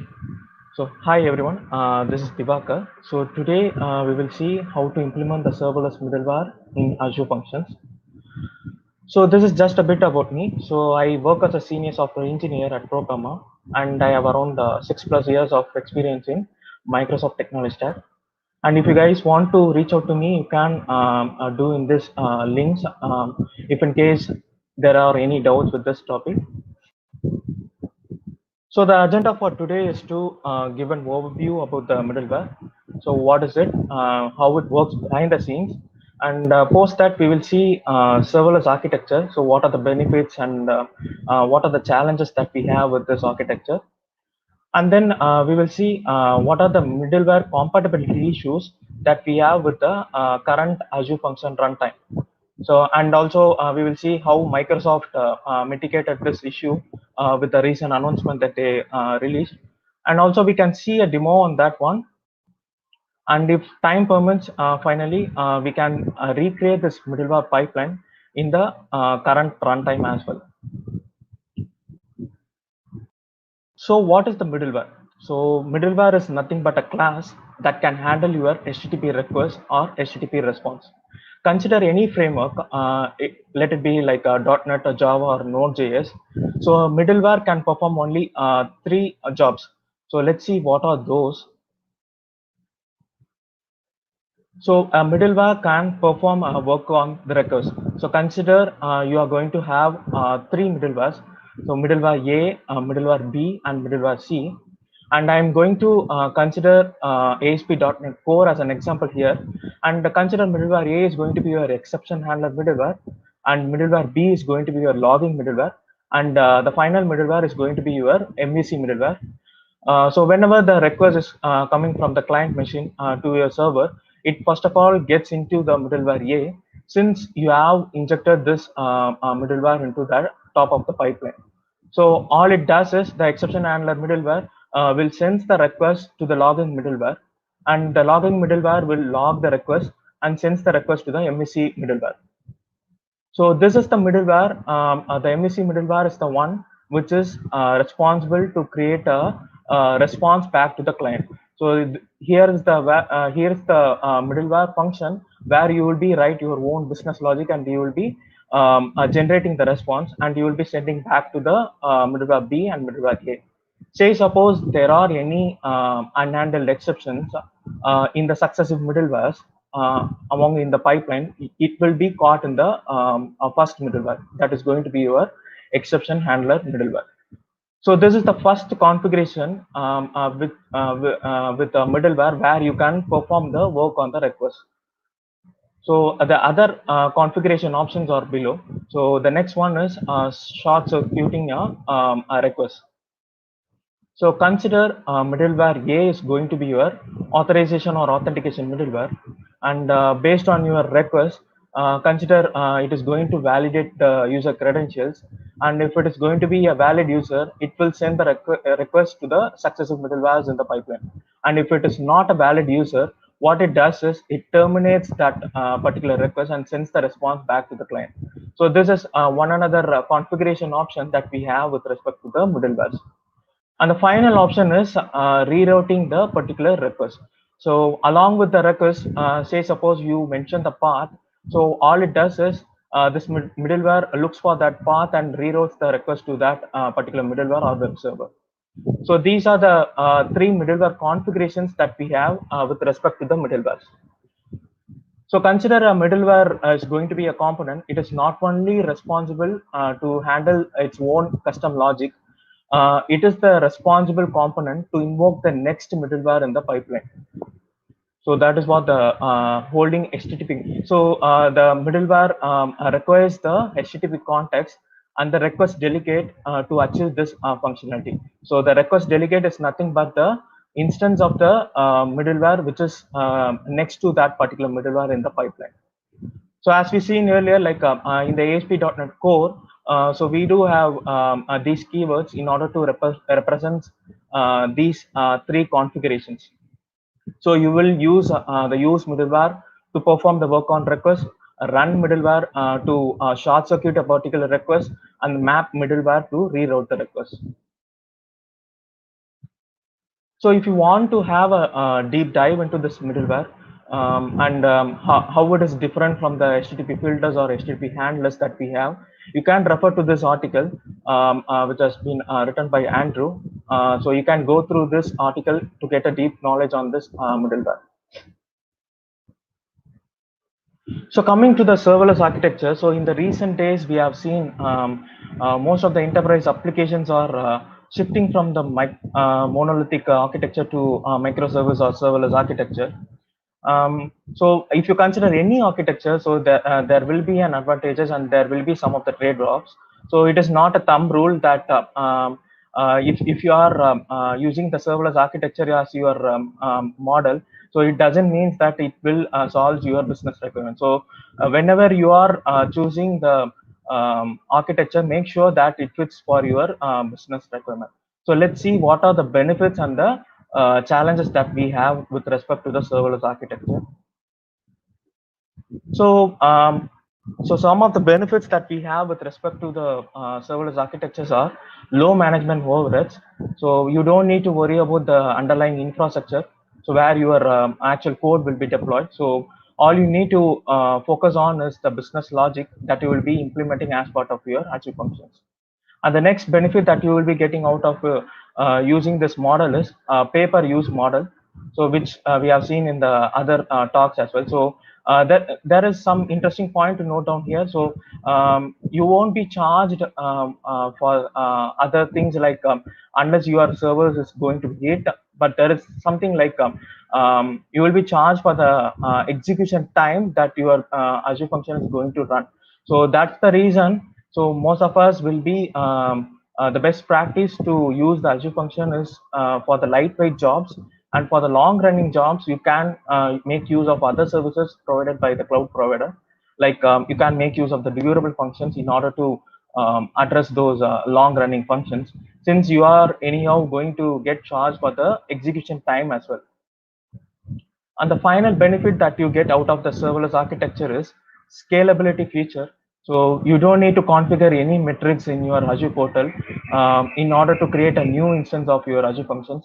And based on your requests, based on the spikes of the requests, cloud provider will automatically spins up the new instance of your Azure functions. So these are some of the benefits that you will be getting out of the serverless architecture model. So you can refer to the first article if in case you want to know how to optimize your cost for the architecture. So you can refer to the first article, and in the second article, Martin would have said that don't use Azure function as an web application. So this is something that I have already said. So Azure function is not an alternative, and serverless is not an thumb rule for any business requirement. So you need to choose the right tool for the right job. So make sure that you are referring to this article as well. So now let's see what are the challenges that we have with respect to the serverless architecture. So these are some of the challenges. If you consider any architecture, these would be the cross-cutting concerns that we might need to handle as part of our business logic. So consider logging, exception handling, the cost, authentication, authorization. So these are some of the cross-cutting concerns that you will be having as a piece of code in your own business logic. And when it comes to the microservice or serverless architecture, and you will be deploying around 100 microservices, and you don't want this specific code to be repetitive around across the services. So you need a place where you can orchestrate these cross-cutting concerns. So the first thing that comes into the mind to address these cross-cutting concerns will be like we can develop a NuGet library package where you can handle these as a piece of code, and you can invoke that in your Azure functions. Even then, there will be a place where you need to invoke this particular NuGet library package in each and every services, and also you need to pass some of the context with which the library works. So that is not a reliable solution. And Azure provides a service known as a API manager. So with which you will be able to address some of the concerns that I have shown here, but you won't be able to inject your own custom business logic into that APM. So the only thing that will take care of these concerns will be the middleware. So if in case you have the access to the invocation pipeline and you have these middlewares as your individual components in your application, all you need to do is register these middlewares as part of your startup class, and everything will be taken care by the middleware. So that is how that is where we can see like how to implement this serverless middleware in the Azure functions. But there is a problem that, with the current runtime in the Azure functions. So consider the Azure functions version from 1.x to 3.x, which is targeting the frameworks from .NET Framework to .NET Core 3.1 later versions. So everything is going to be a tightly coupled one. And when I say tightly coupled, so whenever you deploy your Azure functions into the Azure portal, so the Azure function runtime hosts this application as a class library, and you won't be able to invoke the you won't be able to have the access to that invocation pipeline when you are going in this in-process model. So there are two models to note down, like whatever the model that we followed recently till now is based on the in-process model, where your Azure function is tightly binded to the Azure function host runtime. So that's the exact reason you won't have the ability to inject your middleware into the pipeline.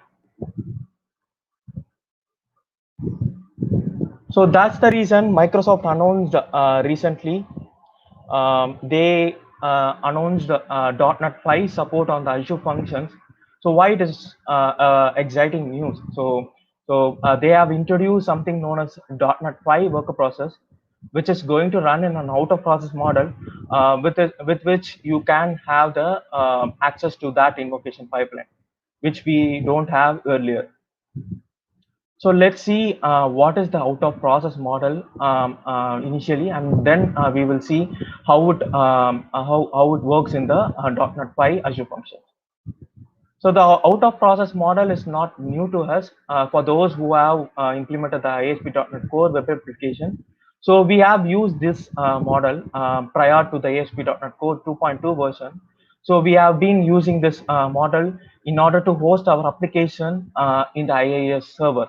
So here, if you consider this architecture, so you can see that IaaS is going to act as a proxy server, which is going to get the request from the internet, from the client, and it is going to package your request. And all it does is it forwards that request to the port that is exposed in the Crystal web server. So that is how you will be deploying your ASP.NET Core application in your earlier versions, which is prior to the 2.2 versions. So if you consider this architecture, since we introduce an intermittent layer, so now there is a possibility for the latency issues. So as you could see, rather than hitting from the client directly to your Crystal web server, now you have introduced an intermittent layer where you can experience some of the performance issues as well. So these are some of the trade-offs that we had with the out-of-process model, and that's the reason they have introduced the in-process model where your application code will be running inside a single process. That is how they get rid of this performance issues as well. So if you want to have a deep dive into this hosting model, refer to this article where the in-process and the out-of-process model will be explained in depth by Rick. So as we seen earlier, so Microsoft announced a .NET 5 worker process with which you can run your application in a separate process. So that is what we are going to see in upcoming slides. So .NET 5 worker process is nothing but a standalone process that is going to run as a separate console application. It is nothing but an exe file, a console application with which you will be able to have the access to the invocation pipeline, and also you have the full control over the applications. So that is how they made sure that we don't have this compatibility issues in the later versions. So let's visualize how it looks behind the scenes, this architecture. So this is how it looks right now. So consider whenever you are going to deploy your Azure function code, so the Azure function runtime, what it does is it is going to spin up a new instance that is going to be your .NET 5 worker process. So as I said earlier, this is going to be your console applications, and you will be able to have the access to the app dependencies and also the invocation pipeline. And in order to reduce this performance issues, what they have done is, so now they have introduced this gRPC protocol, so that there won't be any much latency that we faced in the out of process model with respect to the ASP.NET Core applications. And this was in the preview stage like a couple of weeks before, but they have announced recently the general availability for this .NET 5 support on the Azure functions. So you can use them in the production grade applications as well. So what are the benefits of the .NET 5 worker process? So as we seen earlier, so now you will be having fewer conflicts. So you won't be having, you don't need to rely on the version that your Azure function host runtime is having. So you can run on any versions and any language, and you don't need to worry about the conflict issues that we had earlier with the previous versions. And as I said earlier, you will be having the full control of the process since this is going to run in a separate process, and also you will be able to have the dependency injection features as well. So this is the roadmap that they released recently. So in which they have announced the support for the durable functions one in the .NET 7 versions, which is going to release in 2022. And prior to that, if you want to use the durable functions, you might need to deploy your functions only in the in-process model. And if you want to make use of the middleware features as an out-of-box feature, you might need to go into the isolated process version, where you can host your Azure functions in the .NET 5 version. So there are some of the record artifacts in order to make sure that .NET 5 Azure functions runs without any error. So the first and foremost thing is like you need to have the .NET 5 SDK installed in your local machines. So based on your operating system, so there is an official site to download this .NET 5 SDK, and also make sure that Azure Functions Core Tools is greater than 3.0 version, so with which you can run this Azure Functions locally.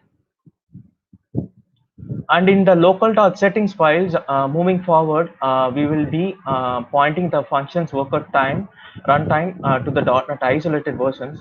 If you have seen this file earlier, so this function worker runtime would be pointed to the .NET versions. Now we need to make sure that we are pointing it to the .NET isolated version. Sorry. And in the CS project file, so make sure now you are targeting the framework to the .NET 5 version, and the output type is going to be the exe version, since as I said earlier, this is going to run as a console application.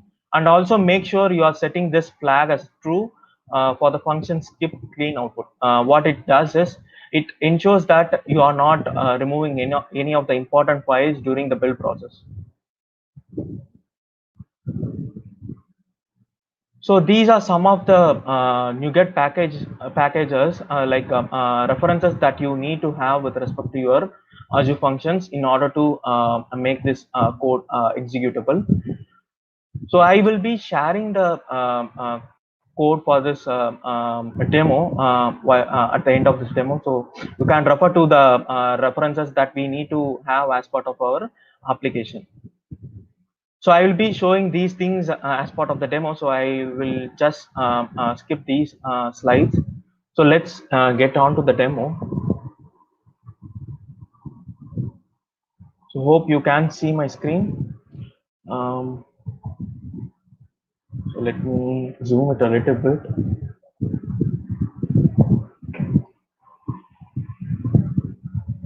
So as I said earlier, so make sure the .NET isolated version has been changed for the functions worker runtime.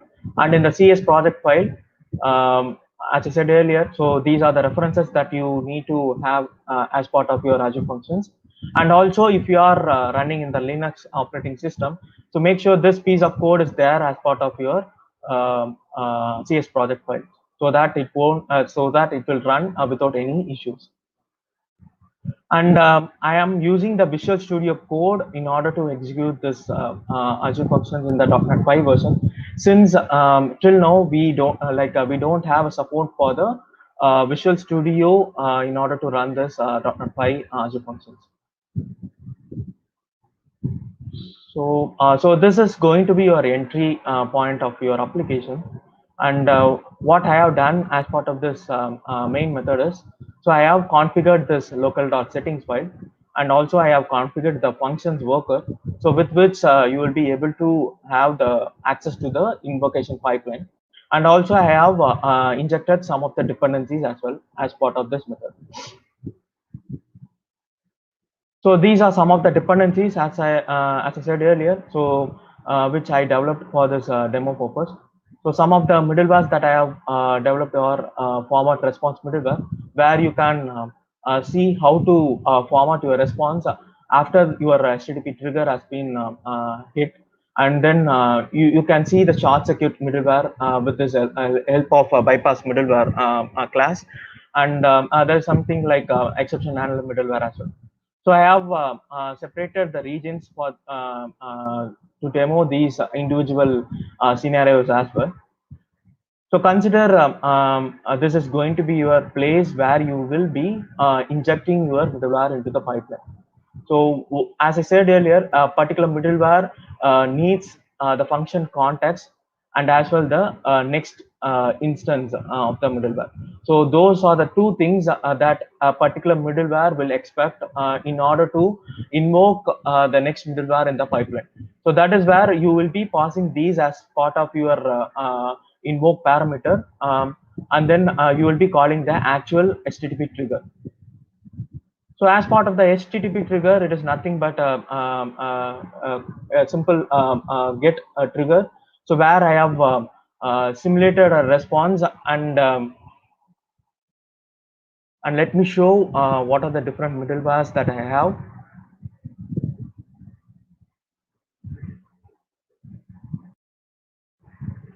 So consider this is going to be a format response middleware, and if you consider any middleware, you will be having a request stage and a response stage. So this is going to be a request stage, and I have modified the response to make sure that we are seeing as part of the response, and there is a response stage as well, and you will be able to modify the response with the help of this function as well. So in order to run this application in the Visual Studio Code, make sure you have these extensions installed as part of your Visual Studio Code, Azure Functions, and as well as I said earlier, make sure that Azure Function Core Tools is set to greater than 3.0 version.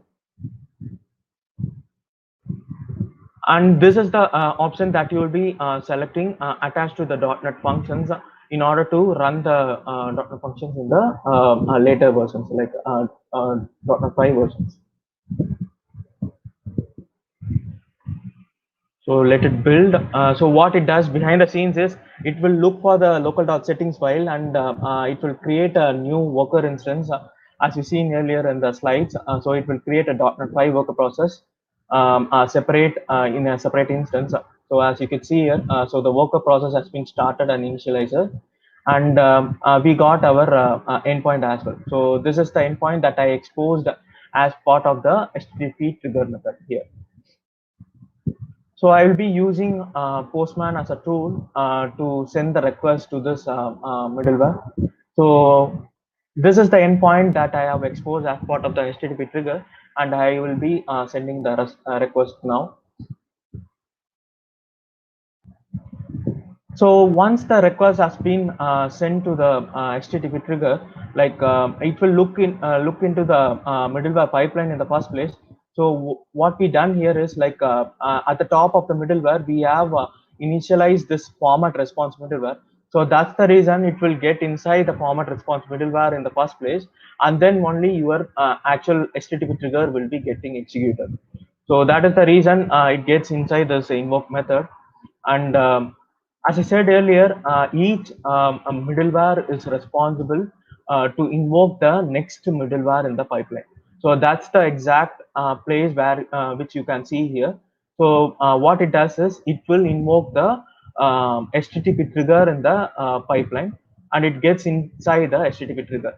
So what I have done here is like as I said earlier. So I have modified the response and sending the response back to that middleware. And you can see middleware can have the request stage and the response stage as well. So the purpose of this format response middleware is to modify the response. So what I will be doing is like I will be getting the response from that HTTP trigger, and what I am doing is like I'm appending some of the text to that response body, and I will be sending it back to the calling client.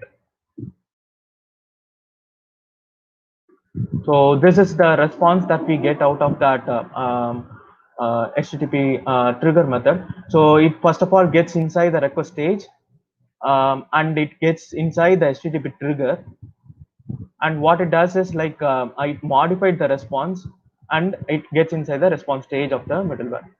So this is how the flow will be in general. If you consider these three configurations, so this consider this is going to be your performing work on the request.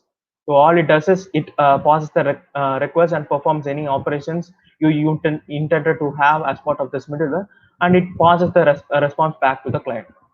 So consider this is going to be your bypass middleware, which I shown you earlier. So this is going to be your short circuiting middleware. So what it does is it rather than invoking the next middleware in the pipeline, I am just simulating a response back to the client. So what it does is it won't call the HTTP trigger, which is next in the pipeline, and it will send the response back to the client.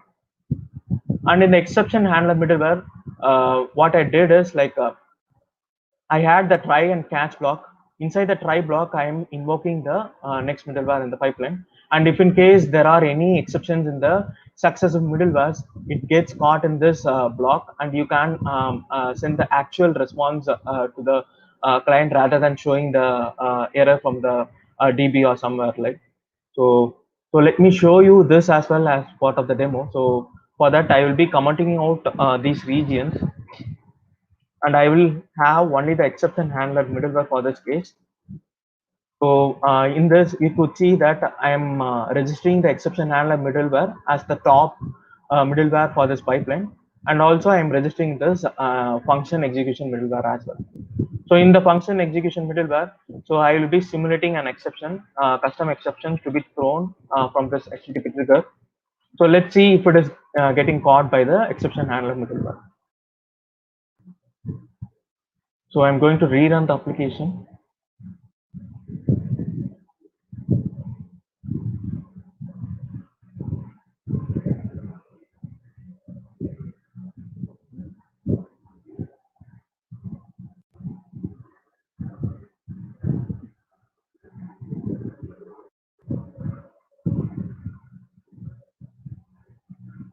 Yeah, so the build has been succeeded, and the worker process has been created. So now we got the endpoint. So let me try to hit the request. So now it gets inside the exception handler middleware as we commented out other middlewares in the pipeline.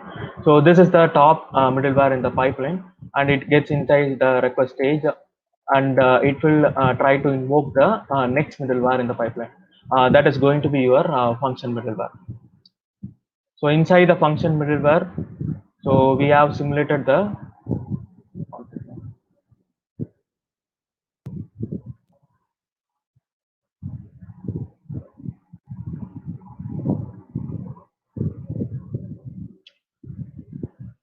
so what we have done as part of this HTTP trigger is, so we are now throwing an exception, simulated an exception to be thrown from the HTTP trigger, and let's see if it is getting caught by the exception handler middleware.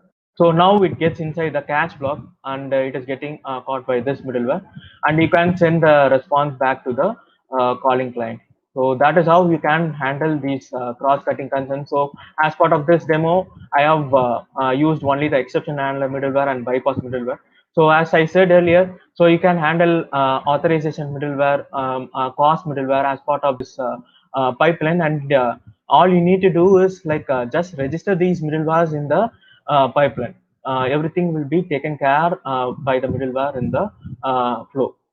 So let's see the flow of this particular middleware. So as you could see, it first of all gets into the request stage, and our HTTP trigger has been called, and then we caught this exception, and then the response stage has been triggered. So this is how the actual middleware function will be like executed. So let me move on to the next slide.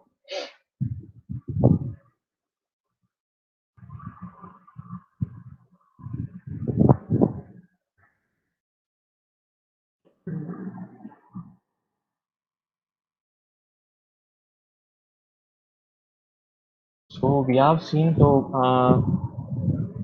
like Rohit, do we have some time to show this as a demo? Like, are we out of the time? Actually, we are running out of time, but if we can do it in 2 minutes or 3 minutes, then we can do it. Okay. I think that is very less. Yes, exactly. So what I done is like I recreated this pipeline. If in case most of our production applications are running in the ASP.NET Core version, so what I have done is like I have recreated this a whole middleware pipeline. So I can share this code with the audiences, so they can go through this. So what I've done is like I created a separate abstraction in order to have handle these serverless middleware things, and I have created my own pipeline builder where I will be registering these these middlewares as part of the pipeline. And at the functions level, what I have done is like I will be calling this pipeline factory, and with this self it can recreate this middleware pipeline. So that's all I had for this demo, Rohit. So if there are any questions, we can take up. Yes, Divakar. Let me see if there are questions. Sure. Okay, so there is one question. I hope that is for you only. Can you see it on your screen, or I'm not sure whether this question is for you or the previous session. So how to set up a disaster recovery and backup scenario on serverless? So as you've seen earlier, so like the serverless functions, we do have different tiers. So if you are going to into the consumption tier, so there will be like an cold start that you can consider with respect to the disaster recovery as well. So if you consider any architecture, you need to handle this as part of your architecture. So even if it is going to be a microservice architecture or some other services, so you need to handle take care of these resiliencies, and there are other services as well provided by Azure in order to handle this disaster recovery as well. So I will send out the links for that as well once I complete this. That would be really great, Divakar.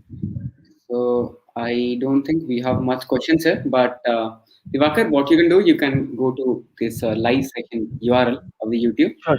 And if there are any questions, you can answer them offline. Sure. Yeah, I will be doing that. Awesome. So thank you so much, Okay. Divakar, for this. Yeah, thank you, Rohit. Yeah. Awesome. Thank you, Divakar. Thanks, Rohit. Okay. So that was Divakar from ProKarma. That was a really awesome session with demos.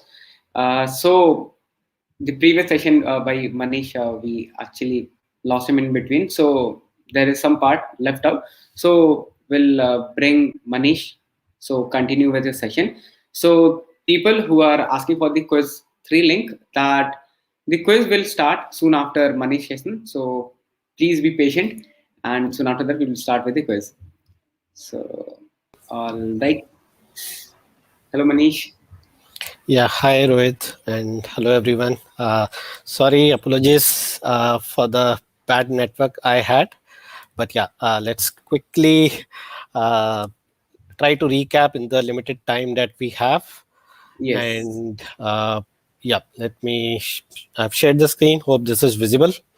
Yes, it's visible. Okay, Yeah. so thanks, Rohit. Okay, so let No me problem. quickly recap the scenario that we were discussing. So we were talking about the e-meetings, basically introducing the video calling capabilities into the application. And again, this fits into all the verticals of the industry like financial, retail, public sector, healthcare. We touched upon a high-level solution overview where we were saying we have two types of user: mobile user, web user, and then the solution includes serverless technologies like Azure Function, Azure Logic Apps. So Logic App was basically handling the SMS functionality, and Azure Function is something which is talking to the communication platform, which in this case is Azure Communication Service. We just called out like ACS, or the Azure Communication Service is basically a new platform from Microsoft, still in public preview.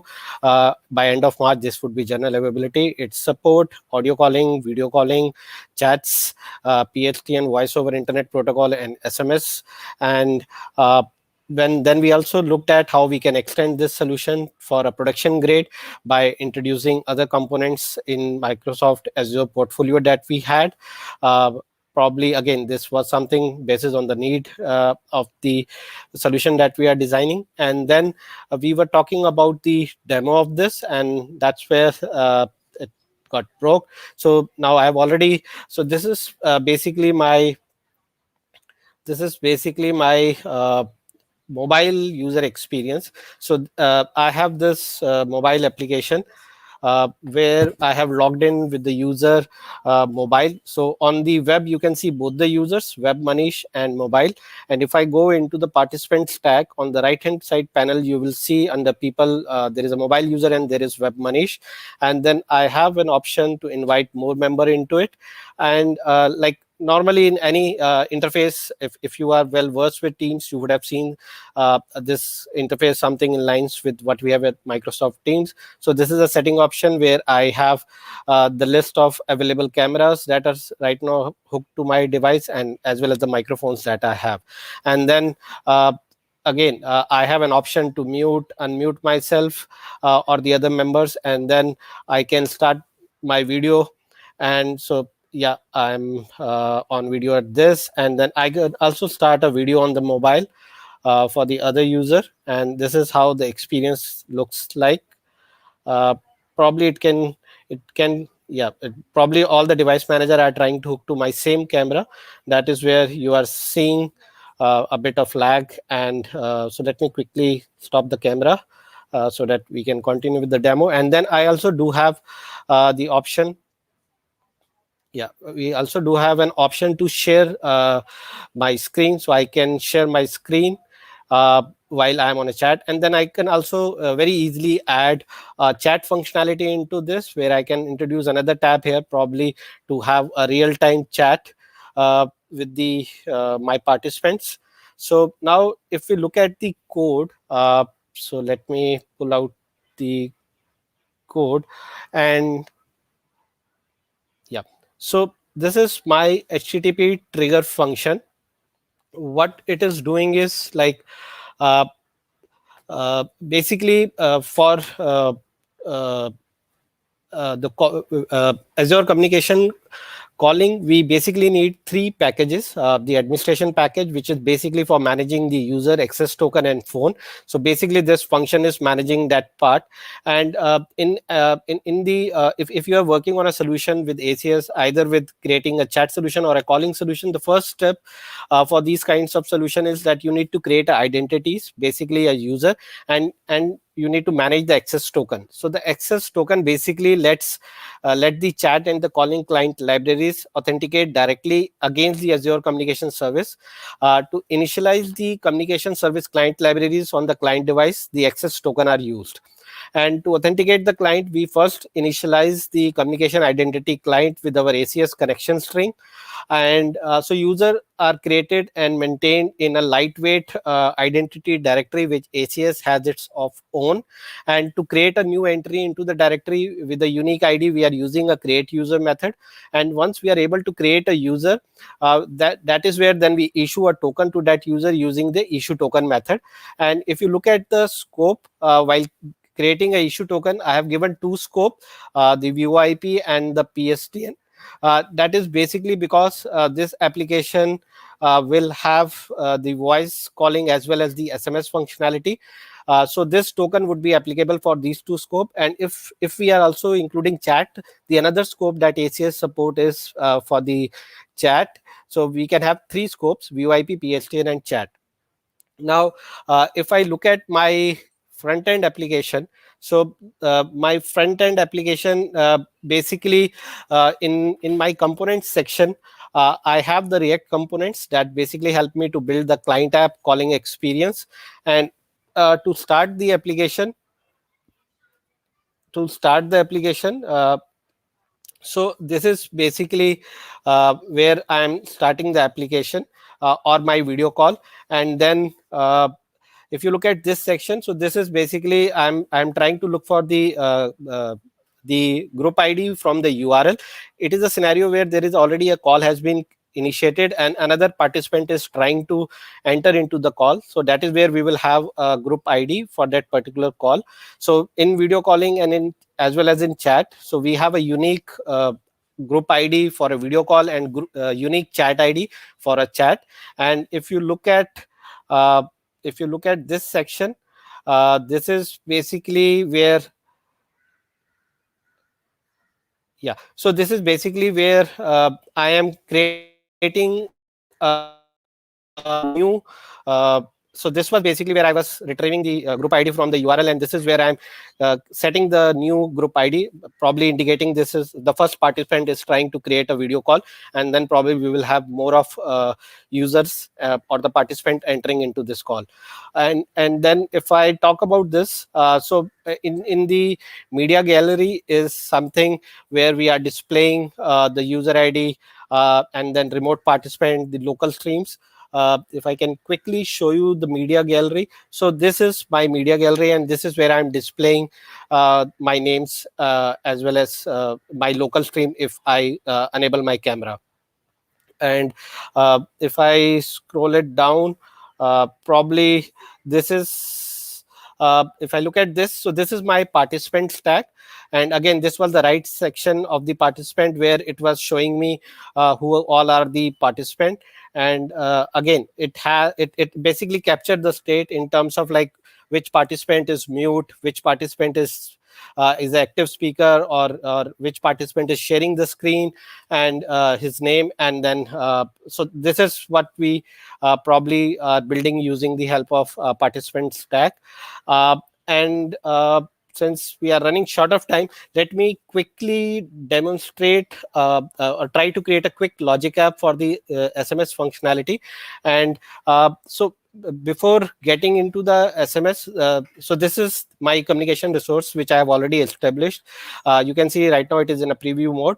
And for the SMS functionality, the key thing here is we need to acquire a phone number which we will use for sending the SMS. The thing to note here is like the phone number feature is right now rolled out only in United States region, and for the other geographies still product team is in the process of rolling it out. So right now the functionality is limited to sending the SMS to the numbers only in the United States. So I have already acquired one phone number which is my toll-free number. So using this toll-free number, I will so it is just loading and showing. And again, I have a flexibility, so I can use the same number for the PSTN calling or for the SMS inbound and outbound things.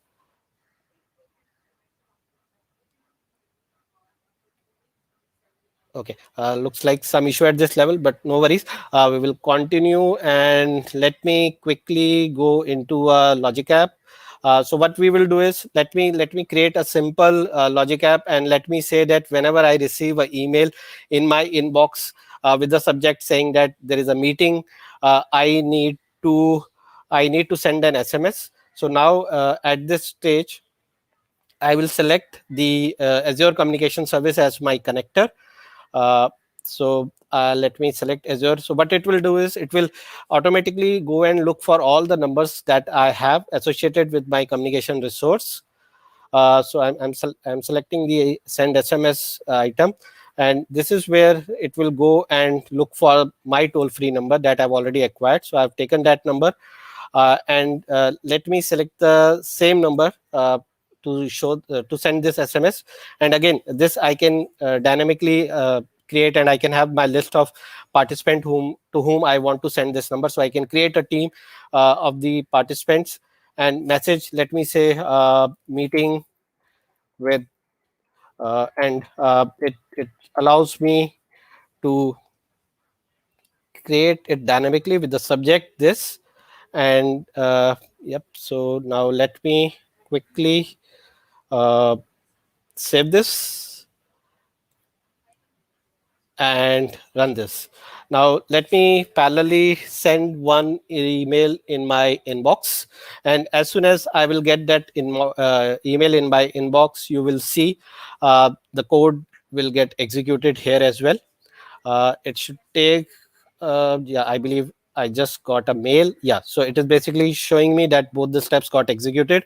Now, if I have already configured an event to my this logic app, so I have an ACS event which was configured. So let me quickly refresh this, and I should see an SMS that probably showing me. I had a message which said that SMS CCD days demo mail, which was triggered, and this is how the participant can get a message. And I have not written a single line of code here, but I was able to integrate the SMS features which ACS support into my application. Yeah, so this was more or less from my side. Probably didn't had much time to talk in details around the more around the code part, but yeah, if you have any questions, feel free to call it out here, or you can reach me on LinkedIn, and I would happy to address them. That was a really nice comeback, Manish. And we know there are some negative sides of this virtual conferences. So it was today. So anyway, that was a really awesome session by you. So let me just go through the comment box if there are any questions for you.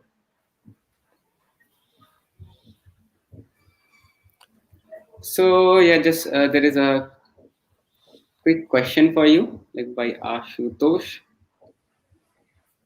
Are you able to see screen? The Yeah, question is would the be, logic app same as MS Flow? Not exactly. We have MS Flow, which caters mostly into the Power Apps automation scenario, and Logic App is different. I can share you more details in form of notes around both of these two technologies. okay. So let me see if there are more. Actually, most of the questions were during your session timing. So the yeah. So actually, Manish, just one quick thing. A lot of people asking for your this presentation and Sure. the source code, if that is available. All those things. I don't think if there will be any source code for your session, right? I can share the source code as well for the both for the mobile application as well as for the web application that I created. So I can share Okay. my Git repo as well as I will share the presentation. So I will include that in the presentation itself so that it is easier to have all the resources at one single deck. That will be great. So yeah, Manish, as of now, I can't see much of questions. So if there are any more questions, so you can go back to the live session URL, that YouTube link, and you can answer to them offline. Sure. And thank you so much for bearing me with my chatty network today. But yeah, looking forward for more such of sessions. Definitely. Thank you so much, Manish, for joining us today for the wonderful session. Thanks everyone for your time. Thanks, Rohit. Thank you. All right. So that was Manish. I know a lot of you are waiting for the quiz, so I won't take much of your time. So let me just quickly share my screen and yeah. So the quiz link is on screen. I hope you are able to see it.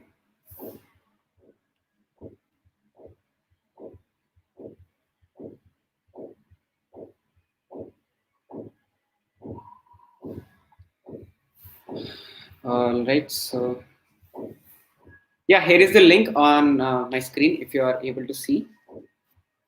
We'll also share this link in comment box.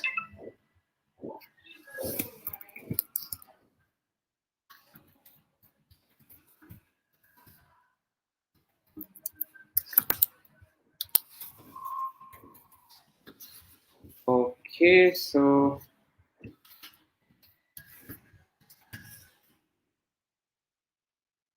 the quiz link is there in the comment box as well. Since we started late, so we will give extra time for you. So we'll be closing the quiz at 4:55. Now it's 4:51. So we have 4 minutes for the quiz.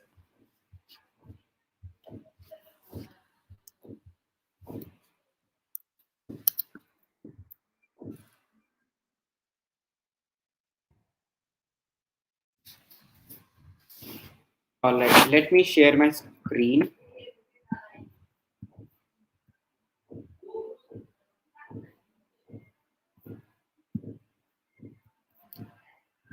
So here is the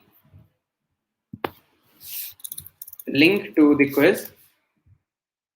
So all you need to do is just enter your registered email address or the booking ID that you have received. So once you give your details, you can start the quiz. There will be 10 different multiple choice questions. So you need to answer them and try to answer as many as correct answers. So the top 5 on the leaderboard will be considered as winners and they will be receiving Azure certification exam vouchers. In case if you are not a registered participant, we would request you to register first for the conference by visiting the conference website and then participate in the quiz. So yeah, we have 2 more minutes left for the quiz.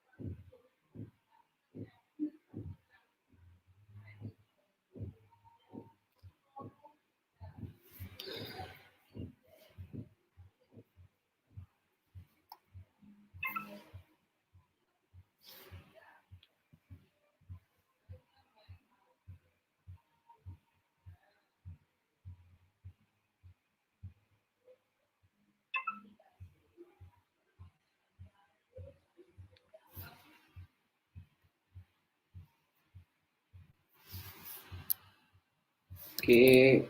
In case if you're not able to find the quiz link, the link is here. I'm just sharing it again. By the way, we have very less time for the quiz. So please play it and participate fast.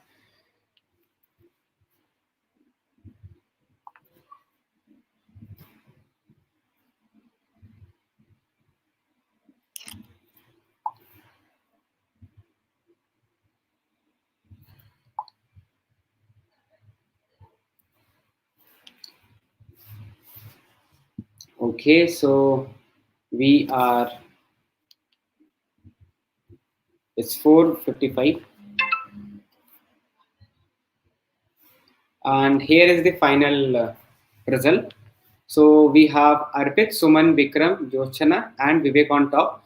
Also, in case if you are one among the top scorers for our previous quizzes, like which was there on today evening, today morning, and also after the lunch. So if you are one among them, then you won't be considered as winner, since we want to give opportunities to the other people as well. So yeah, that's all. Thank you all for participating in the quiz and also for joining us today. So before you guys leave, I would like to show you a few things.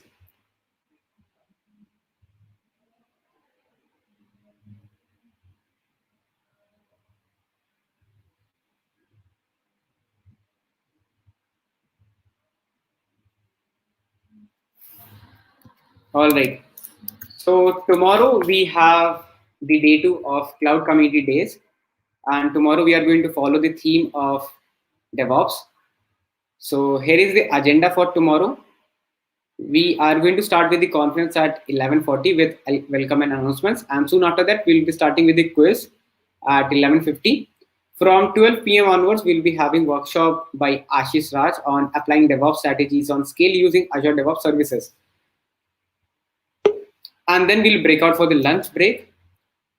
And then again, we'll be having the quiz at 1:50, and followed by we'll have sessions by Niloshima at 2 p.m., then Mayank Bhola at 2:30 p.m., Menaka at 3 p.m., and Henk at 3:30 p.m. And after Henk's session, we'll have quiz 3, and then we'll be having the closing note and winners announcement for the quiz. Also there, we were running referral contest for the whole conference. So those who are participating in the referral contest, so the referral contest will end tomorrow at 4 p.m. Also, there were many invalid referrals, so our team is validating them, and the updated numbers will be updated, shown on the leaderboard, and the winners will be contacted via their registered email addresses. So apart from CC days, I would like to show you about our other events which is coming up. So we are also running Azure Dev Challenge, which is going to end on 31st of this month. So this is nothing but just a developer challenge where we are giving you a platform to upskill on various technologies on Azure. Like we have Python on Azure, we have .NET on Azure, and we have Node.js on Azure. So these are the 3 categories. So all you need to do is register for the conference, and once you register, you'll be getting a confirmation email where you'll be getting 3 different learn collection links. So out of which you need to complete any one of them. And yes, we have Azure Credits for our participants who are going to complete. Apart from this, we have Developer Stories. So this is Azure Developer Stories. It's a contest for developers like you, where you can share your experiences on Azure by writing a blog, or maybe you can create a video as well, in which you will be mentioning about how you have built a project using various Azure services. And these experience of yours will help others in the community to learn and upskill. So this is a really great opportunity for you to showcase your learnings. And yeah, here also we have 3 different categories like Python on Azure, Node.js on Azure, and .NET on Azure. In case if you're looking for references, then you can visit these samples. Also, if you're not very much familiar with these categories, then you can upskill and then you can participate in the challenge. So that is for Dev Stories. And also, yes, we have got so many amazing submissions already. So you can check out them. And at last, I would like to show you about Azure Developer Community. So what is Azure Developer Community? So this is a community of tech enthusiasts who love to network with people, and also they are learning various technologies. So this is a platform where we are giving you the opportunity to learn by attending several meetups, conferences, events, and trainings by our experts. Also, you can network with other community members and industry experts and community contributors as well. And if you are experienced technocrat, then you can use this platform to showcase your skills. By maybe you can give a talk. If you want, you can do a hands-on workshop as well with our committee members. That will help you excel and will be a great thing for you to showcase your experiences. Also, we have some upcoming meetups lined up under Azure Developer Community that you can check out. And yeah, you can join these events by joining any of these nearest communities of yours. So how to do that? Suppose if I'm from Kolkata, then I just need to search for Kolkata, and you can find the community group. You just need to join that group, and then you will be getting regular updates about the upcoming events. So yes, also don't forget to update your LinkedIn profile with Azure skills. So if you don't know what to do, then this is the video that will help you to know and understand like how to update your LinkedIn Azure skills, and this will definitely help you to take your career to the next level. So with this, we have already come to the end of this conference. So thank you all for joining us today, and we hope that you have enjoyed the session. So see you tomorrow. Thank you all.